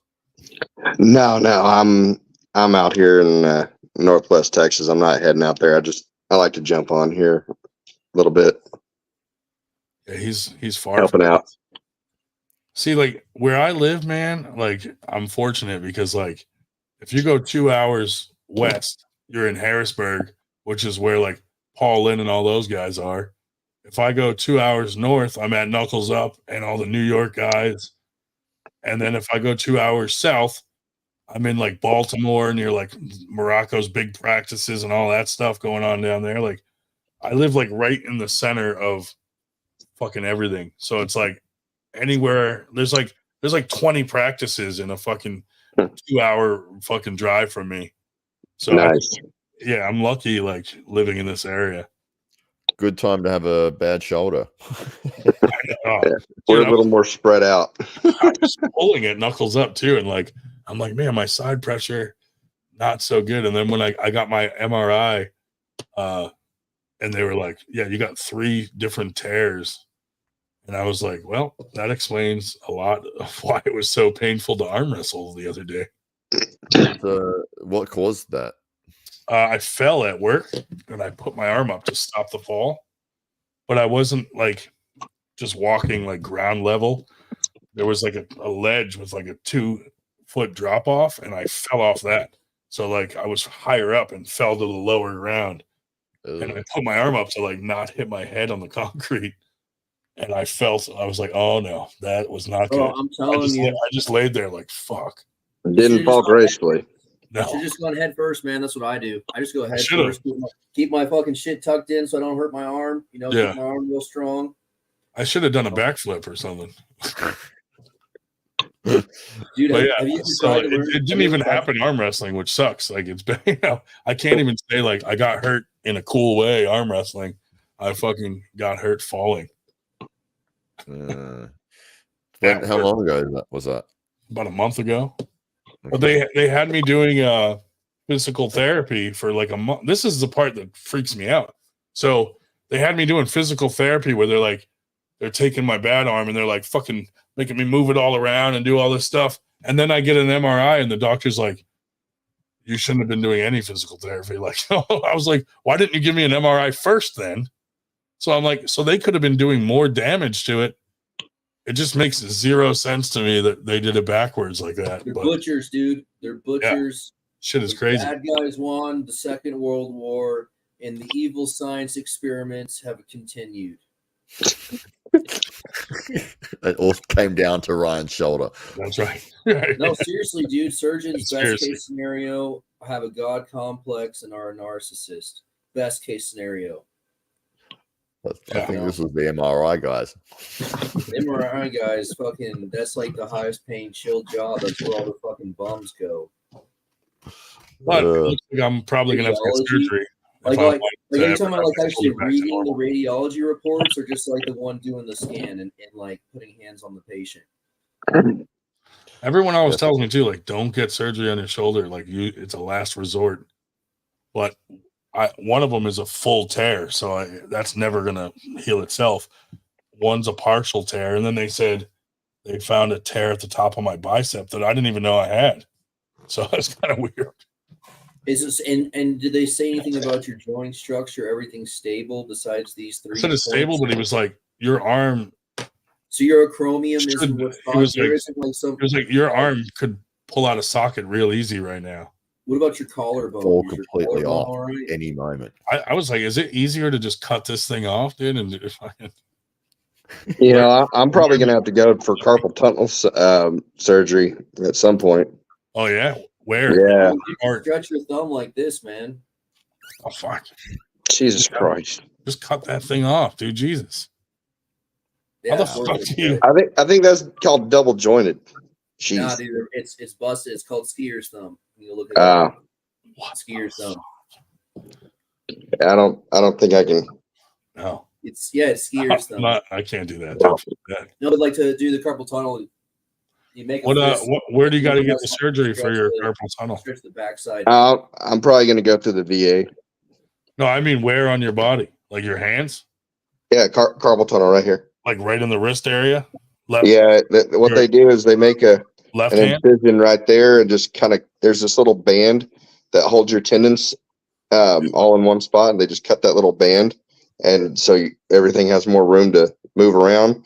So you're going to lose a little bit of hand strength initially, but you know, you'll get it back eventually. But yeah, Say goodbye to that pulley, dude. That pulley's gone. Next. The part that scares me is when they move my arm certain ways, my whole hand goes numb.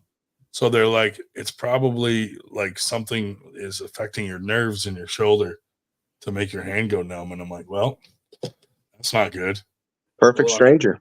Perfect stranger, dude. Automatic. Like I can just pretend someone else's. To be honest. Horrible. How's your spinal Somebody else's line? dick. Is your thoracic spine in line? Because I mean, you could end up having some. My spine, I guess it's fine. They did an X-ray of pretty much my entire upper body, and they were like, the only problem they found was the shoulder, and then the wrist that I landed on. They were like, there's a little like inflammation in the wrist, but that could be from masturbation from before the fall. I love that. You can pretend it's somebody else's dick. You don't.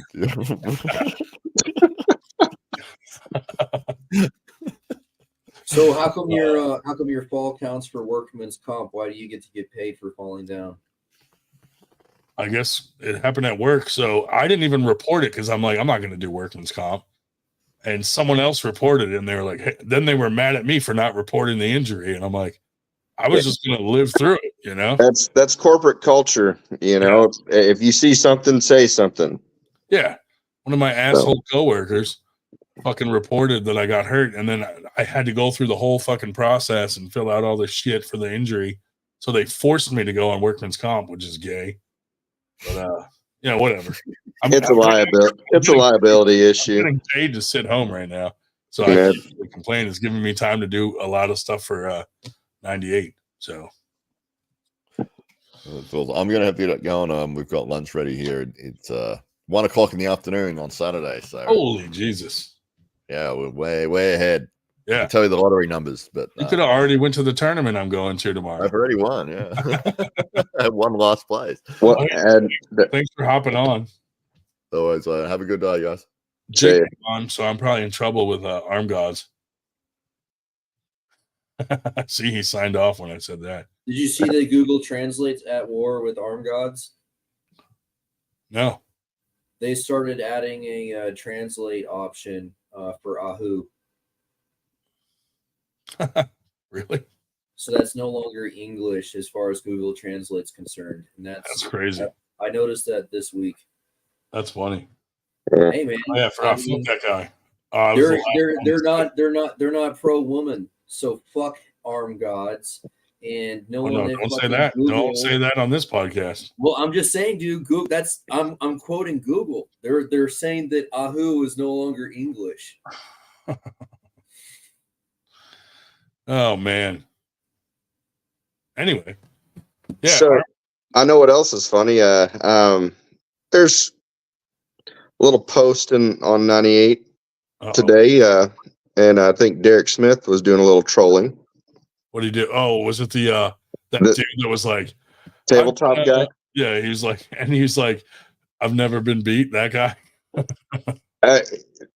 Brand new, just does tabletop arm wrestling and wants to give advice to everybody. Yeah. But I'm like, you're an Army veteran. You're enthusiastic. Get with the club. He's out there in Ohio. Yeah. I was like, just get with the club, and you'll see there's a big difference once you're on a regular table. Yeah. Did you see at the end? He was like, "Oh, I didn't even realize you were the Derek Smith." Yeah. I was like, "That's hilarious." And Jeff Tyndall was on there. Oh Lord. I know he got trolled hard, that poor kid. Yeah. And I mean, he's the same age as me, so I'm like, okay, I'm 37. I'm like, it's not hard to look a few things up, but hey, we were all enthusiastic, not knowing much about anything, and then when we wanted to rule the world at some point, so. Yeah, I know some of us just want to ask a simple question, and then we want to get our whole family disrespected for asking a question that had a logical intent, and then some other people decide that that's funny and that's allowable, and then when you try to reciprocate the behavior, all of a sudden that's offensive, and it shows the hypocrisy of what popularity really is and what it stands for.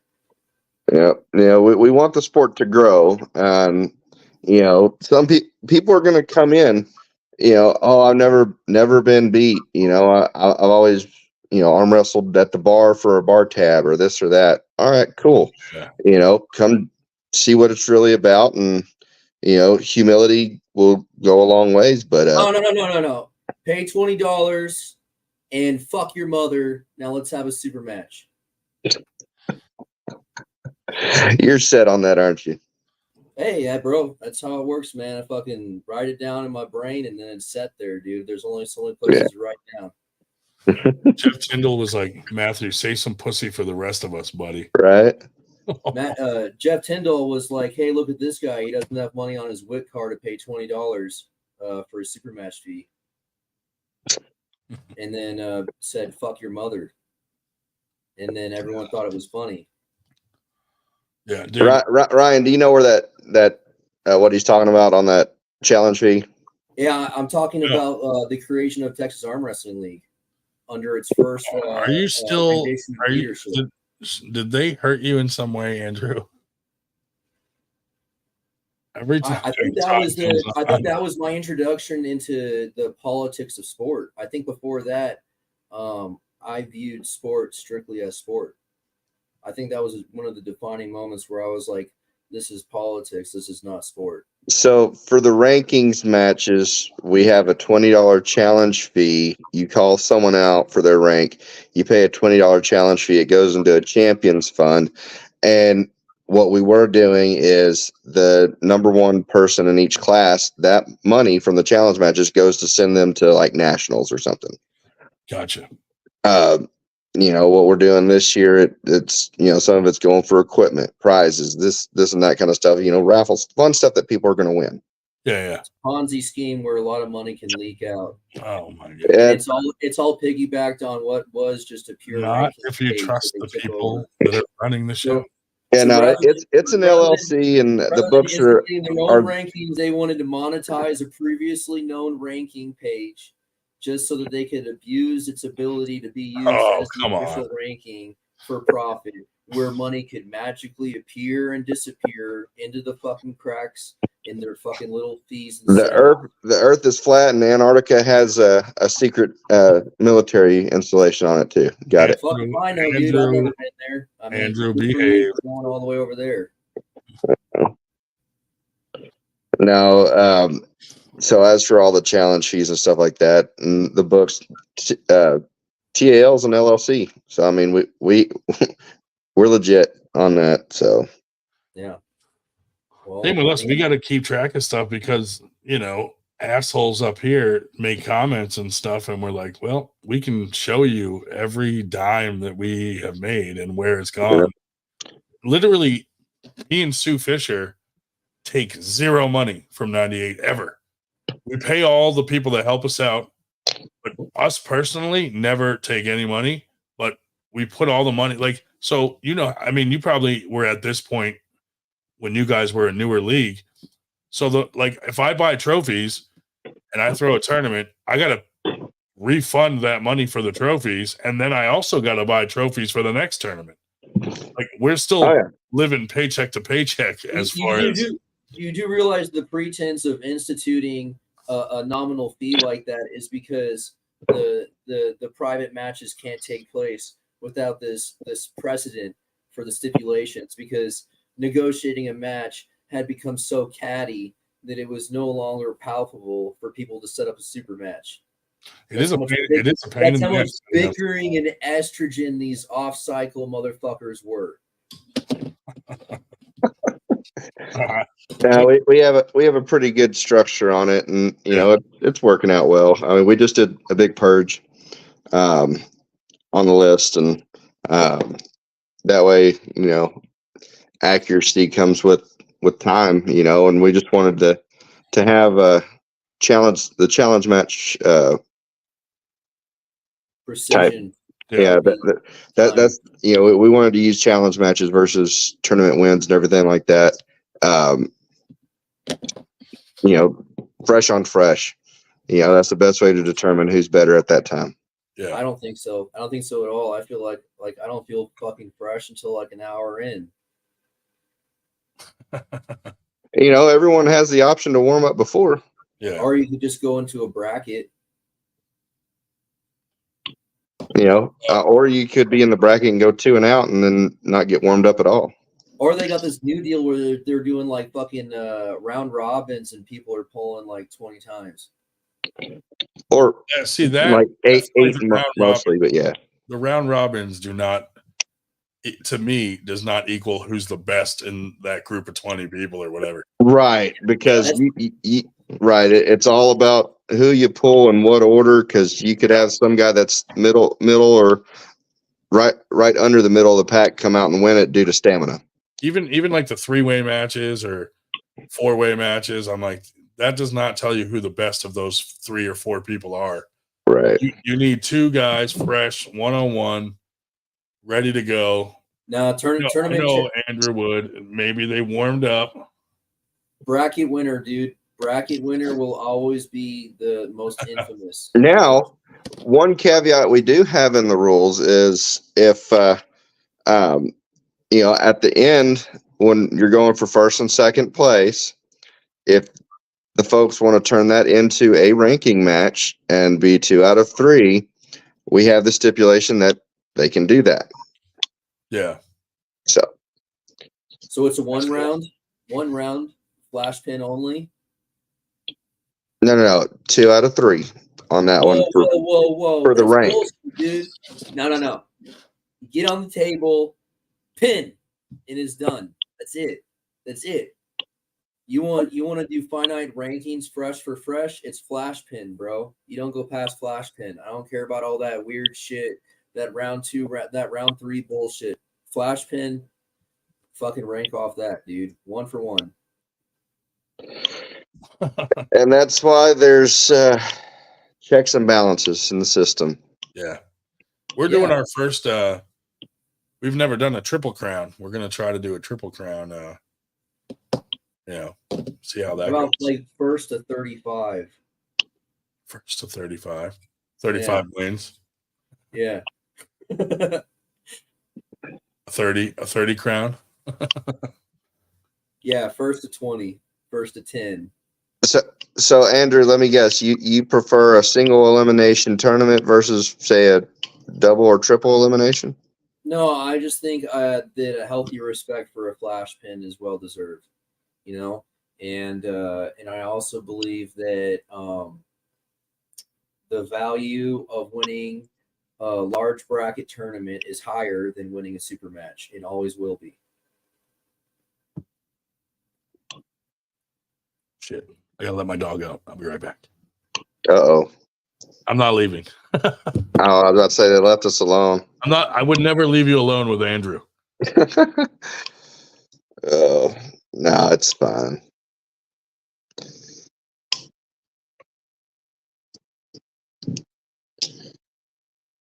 Ooh. How many tournaments are you hitting this year in Texas, Andrew? Probably 0. How come? Shit, I'm not gonna win. Why should I show up? You never know. I'll show up when I'm gonna win. I don't know if it'll ever happen. As in, you feel you'll just go 2 and out all the time? Yeah, I'll show up when I'm gonna win. I mean, you could always pick someone on the ranking list to try to see where you're at and do a challenge match. That's some shiesty shit. Hey, man, I'm always plugging. I just go look at someone's rank and figure out someone I can beat. Go like, let's go have a super match. Isn't that cool? A lot of people try to go through me to start. A lot have made it. Some haven't. It's kind of interesting though. I don't know. Do the bracket tournaments? Do they have turnouts in Texas anymore? Do you guys do bracket tournaments? Yeah, we have 4 qualifiers in a state tournament every year. So like quarterly, like every 3 months. Roughly. I mean, it spaced out because there's a couple other promotions besides TAL that have tournaments. So we kind of, like with PAL and stuff like that, we try to make sure we work around everything. And then,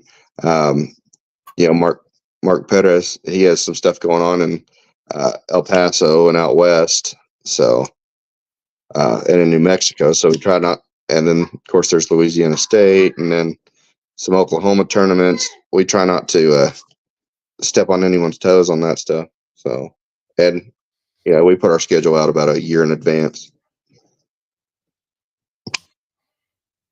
Yeah, well, dude, I like up here, like, so after Winter Blast, like I reached out to this one venue on a tournament that we wanted to throw in September. So I reached out to them and they took till like last month to get back to me. So I didn't make a flyer till recently. And someone else put out a bunch of dates and they think like just because they wrote their list of dates, like nobody should throw anything on those dates, which seems crazy to me. Like you can't just say, hey, I might have these tournaments this year on these dates and no fucking venue listed and no fucking flyer, no fucking event page. Like I could just list off 20 dates and say, these are my dates this year. And then bitch that people throw shit on top of them. Like that's not planning a fucking tournament for that date. You know what I mean? Look, November 11th it happens every year. November 11th, you go anywhere where they translate to English, and November 11th is a fucking holiday, and they're all a holiday under the same pretense. Okay. November 11th is probably more universal than fucking Christmas. It's just crazy to me though that people think that they can just like put out a list of dates. But you understand these are my dates for tournaments, and it's like you didn't even plan that fucking tournament yet. Do you understand what November 11th has become for modern society? Do you understand the social implications for that? Educate us. Yeah, well, I was wondering all day. When I say November 11th, is that a holiday for you? Not ringing a bell. Not ringing a bell. It reminds me of September 11th. There you go. That's a good one. Yeah. Good old Normandy, right over there in France, back when they were different tribes. Yeah.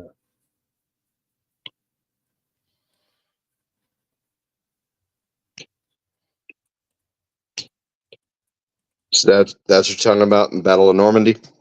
What are you talking about? I thought we were talking about something else. I mean, if you're talking, I guess universally, or at least in the United States, it's just thought of as Veterans Day. Well, if you go like British colonies, it's Armistice Day or some shit like that. Yeah. It's recognized as some sort of passive remembrance day for previous acts of inhumane violence. You know? Yeah. And it's like a universal holiday of this solace and peaceful, like it's a very harmonious fucking low threat level holiday, you know? Like there's other holidays where other people might not like that holiday and you might get blown up for celebrating that holiday. But like November 11th is probably one of the chillest holidays of the year. You know? It's very peaceful. Wouldn't you say? I mean, Sure. I guess you could you say ever, that. you ever heard of a November 11th attack? I mean, all I know is November 11th this year is not on a weekend, so yeah. Oh, that's weird. We have Texas State November 16th. That's how I knew that, and I think AWU was supposed to have a tournament the weekend before, but I don't know if that's actually going to happen. Oh, my son's up. Hello, little guy. Maverick, say hi. I'm talking to guys about arm wrestling. You want to show them your muscles? Oh, let's see these muscles. The end is the wind end. Hey, Maverick, come here. Come over here. How old is he? He's 5. Nice. Must have huge muscles then. Let's see those muscles. Whoa. You've been working out, huh? Come on, buddy. Lifting weights. Oh, look at that technique. Look at that. Nice. Yeah. I cheated. Cheater. All right, buddy. Go watch your tablet, buddy. All right. This always turns into the dad show, even when we least expect it.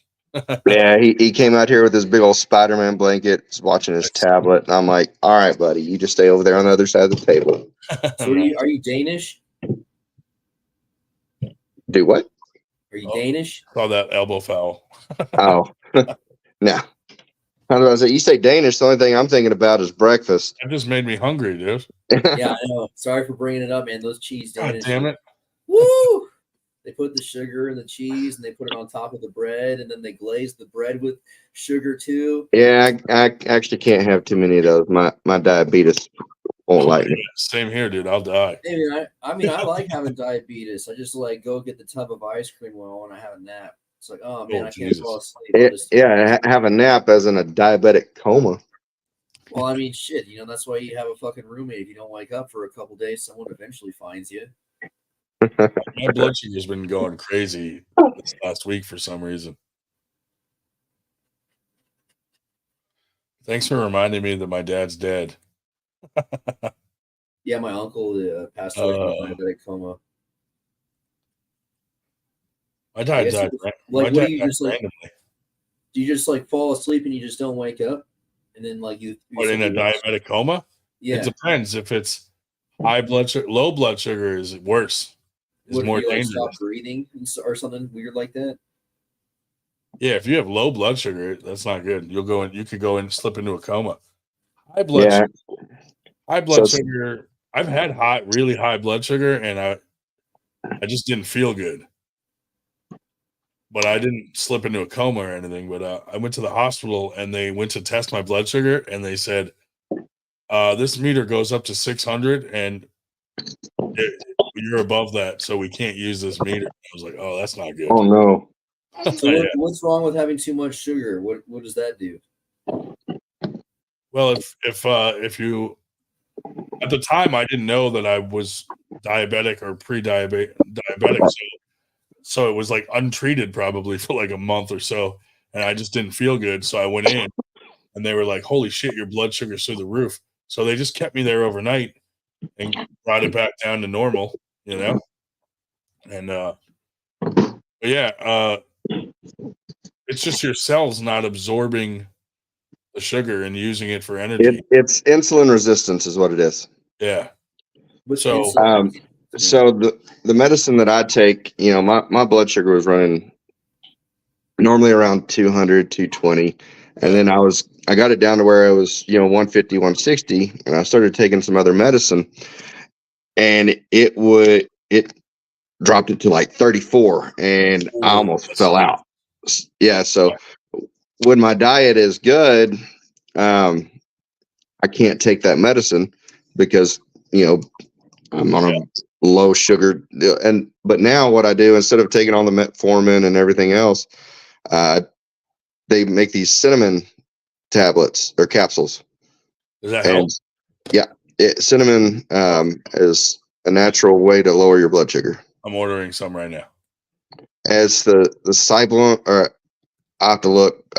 It's a certain type of cinnamon. There's a couple different types. Oh yeah, I bet, dude. Fucking cinnamon's brutal. Have you ever done the spoon challenge or whatever? No. Like, do you remember that? Yeah, no. Where they would like have a whole spoonful of cinnamon or something and try to eat it all at once. Yeah, so a lot of my buddies used to take those cinnamon toothpicks, lick them, and then put them on their eyelid and see how long they could last. And I'm like, yeah, that's dumb. Yeah, that was back before all the Tide Pod challenges and stuff. I mean, hell, I was in junior high when people were doing that shit. Is it the Ceylon cinnamon? Yes. All right, I see it. It's everywhere on Amazon. Yeah, and it helps. I mean, even if you say you get it at the store in the you know, in the regular form, you put it on eggs or put it in oatmeal, that kind of stuff. And I mean, there's different ways to use it, but I mean, some people just like taking pills. Capsules, I guess, right? Do Yeah, what? I would rather take a pill than put it on food. Yeah. Yeah. I mean, so if I eat, say, whole grain oats or oatmeal, oh yeah, that'll be good. I'll put some protein powder in there. I'll put some cinnamon on it. I'll chop up a banana, and then I'll put some pecans in there as well. Yeah. That way, it's not just, you know, you get this natural sugar from the banana, and then you have the you know, of course, the protein powder probably has, you know, a little bit of sugar. It gives you a little bit of different taste to it. You can just get How much does a cinnamon capsule lower your blood sugar? Don't know, but it does help. Yeah. I mean, it's different for every person, and it depends on how much you take. Yeah. You ever tried prune juice? Yeah, it's carbonated, great in Texas, called Dr. Pepper. Wait, there's prune juice in Dr. Pepper? A lot of people say it's carbonated prune juice, but I don't know. There's like 27 23 flavors or something like that, right? 20 something flavors. Yeah. Dr. And Dublin still uses natural cane for their sugar there in Dublin, Texas. That's the birthplace of Dr. Pepper. Dude, my blood sugar has been like in between like 200 and 300 lately, and I'm like, uh-oh. I don't know why. I'll take insulin, and it is very slow to come down. Yeah, so you can still have some sodas like Diet Mountain Dew or Diet Dr. Pepper, and those two don't have any sugar, so you get your caffeine fix, but you're not. And the Diet Mountain Dew actually doesn't taste all that bad. It doesn't taste like like your Diet Cokes or something, which are horrible. I did a test with Diet Coke, and I checked my blood sugar, drank a Diet Coke, and checked it 20 minutes later, and it went up. Yeah, Diet and so Diet Dr. Pepper and Diet Mountain Dew are the two diet sodas that you can actually drink that won't really raise your blood sugar. What about microwaving a glass of milk and putting some instant coffee in there? How about that? That sounds like a curdling problem I don't want to have. How come everyone says that? I just, you know, I don't like warm milk as an adult. It's not warm milk. It's coffee because you're adding the instant Well, coffee. you said put milk in the microwave. That's going to be. Yeah, I you're mean, heating it up so the instant coffee mixes. So it boils, it simmers while it's in the I'm giving you fits, man. No, I used to do like those cappuccino cooler deals with milk and shit like that, but those were cold. So as for warming up milk and putting instant coffee in, hadn't tried it. I think I need like between 2 and 4 ounces of chocolate to compensate for a half glass of microwave milk and instant coffee. Now, dark chocolate's not bad for you. Yeah, I don't touch anything that's under 90%. And like this is just straight up fucking bullshit. There's like no sugar in it at all. Like not even that 1 gram you get in the fucking 90% bar. Yeah. But I've heard chocolate's good to keep your shit from fucking getting too loose. Heard it's a constipator. You know, a lot of the times food can be your medicine instead of having to get on a bunch of other stuff. With my PTSD and all that stuff, I mean, when my diet's better, I don't have as many of the panic attacks or mood swings. I mean, they're still there and the triggers are still there and everything, but they're not as intense if I'm on a better diet. Now, if I'm on a shit diet, yeah, I'm not good at all. Listen, man, are you a military veteran with PTSD? Because you're triggering my PTSD of PTSD riddled veterans. 9 years, 13 deployments. How many milligrams of the cinnamon do you take? I take 2 of the capsules. So I think I think it's like, oh shit, hell, I don't know. I'd have to go get it. They have some from like 100 milligrams all the way up to like 8,000. Jesus Christ. Yeah. 8,000 milligrams. It's not like fish oil. You don't have to go crazy with it for it to be effective. Yeah. That's crazy. Hey, Todd, do you know Stephanie? Last name would help. Speaking of fish oil, Stephanie Spencer. Not ringing a bell. Should I? I don't know. She's in the chat. She comes on the show every once in a while. Oh. Shubich is asking because he wants to do lines of cinnamon. Yeah, Stephanie Spencer is known. She has some fame to her bedtime stories. Their humor is sometimes illicit, but also at the same time grotesquely attractive in some profane way. I mostly just have dark humor.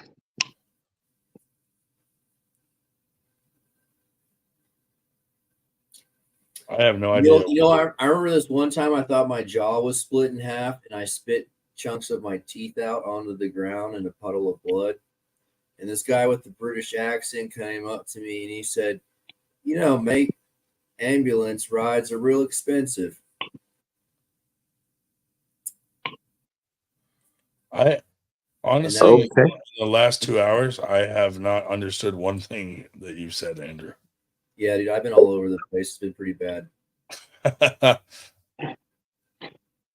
It's okay.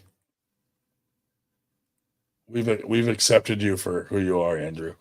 Yeah, man, I'm just a scumbag. What can I say? The spectrum is large. Yeah, the spectrum of scumbag, man. You guys really didn't realize that there were scumbags as scummy as me. Oh, we understand, dude. We got it. I'm one of them. Apparently. I mean, until this podcast, I never even knew what you actually look like because your Facebook profile doesn't have any pictures of you. Well, I mean, the Facebook is so dehumanizing that. Well, that's the thing is. I didn't even know if Andrew Wood was your real name. So the Facebook account, I'm still not sure. The Facebook account I created in 2000, whatever, when Facebook came out, I deleted that one like 5 years ago or something because I was getting harassed by the system. They were like every time there was an election, they would just like throw a historic ban on something I did a long time ago. That just happened to me. I just got out of Facebook probation, so I had posted something right before this last election cycle, and literally a couple days before the event that I had out here, Facebook decided to fact check, or not fact check, but go through a whole bunch of stuff, and yeah, I couldn't go live or anything, so I had to use someone else's phone and everything to go live on my event and everything else. I was like, man, this sucks. It's emotional abuse, dude. It's long-term emotional abuse to keep you addicted and keep you using their platform and keep you striving to do better on their platform. And it's all calculated to to manipulate the human condition perfectly.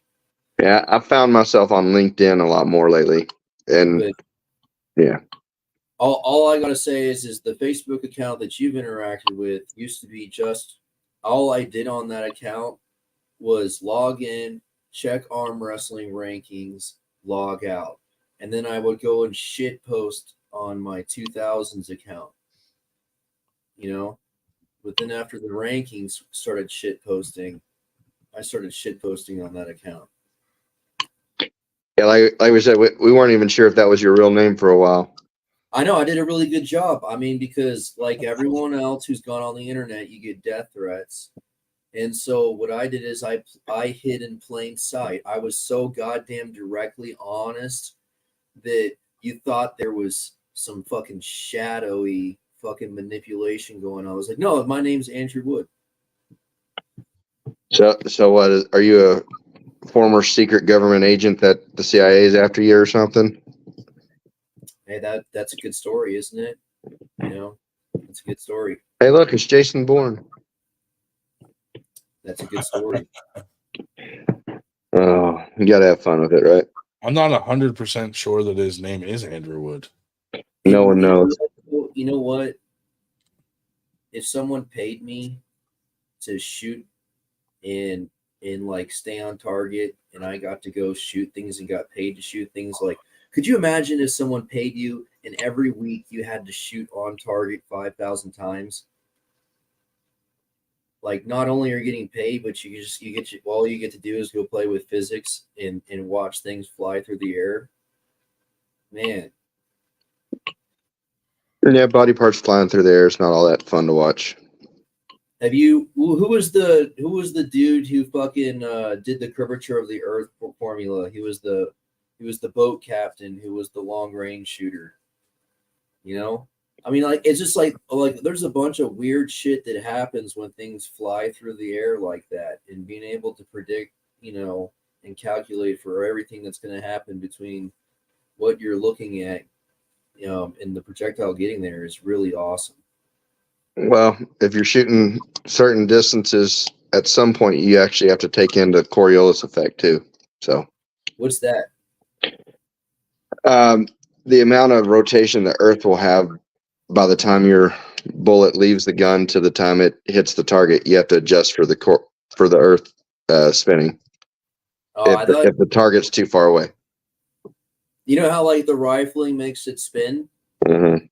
Imagine going far enough where you had to calculate for how much of that friction actually moved the projectile to the side. You know, because you get that arch that goes on. Yeah, you'd lose velocity before that calculation would come into effect because it's not a steady velocity the whole time. But you know what I'm saying? Steady, right? I know what you're saying, but there'd have to be that's insignificant. But if you look at it, it's like not only is it a parabolic arch this way, but there's also like another parabolic arch and like it's doing both of those arches at the same time, you know?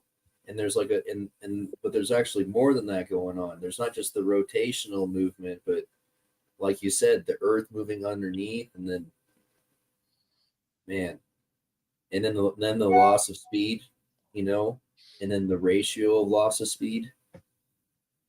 That's why I say if you ever want to find out how good of a shot you are, use a 308 because it lobs the bullet. It's not a flat shooting projectile. I don't know. I feel like the 308 is just a fucking neck down 30-06 with the fucking light load, right? Right.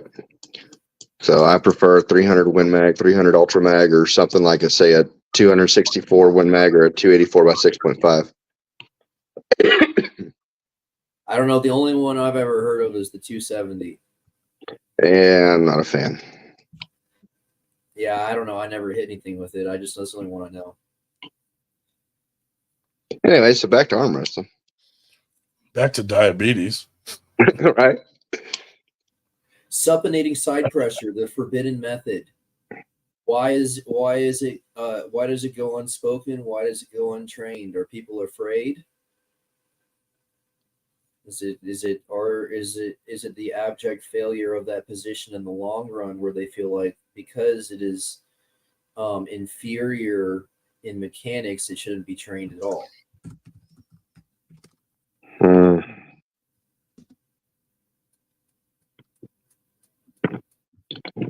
I mean,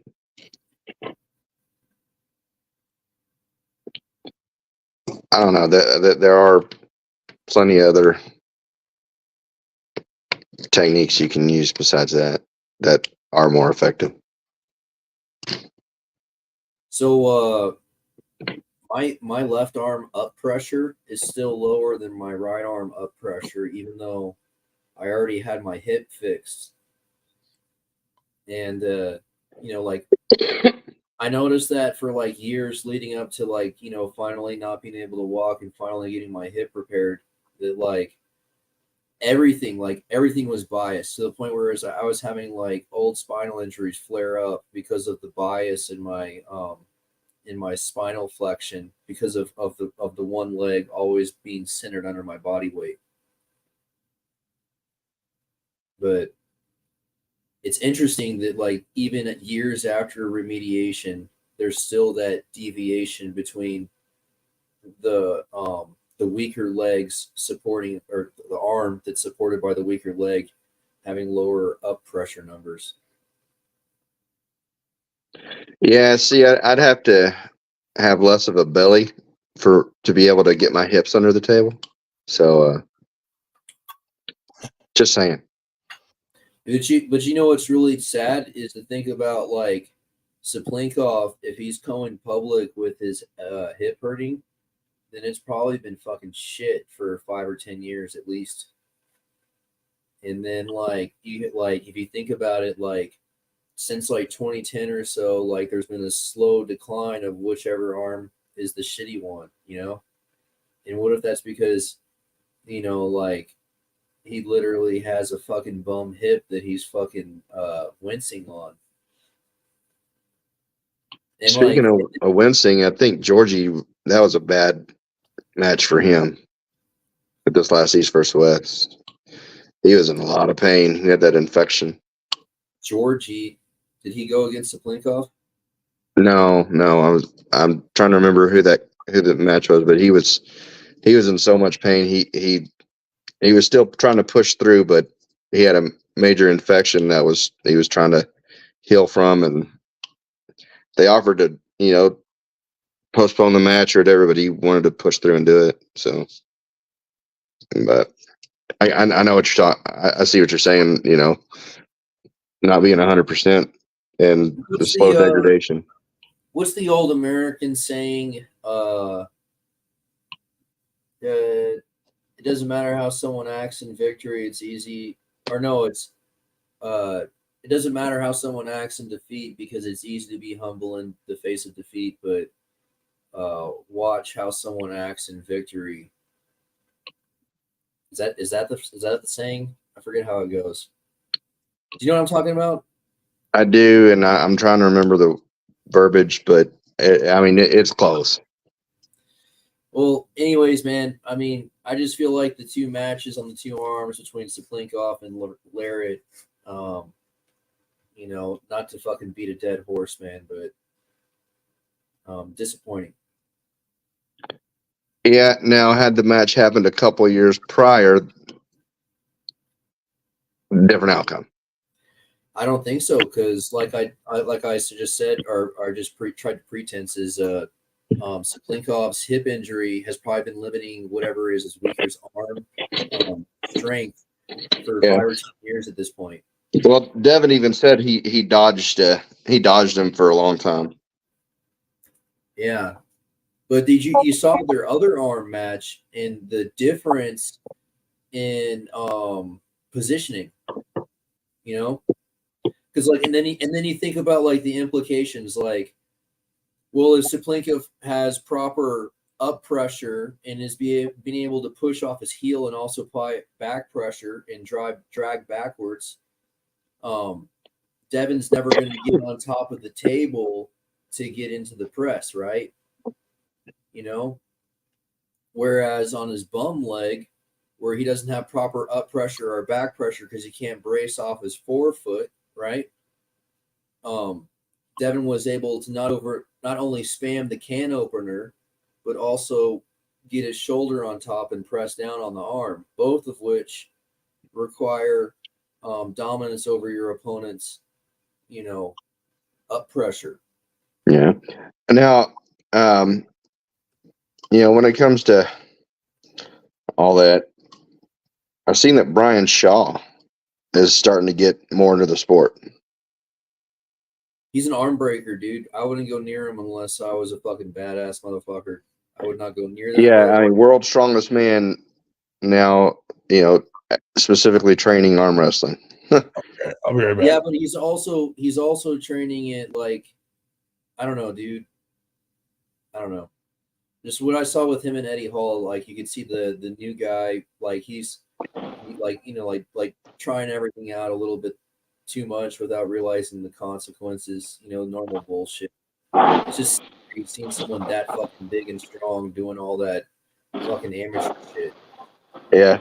Now, I mean, in your opinion, is there anyone up and coming that you think could take on the King of the Mountain? Who's the King of the Mountain? Levon. I don't see nobody touching Levon. I guess right now we're relying on Hermes to put on a show. I know Michael Todd is making a comeback, and if he actually because I mean, if you think about it, it's kind of bizarre to think about. Imagine the gear that Michael Todd has had to blast to be able to stay in peak strength with like a horribly limited range of motion, And so if he has full range of motion now, and he has that ability to recover, and he still has his drive, I mean, like, we could see some fucking vintage 1990s highlight reel footage coming up, Yeah. And then, of course, Travis is making a comeback, but he's going to get back on the table, but it's a right-handed match, not a left-handed match. So I'm like, What do you mean a right-handed match and a left-handed match? Travis is better left-handed. Didn't Travis get retired by Badalescu, and he's been writing his name for money for like the past 5 years? I don't know. All I know is I got a bracket win on him.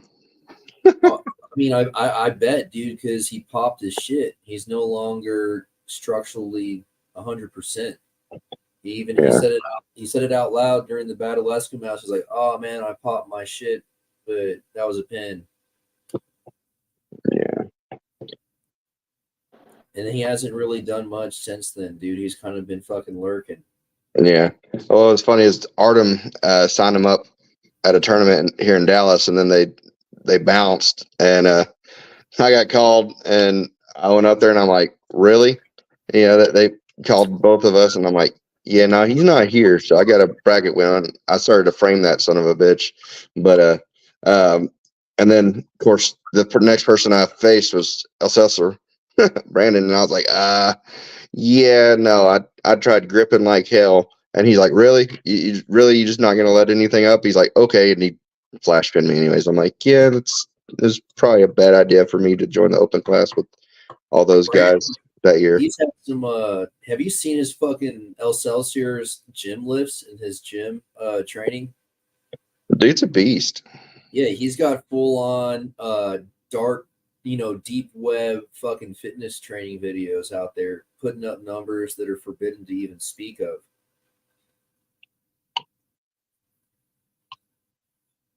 Like, what was that? Some of the pull-up stuff he was doing, man. Holy shit, you're not doing any of that shit unless you're fucking completely healthy. No damage, no fucking tears, nothing. Yeah. I'm interested to see who's gonna try to challenge Levon though in the future. He's like 420 pounds, can do pull-ups, can do all of it, man. Like, it's gonna have to be somebody crazy strong, and they're gonna have to be big. Corey West. Yeah, but he's left-handed, man. Yeah, that's true. He's more dominant with his left hand. I don't ever see him get to that level with his right hand. Gerdetcha? I hope so. I would like to see him be that He's guy.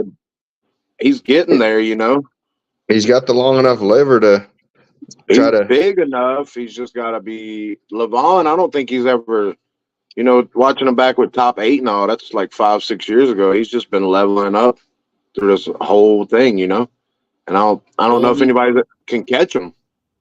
Yeah, that's Kerdetcha's, and I mean the only problem with Vitali is he doesn't have the mass. Kerdetcha has the mass as well.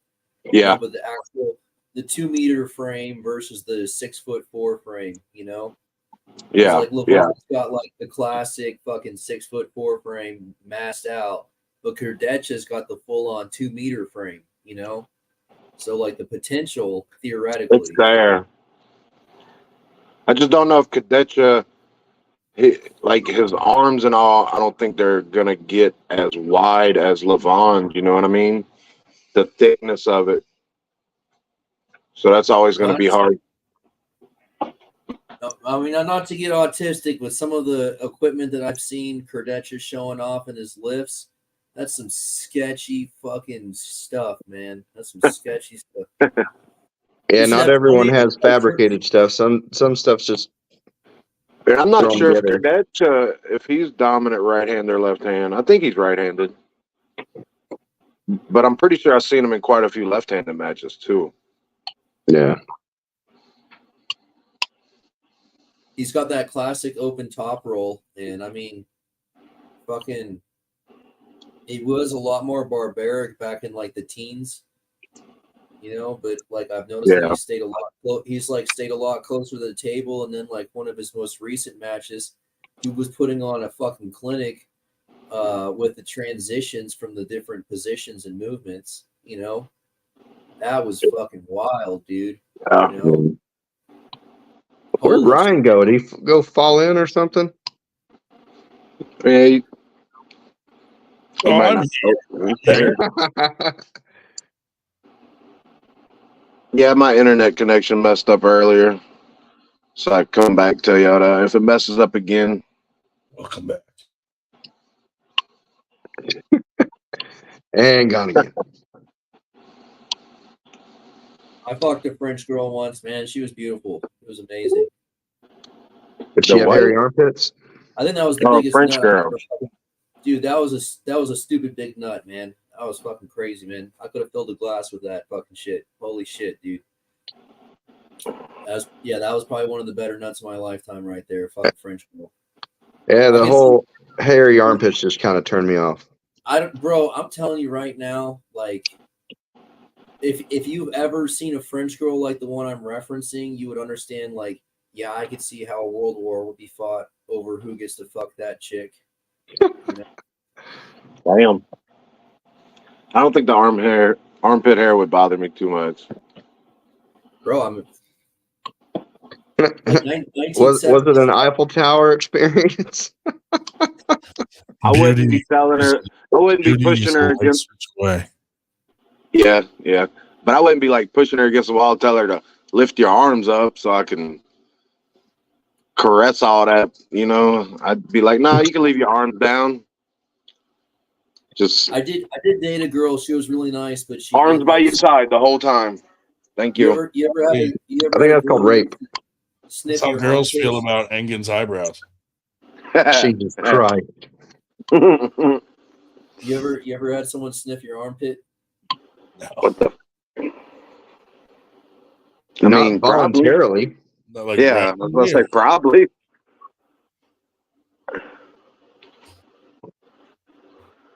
And where was that going, Andrew? Shit, I don't know. We fucking talked about Saplinkov's bum arm because of his bum hip. Talked about Kurdecha being theoretically the largest framed competitive arm wrestler right now. Who is going to potentially be able to possibly take on Levon later? I mean, if you want to, do you want to talk about some sad stuff, man? We can talk about Irakli fucking busting his bicep. I think that happened a month or two ago. I don't know when it happened, man, but if you look at the medial side of his bicep, there's some fucking pieces missing. I don't know if has anyone else noticed that? I try not to notice injuries.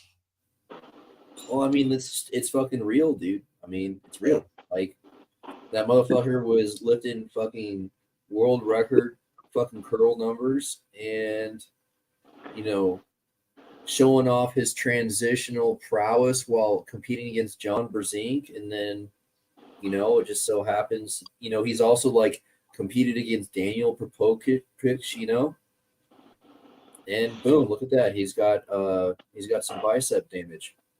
Shit happens, bro. I mean, Who's that guy? Who's that guy that Travis is going against?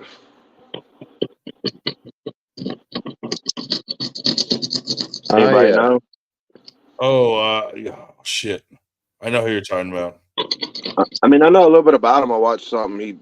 He broke his arm a long time ago, and he's been through a lot of ups and downs. They said he's tough, though. Yeah. Yeah, no idea. Well, I mean, they say broken bones are they make you stronger, you know. Well, they grow back stronger at the point of the break.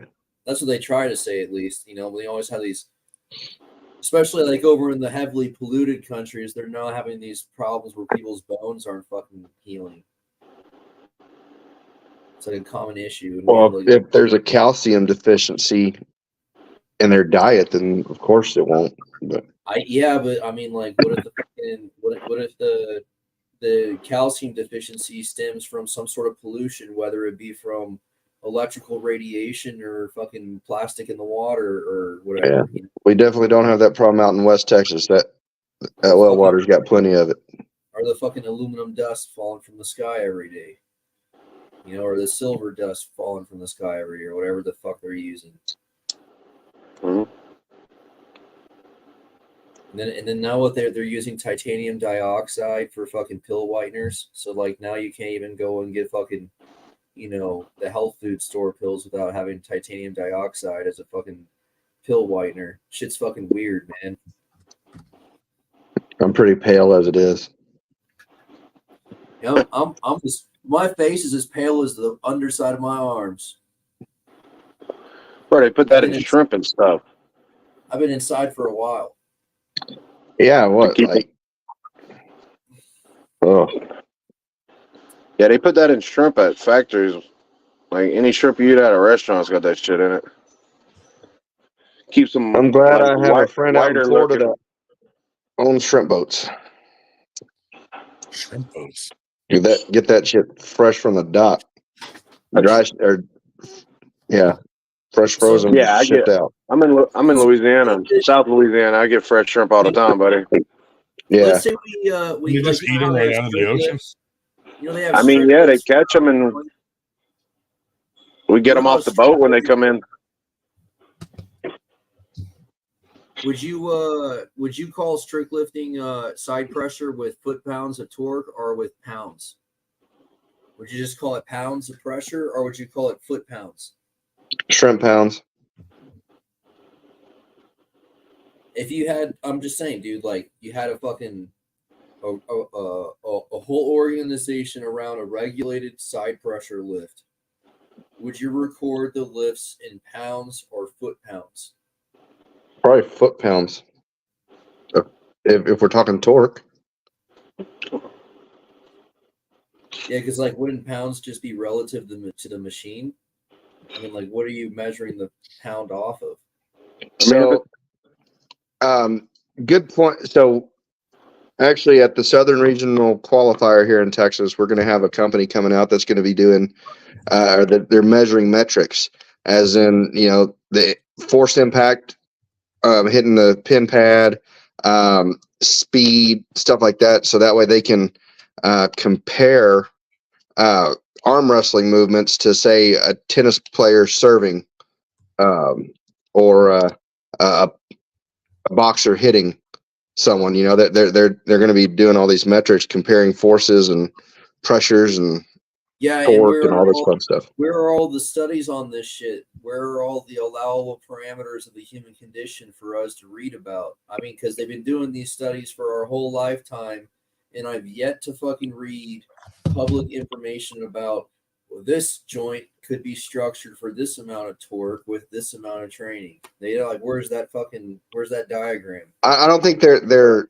testing impacts on parts of the body specifically. They're just comparing forces, torques, and stuff like that, just as a motion. Or so they're just cataloging, and then we get no kind of result from the catalog. Basically saying, hey, an arm wrestler's hit, their arm moves at this velocity or whatever, compared to a tennis player's serve or something, where they're, the different parts of their bodies, fast twitch, slow twitch, just different things like that. I mean, man, I took tennis lessons, and all I remember is the only thing I like to do is hit the ball over the fence. Ryan, are you falling asleep? No, not yet. It's the conversation is so exciting in here, bro. I'm just saying. Could you imagine getting private lessons for tennis, and then they serve it to you, and every time they give you the ball, you put it over the fence, and then you just stare at them and you laugh? It's like me at a driving range. All I want to do is try to see if I can crank one over. Have you ever gotten it? I mean, dude, that shit's kind of scary to think about. Like, you start getting close to going over the fence. Like, if that shit goes over the fence, like, what if it actually spins off and actually goes somewhere else, and does something? Like, oops. Have you seen those top golf courses that are like built into the city? Did anybody watch the women's round robin today? Oh my goodness! Did Sarah Bachman upset? I didn't see her upset. I came on after that, but I loved it that Jocelyn won. And I just want to say that when I see Jocelyn pulling, I feel like I'm a small little wimpy lady. She makes me want to bulk up. She was at Winter Blast. Weights. She just makes me want to train high. She is so inspiring. I would love to have that size and the strength. She's awesome. She's awesome. Yeah, she's a beast, dude. And I've never got to meet her, but I watched some of her lifts and I saw her on the table today, and I would really love to train with her. Yes, she seems really fun. Dude, she's a beast. That's a great height match, but I got to roll. See you, Todd. Thanks for coming. Did I scare that guy away? Fuck that guy. No, Wood did. Fuck that guy. Okay. Andrew, hey, it works. It works for fuck that girl too. Yeah. Oh, okay. But Andrew, is that the when guy Stephanie you were asking leaves? if he knew me? Gotcha. What? Is that the guy you were asking if he knew me? Yes. It was him. Oh, is that Todd? That's Todd Threet, the one of the commissioners for Texas Arm Wrestling League. Right. Oh yeah, I don't think he likes me, or maybe he does. I don't know. I've never met him. I mean, he's just kind of like. I mean, he's a fucking guy who helps put on arm wrestling events, and the arm wrestling events are syndicated across the whole state, and they've been running a pretty good show here for like a half decade now, at least. Yeah. I am very familiar with the TAL. Yeah. So yeah, Todd Threet is heavily involved in that organization and making sure their events run smoothly. That's awesome. And I love Billy too. He's really nice. Billy Ortegas is a full size man. He's pretty big. Yeah, he's. Mhm. So the round robin was pretty awesome to see. It was not like I was surprised or not surprised, but I think everybody did really good. And I wished I would have tuned in earlier. I don't know, dude. It looked like Wood got ran through. I didn't see Wood do much. I only got to see like the tail end. I caught the last like 90 minutes, and Wood was getting fucking forced into a supinated position and pinned. Cody Wood? Lucky Wood. Cody was there. I saw him in the background. Yeah, what was he doing there? It was kind Was of he weird. It seemed competing? like it was like such a small venue. It almost looked like a private audience from the camera angle. I thought he was going to compete. As a girl. I guess I saw that there were some men's matches at some point during the stream. I was looking through it while the stream was cutting out. Oh. But yeah, I only caught the women's division. And I don't think I caught the first. I don't full think bracket. there was any men. I think it was a women's event, but So I why was were watching. why were there men at a women's event? What's going on there? I was watching a man's event masturbating, and then the women's event came on, and I lost it. I thought that was my like God, Ryan's Wait. trying to he's trying to see if anybody's listening. so was that the women's Andrew's invitation? taking notes.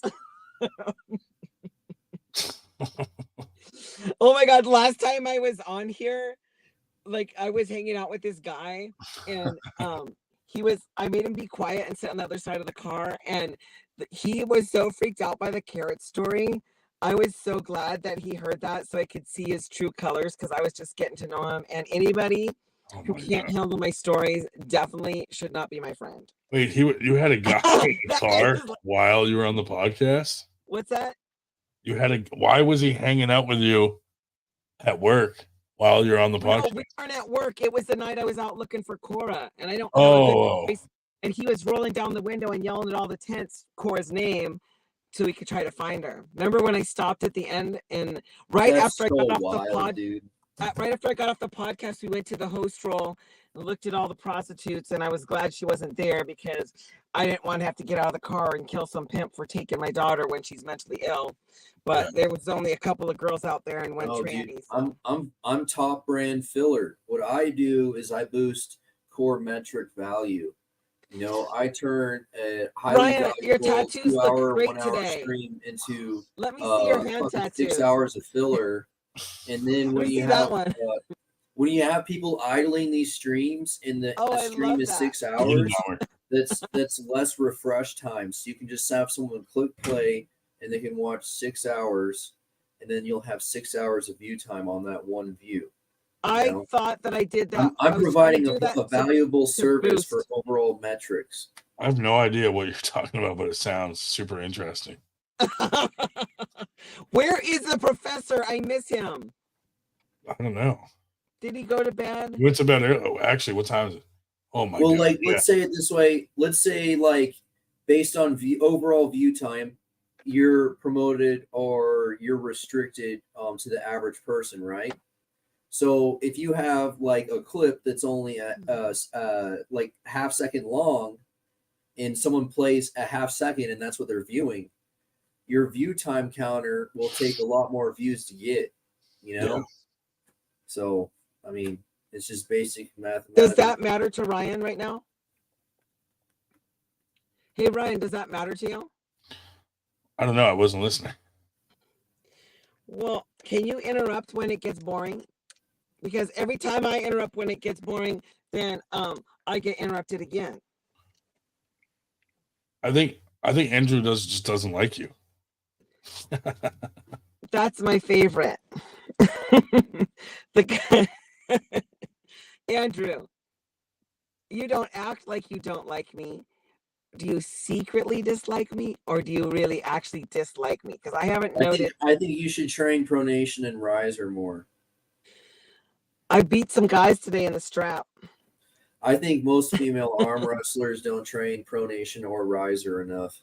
And like honestly, like I think a lot of female arm wrestlers would do a lot of good from just like getting a loading pin or tying a belt around a dumbbell handle and fucking putting a strap over their knuckle and sitting there all fucking day long, just fucking curling that shit, you know? And if you wanted to get really weird, you could even curl it sideways, you know, and get some side pressure action going on. And then if you wanted to get in, you know, turn into a sicko, you get lay on your side and get some side pressure going on and fucking do some Ryan, what do you think about that? Because I think that we need a new video with all the bands on your face. Can you do a new one? I could do a new video soon, a new rubber band video. Yeah, That's pretty fun. we'll see. Andrew, I think that me and you should get matching 98 tattoos. Where would you like to get Stephanie, would you get one? Yes. You would get a 98 tattoo. Yeah, but you have to give me a free shirt. I mean, if you really wanted to go with like branding, I would get it on the bottom of my foot.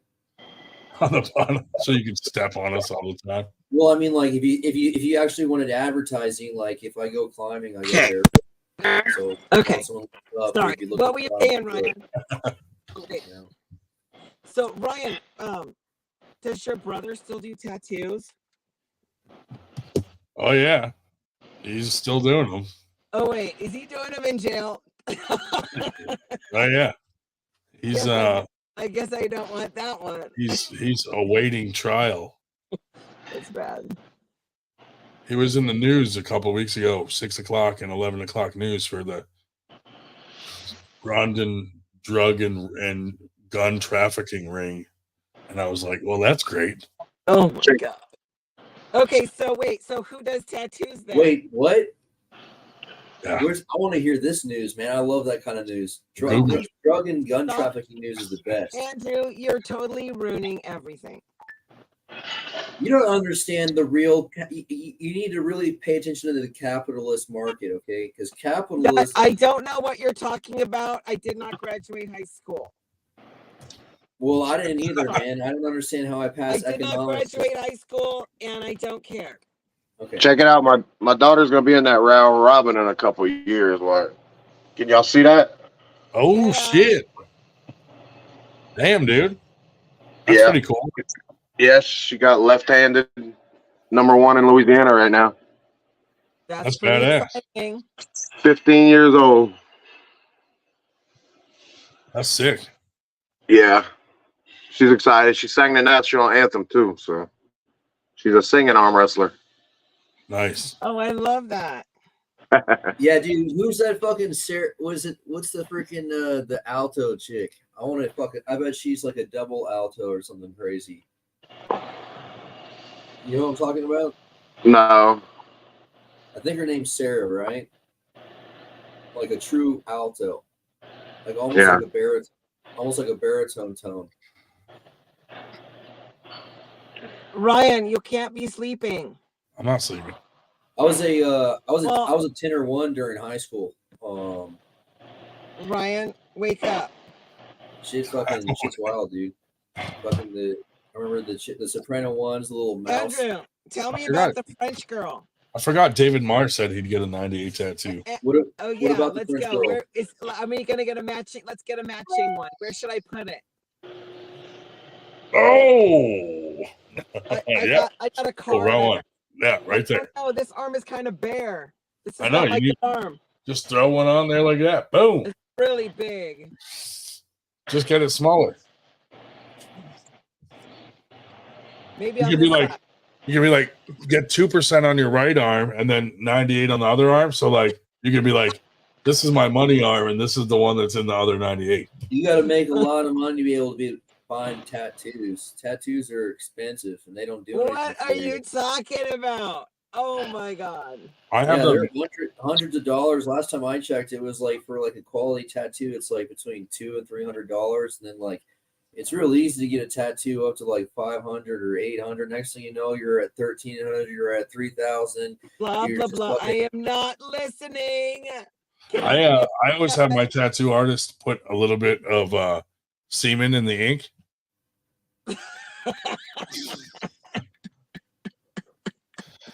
It has more sentimental value. Like this tattoo. Did you make sure they got an HIV test first? No, it's my brother, so Oh my God. it's semen.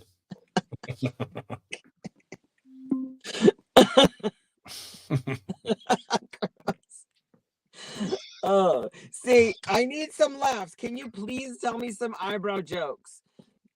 I need at least 2 eyebrow jokes. I have to be. Engen has to get me in the mood for the eyebrow jokes. I don't know, bro. I think you got a couple of them loaded up. Yeah, I'm always ready. After Yeah, I see, was look at that watching- shit. It's $200 an hour now for a tattoo artist. No, after I was watching the Holy podcast shit. and I heard that Sarah got death threats, that I was always going to be in the mood for an eyebrow joke because I don't think anyone should be threatening anyone's life. You can go to. Hey, man, you're not really living on the internet until someone in a ski mask rings your doorbell. Yeah. Well, I mean, is it a SWAT team? I guarantee you, dude, if Engen showed up at my doorstep with a ski mask, I could still see his eyebrows.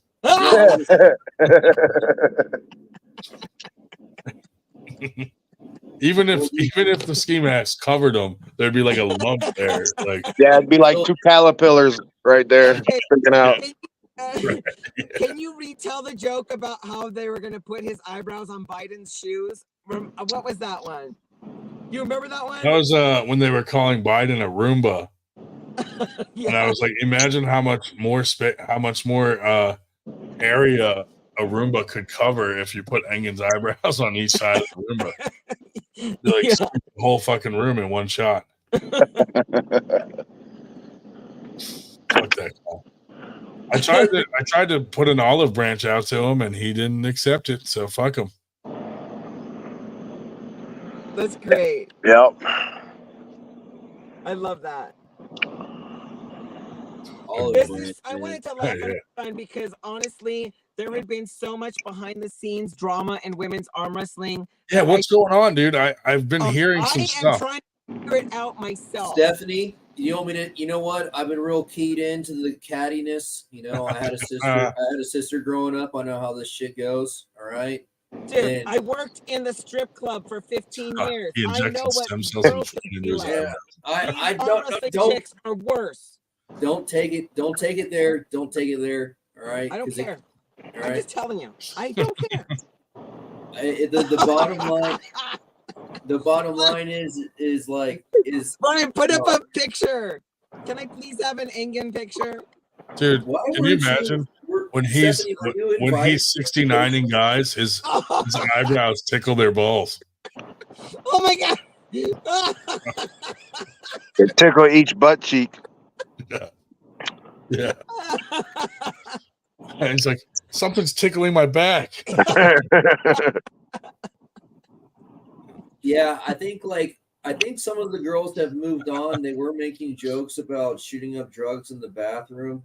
But lately the girls have been making jokes about prize money. Okay. Please put a photo up, Ryan. What, of Engen? Yes. Hey, he had one up early. I mean, that one, he just looks like, I hate Americans. America, fuck you. Damn. Why does it look like he's got a snaggletooth? Damn. Not today, Engen.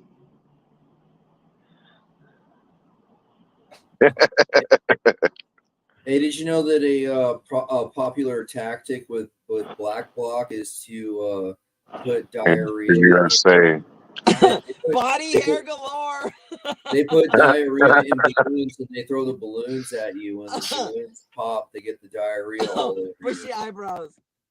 And like they do the same thing with they put like urine and poop in these balloons and they throw them at you. Oh my god. Where is the professor?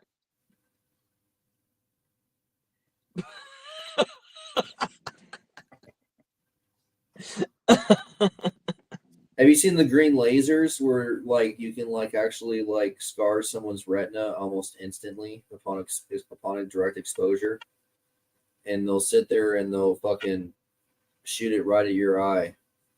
Oh my god! And the end of that cartoon. And like these people, like their job and they're like their boss tells them go stand over there and look that direction, and then these black bloc people with the diarrhea and urine balloons they also have these green lasers and they shoot them in your eye. I'm bored again, Ryan. They blind you.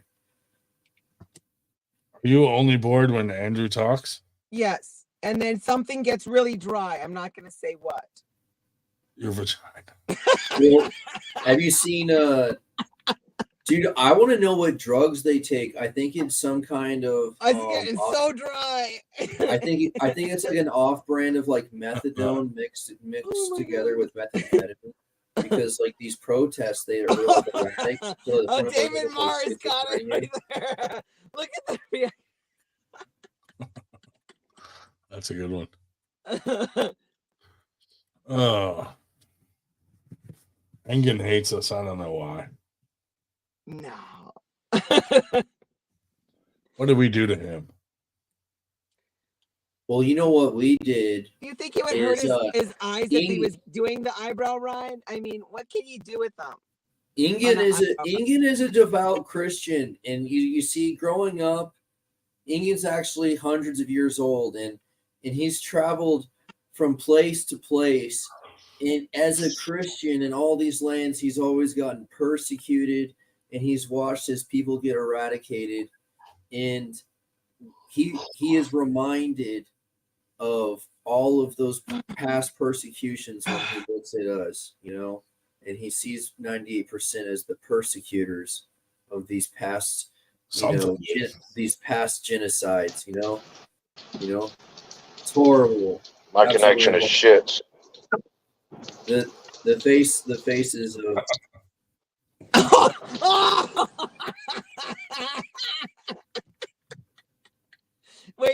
Wait, was that a blow-up doll?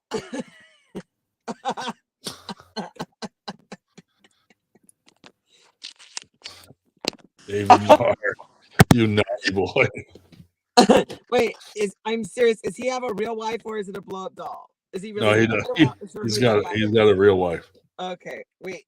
I didn't. Who said that again? David Marr. Oh, is that the guy who's getting a tattoo? Yes. The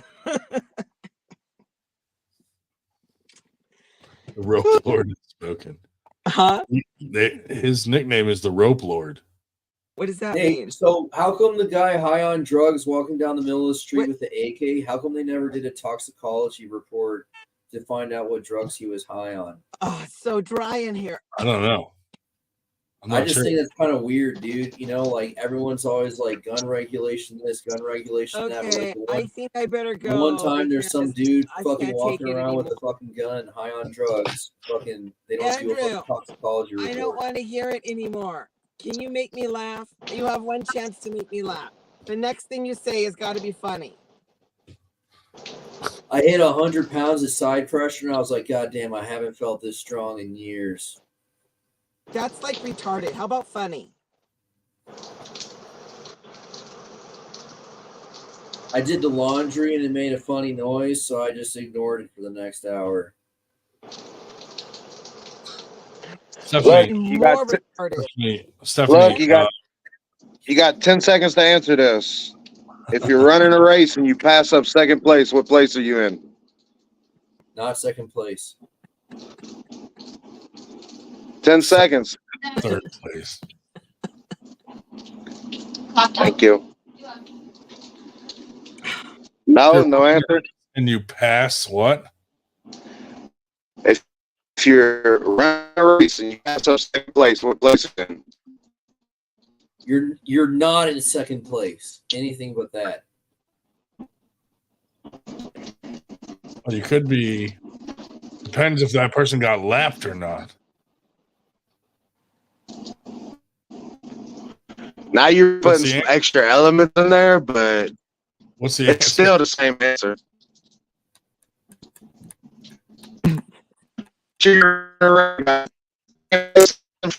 you got in front of you, and you pass up second place. You're still in Bro, second. I didn't hear the first You're part. in second place. He's trying to give me an answer to a question. Yes, you're in second place. Because you were third. Oh, You were third place. my connection shit. One day I was in the dressing room. Yeah, if you're in a race, you pass up second place. Yeah. We wanted to see Trick how question. dumb the girls were. And so we asked them what year was the War of 1812, and nobody knew. Oh, is that true? I got a million of them. I work. We were like, what year was the War of 1812? I'm like, I don't know. So 1920. Like in 1492, what year did Columbus land at Plymouth Rock? I was at a concert. And I was grinding on this chick, and she had this giant booty. It was great, dude. I was just grinding on this chick. Andrew, have you ever been in a mosh pit? I want to hear your best mosh pit story. I was in a mosh pit, and it was probably like 30 by 60 feet. You know, probably like 50 people or 70 people. And the whole thing stopped because my skinny emo fucking friend fell down, and the whole fucking pit stopped so he could get back up. Oh, that's fun. My first pit was at a Hanson concert. This kid was Did you really go? Did you go? This kid was a masochist, dude. He probably Oh my God. he fell down on purpose. Okay, Andrew, either you're gonna shut up and I'm gonna do a bedtime story, or I'm gonna leave. You choose right now. So I don't have a mosh pit story, but I did go to the Metallica concert, and I was wearing this cute mini skirt and like some Madonna looking top, and I was trying to get to the very front, and there were so many guys in there that they ripped off my underwear, and I was holding them on, and I got to the front anyway. But I remember they were my Deja Vu panties, and I saved them. So every time I went to a concert after that, I thought I was going to bring a guy or sit on someone's shoulders, but I didn't. And I went to all of the wild ones. My favorite, like the wilder they were, the better. Like I went to Slayer, Anthrax, and Megadeth at the Seattle Center. And I had like third row seats, and they were all chairs. And I was like, I wonder why we're going to do this. And then as soon as the lights went out, all the folding chairs went up, and my leg got stuck in one, which really sucked. But I hopped out, and I had a really good time. But when I look at you, I think that you would be definitely one of those guys who would actually be in the mosh pit or crowd surfing or something that was really stupid. Huh? Who, Andrew? Yeah. I could see him crowd surfing. Crowd who was trying to rip off my underwear. No, but I have trying to get a finger in real quick. I have jumped 50 feet into 5 feet of water before. I have done some stupid shit for the hell of it. You did? Oh my God. Wait, what happened to the other guy who was on? Where'd he go? Okay, so the story, I was grinding on the chick, and then for some reason I just fucking stood up because, you know, I'm crouched down, grounded on her, right? I stood up, walked to the door, and left. And I'm talking to the door guy, and he's doing cocaine, and he wants me to do cocaine with him because he thinks I'm like a cop or something, right? So I do some cocaine with the guy. So, like, okay, now we're cool, you know, because I'm not some guy refusing to do drugs with him, I guess. And then a brawl spills out through the front door onto us, you know? And apparently there was a girl fight inside, and my friend fucking, his girlfriend got into a fight with another girl, and he was helping his girlfriend win the fight, you know? And so they spill out onto the street, and we all leave in a rush. And we left the camera guy, and he was really upset, and we had to circle back around and get him. Josh Toshidori, the camera guy? What? It was some skinny dude, really fucking pale. Oh, look what was just sent to me. There you go. Thank you, Todd. Did you scare Stephanie away? It was weird. It was really weird, man. She just left. I think she doesn't like you. But isn't that kind of weird that like literally like 2 minutes before the shit spills it out into the street, I'm just like, I'm gonna go outside real quick. That is weird. That is weird. But what's really weird is I got to be up at 5 a.m. to go to this stupid tournament. So I guess I'm going to call this and say goodnight to everyone. Oh, Stephanie wants me to be her retarded butt boy. Ooh, that's kinky, dude. She has some sick, twisted fantasy, that lady. Yeah. She should just train rising pronation and just spam that all day long. That would be more productive. Deuces. Fuck that guy.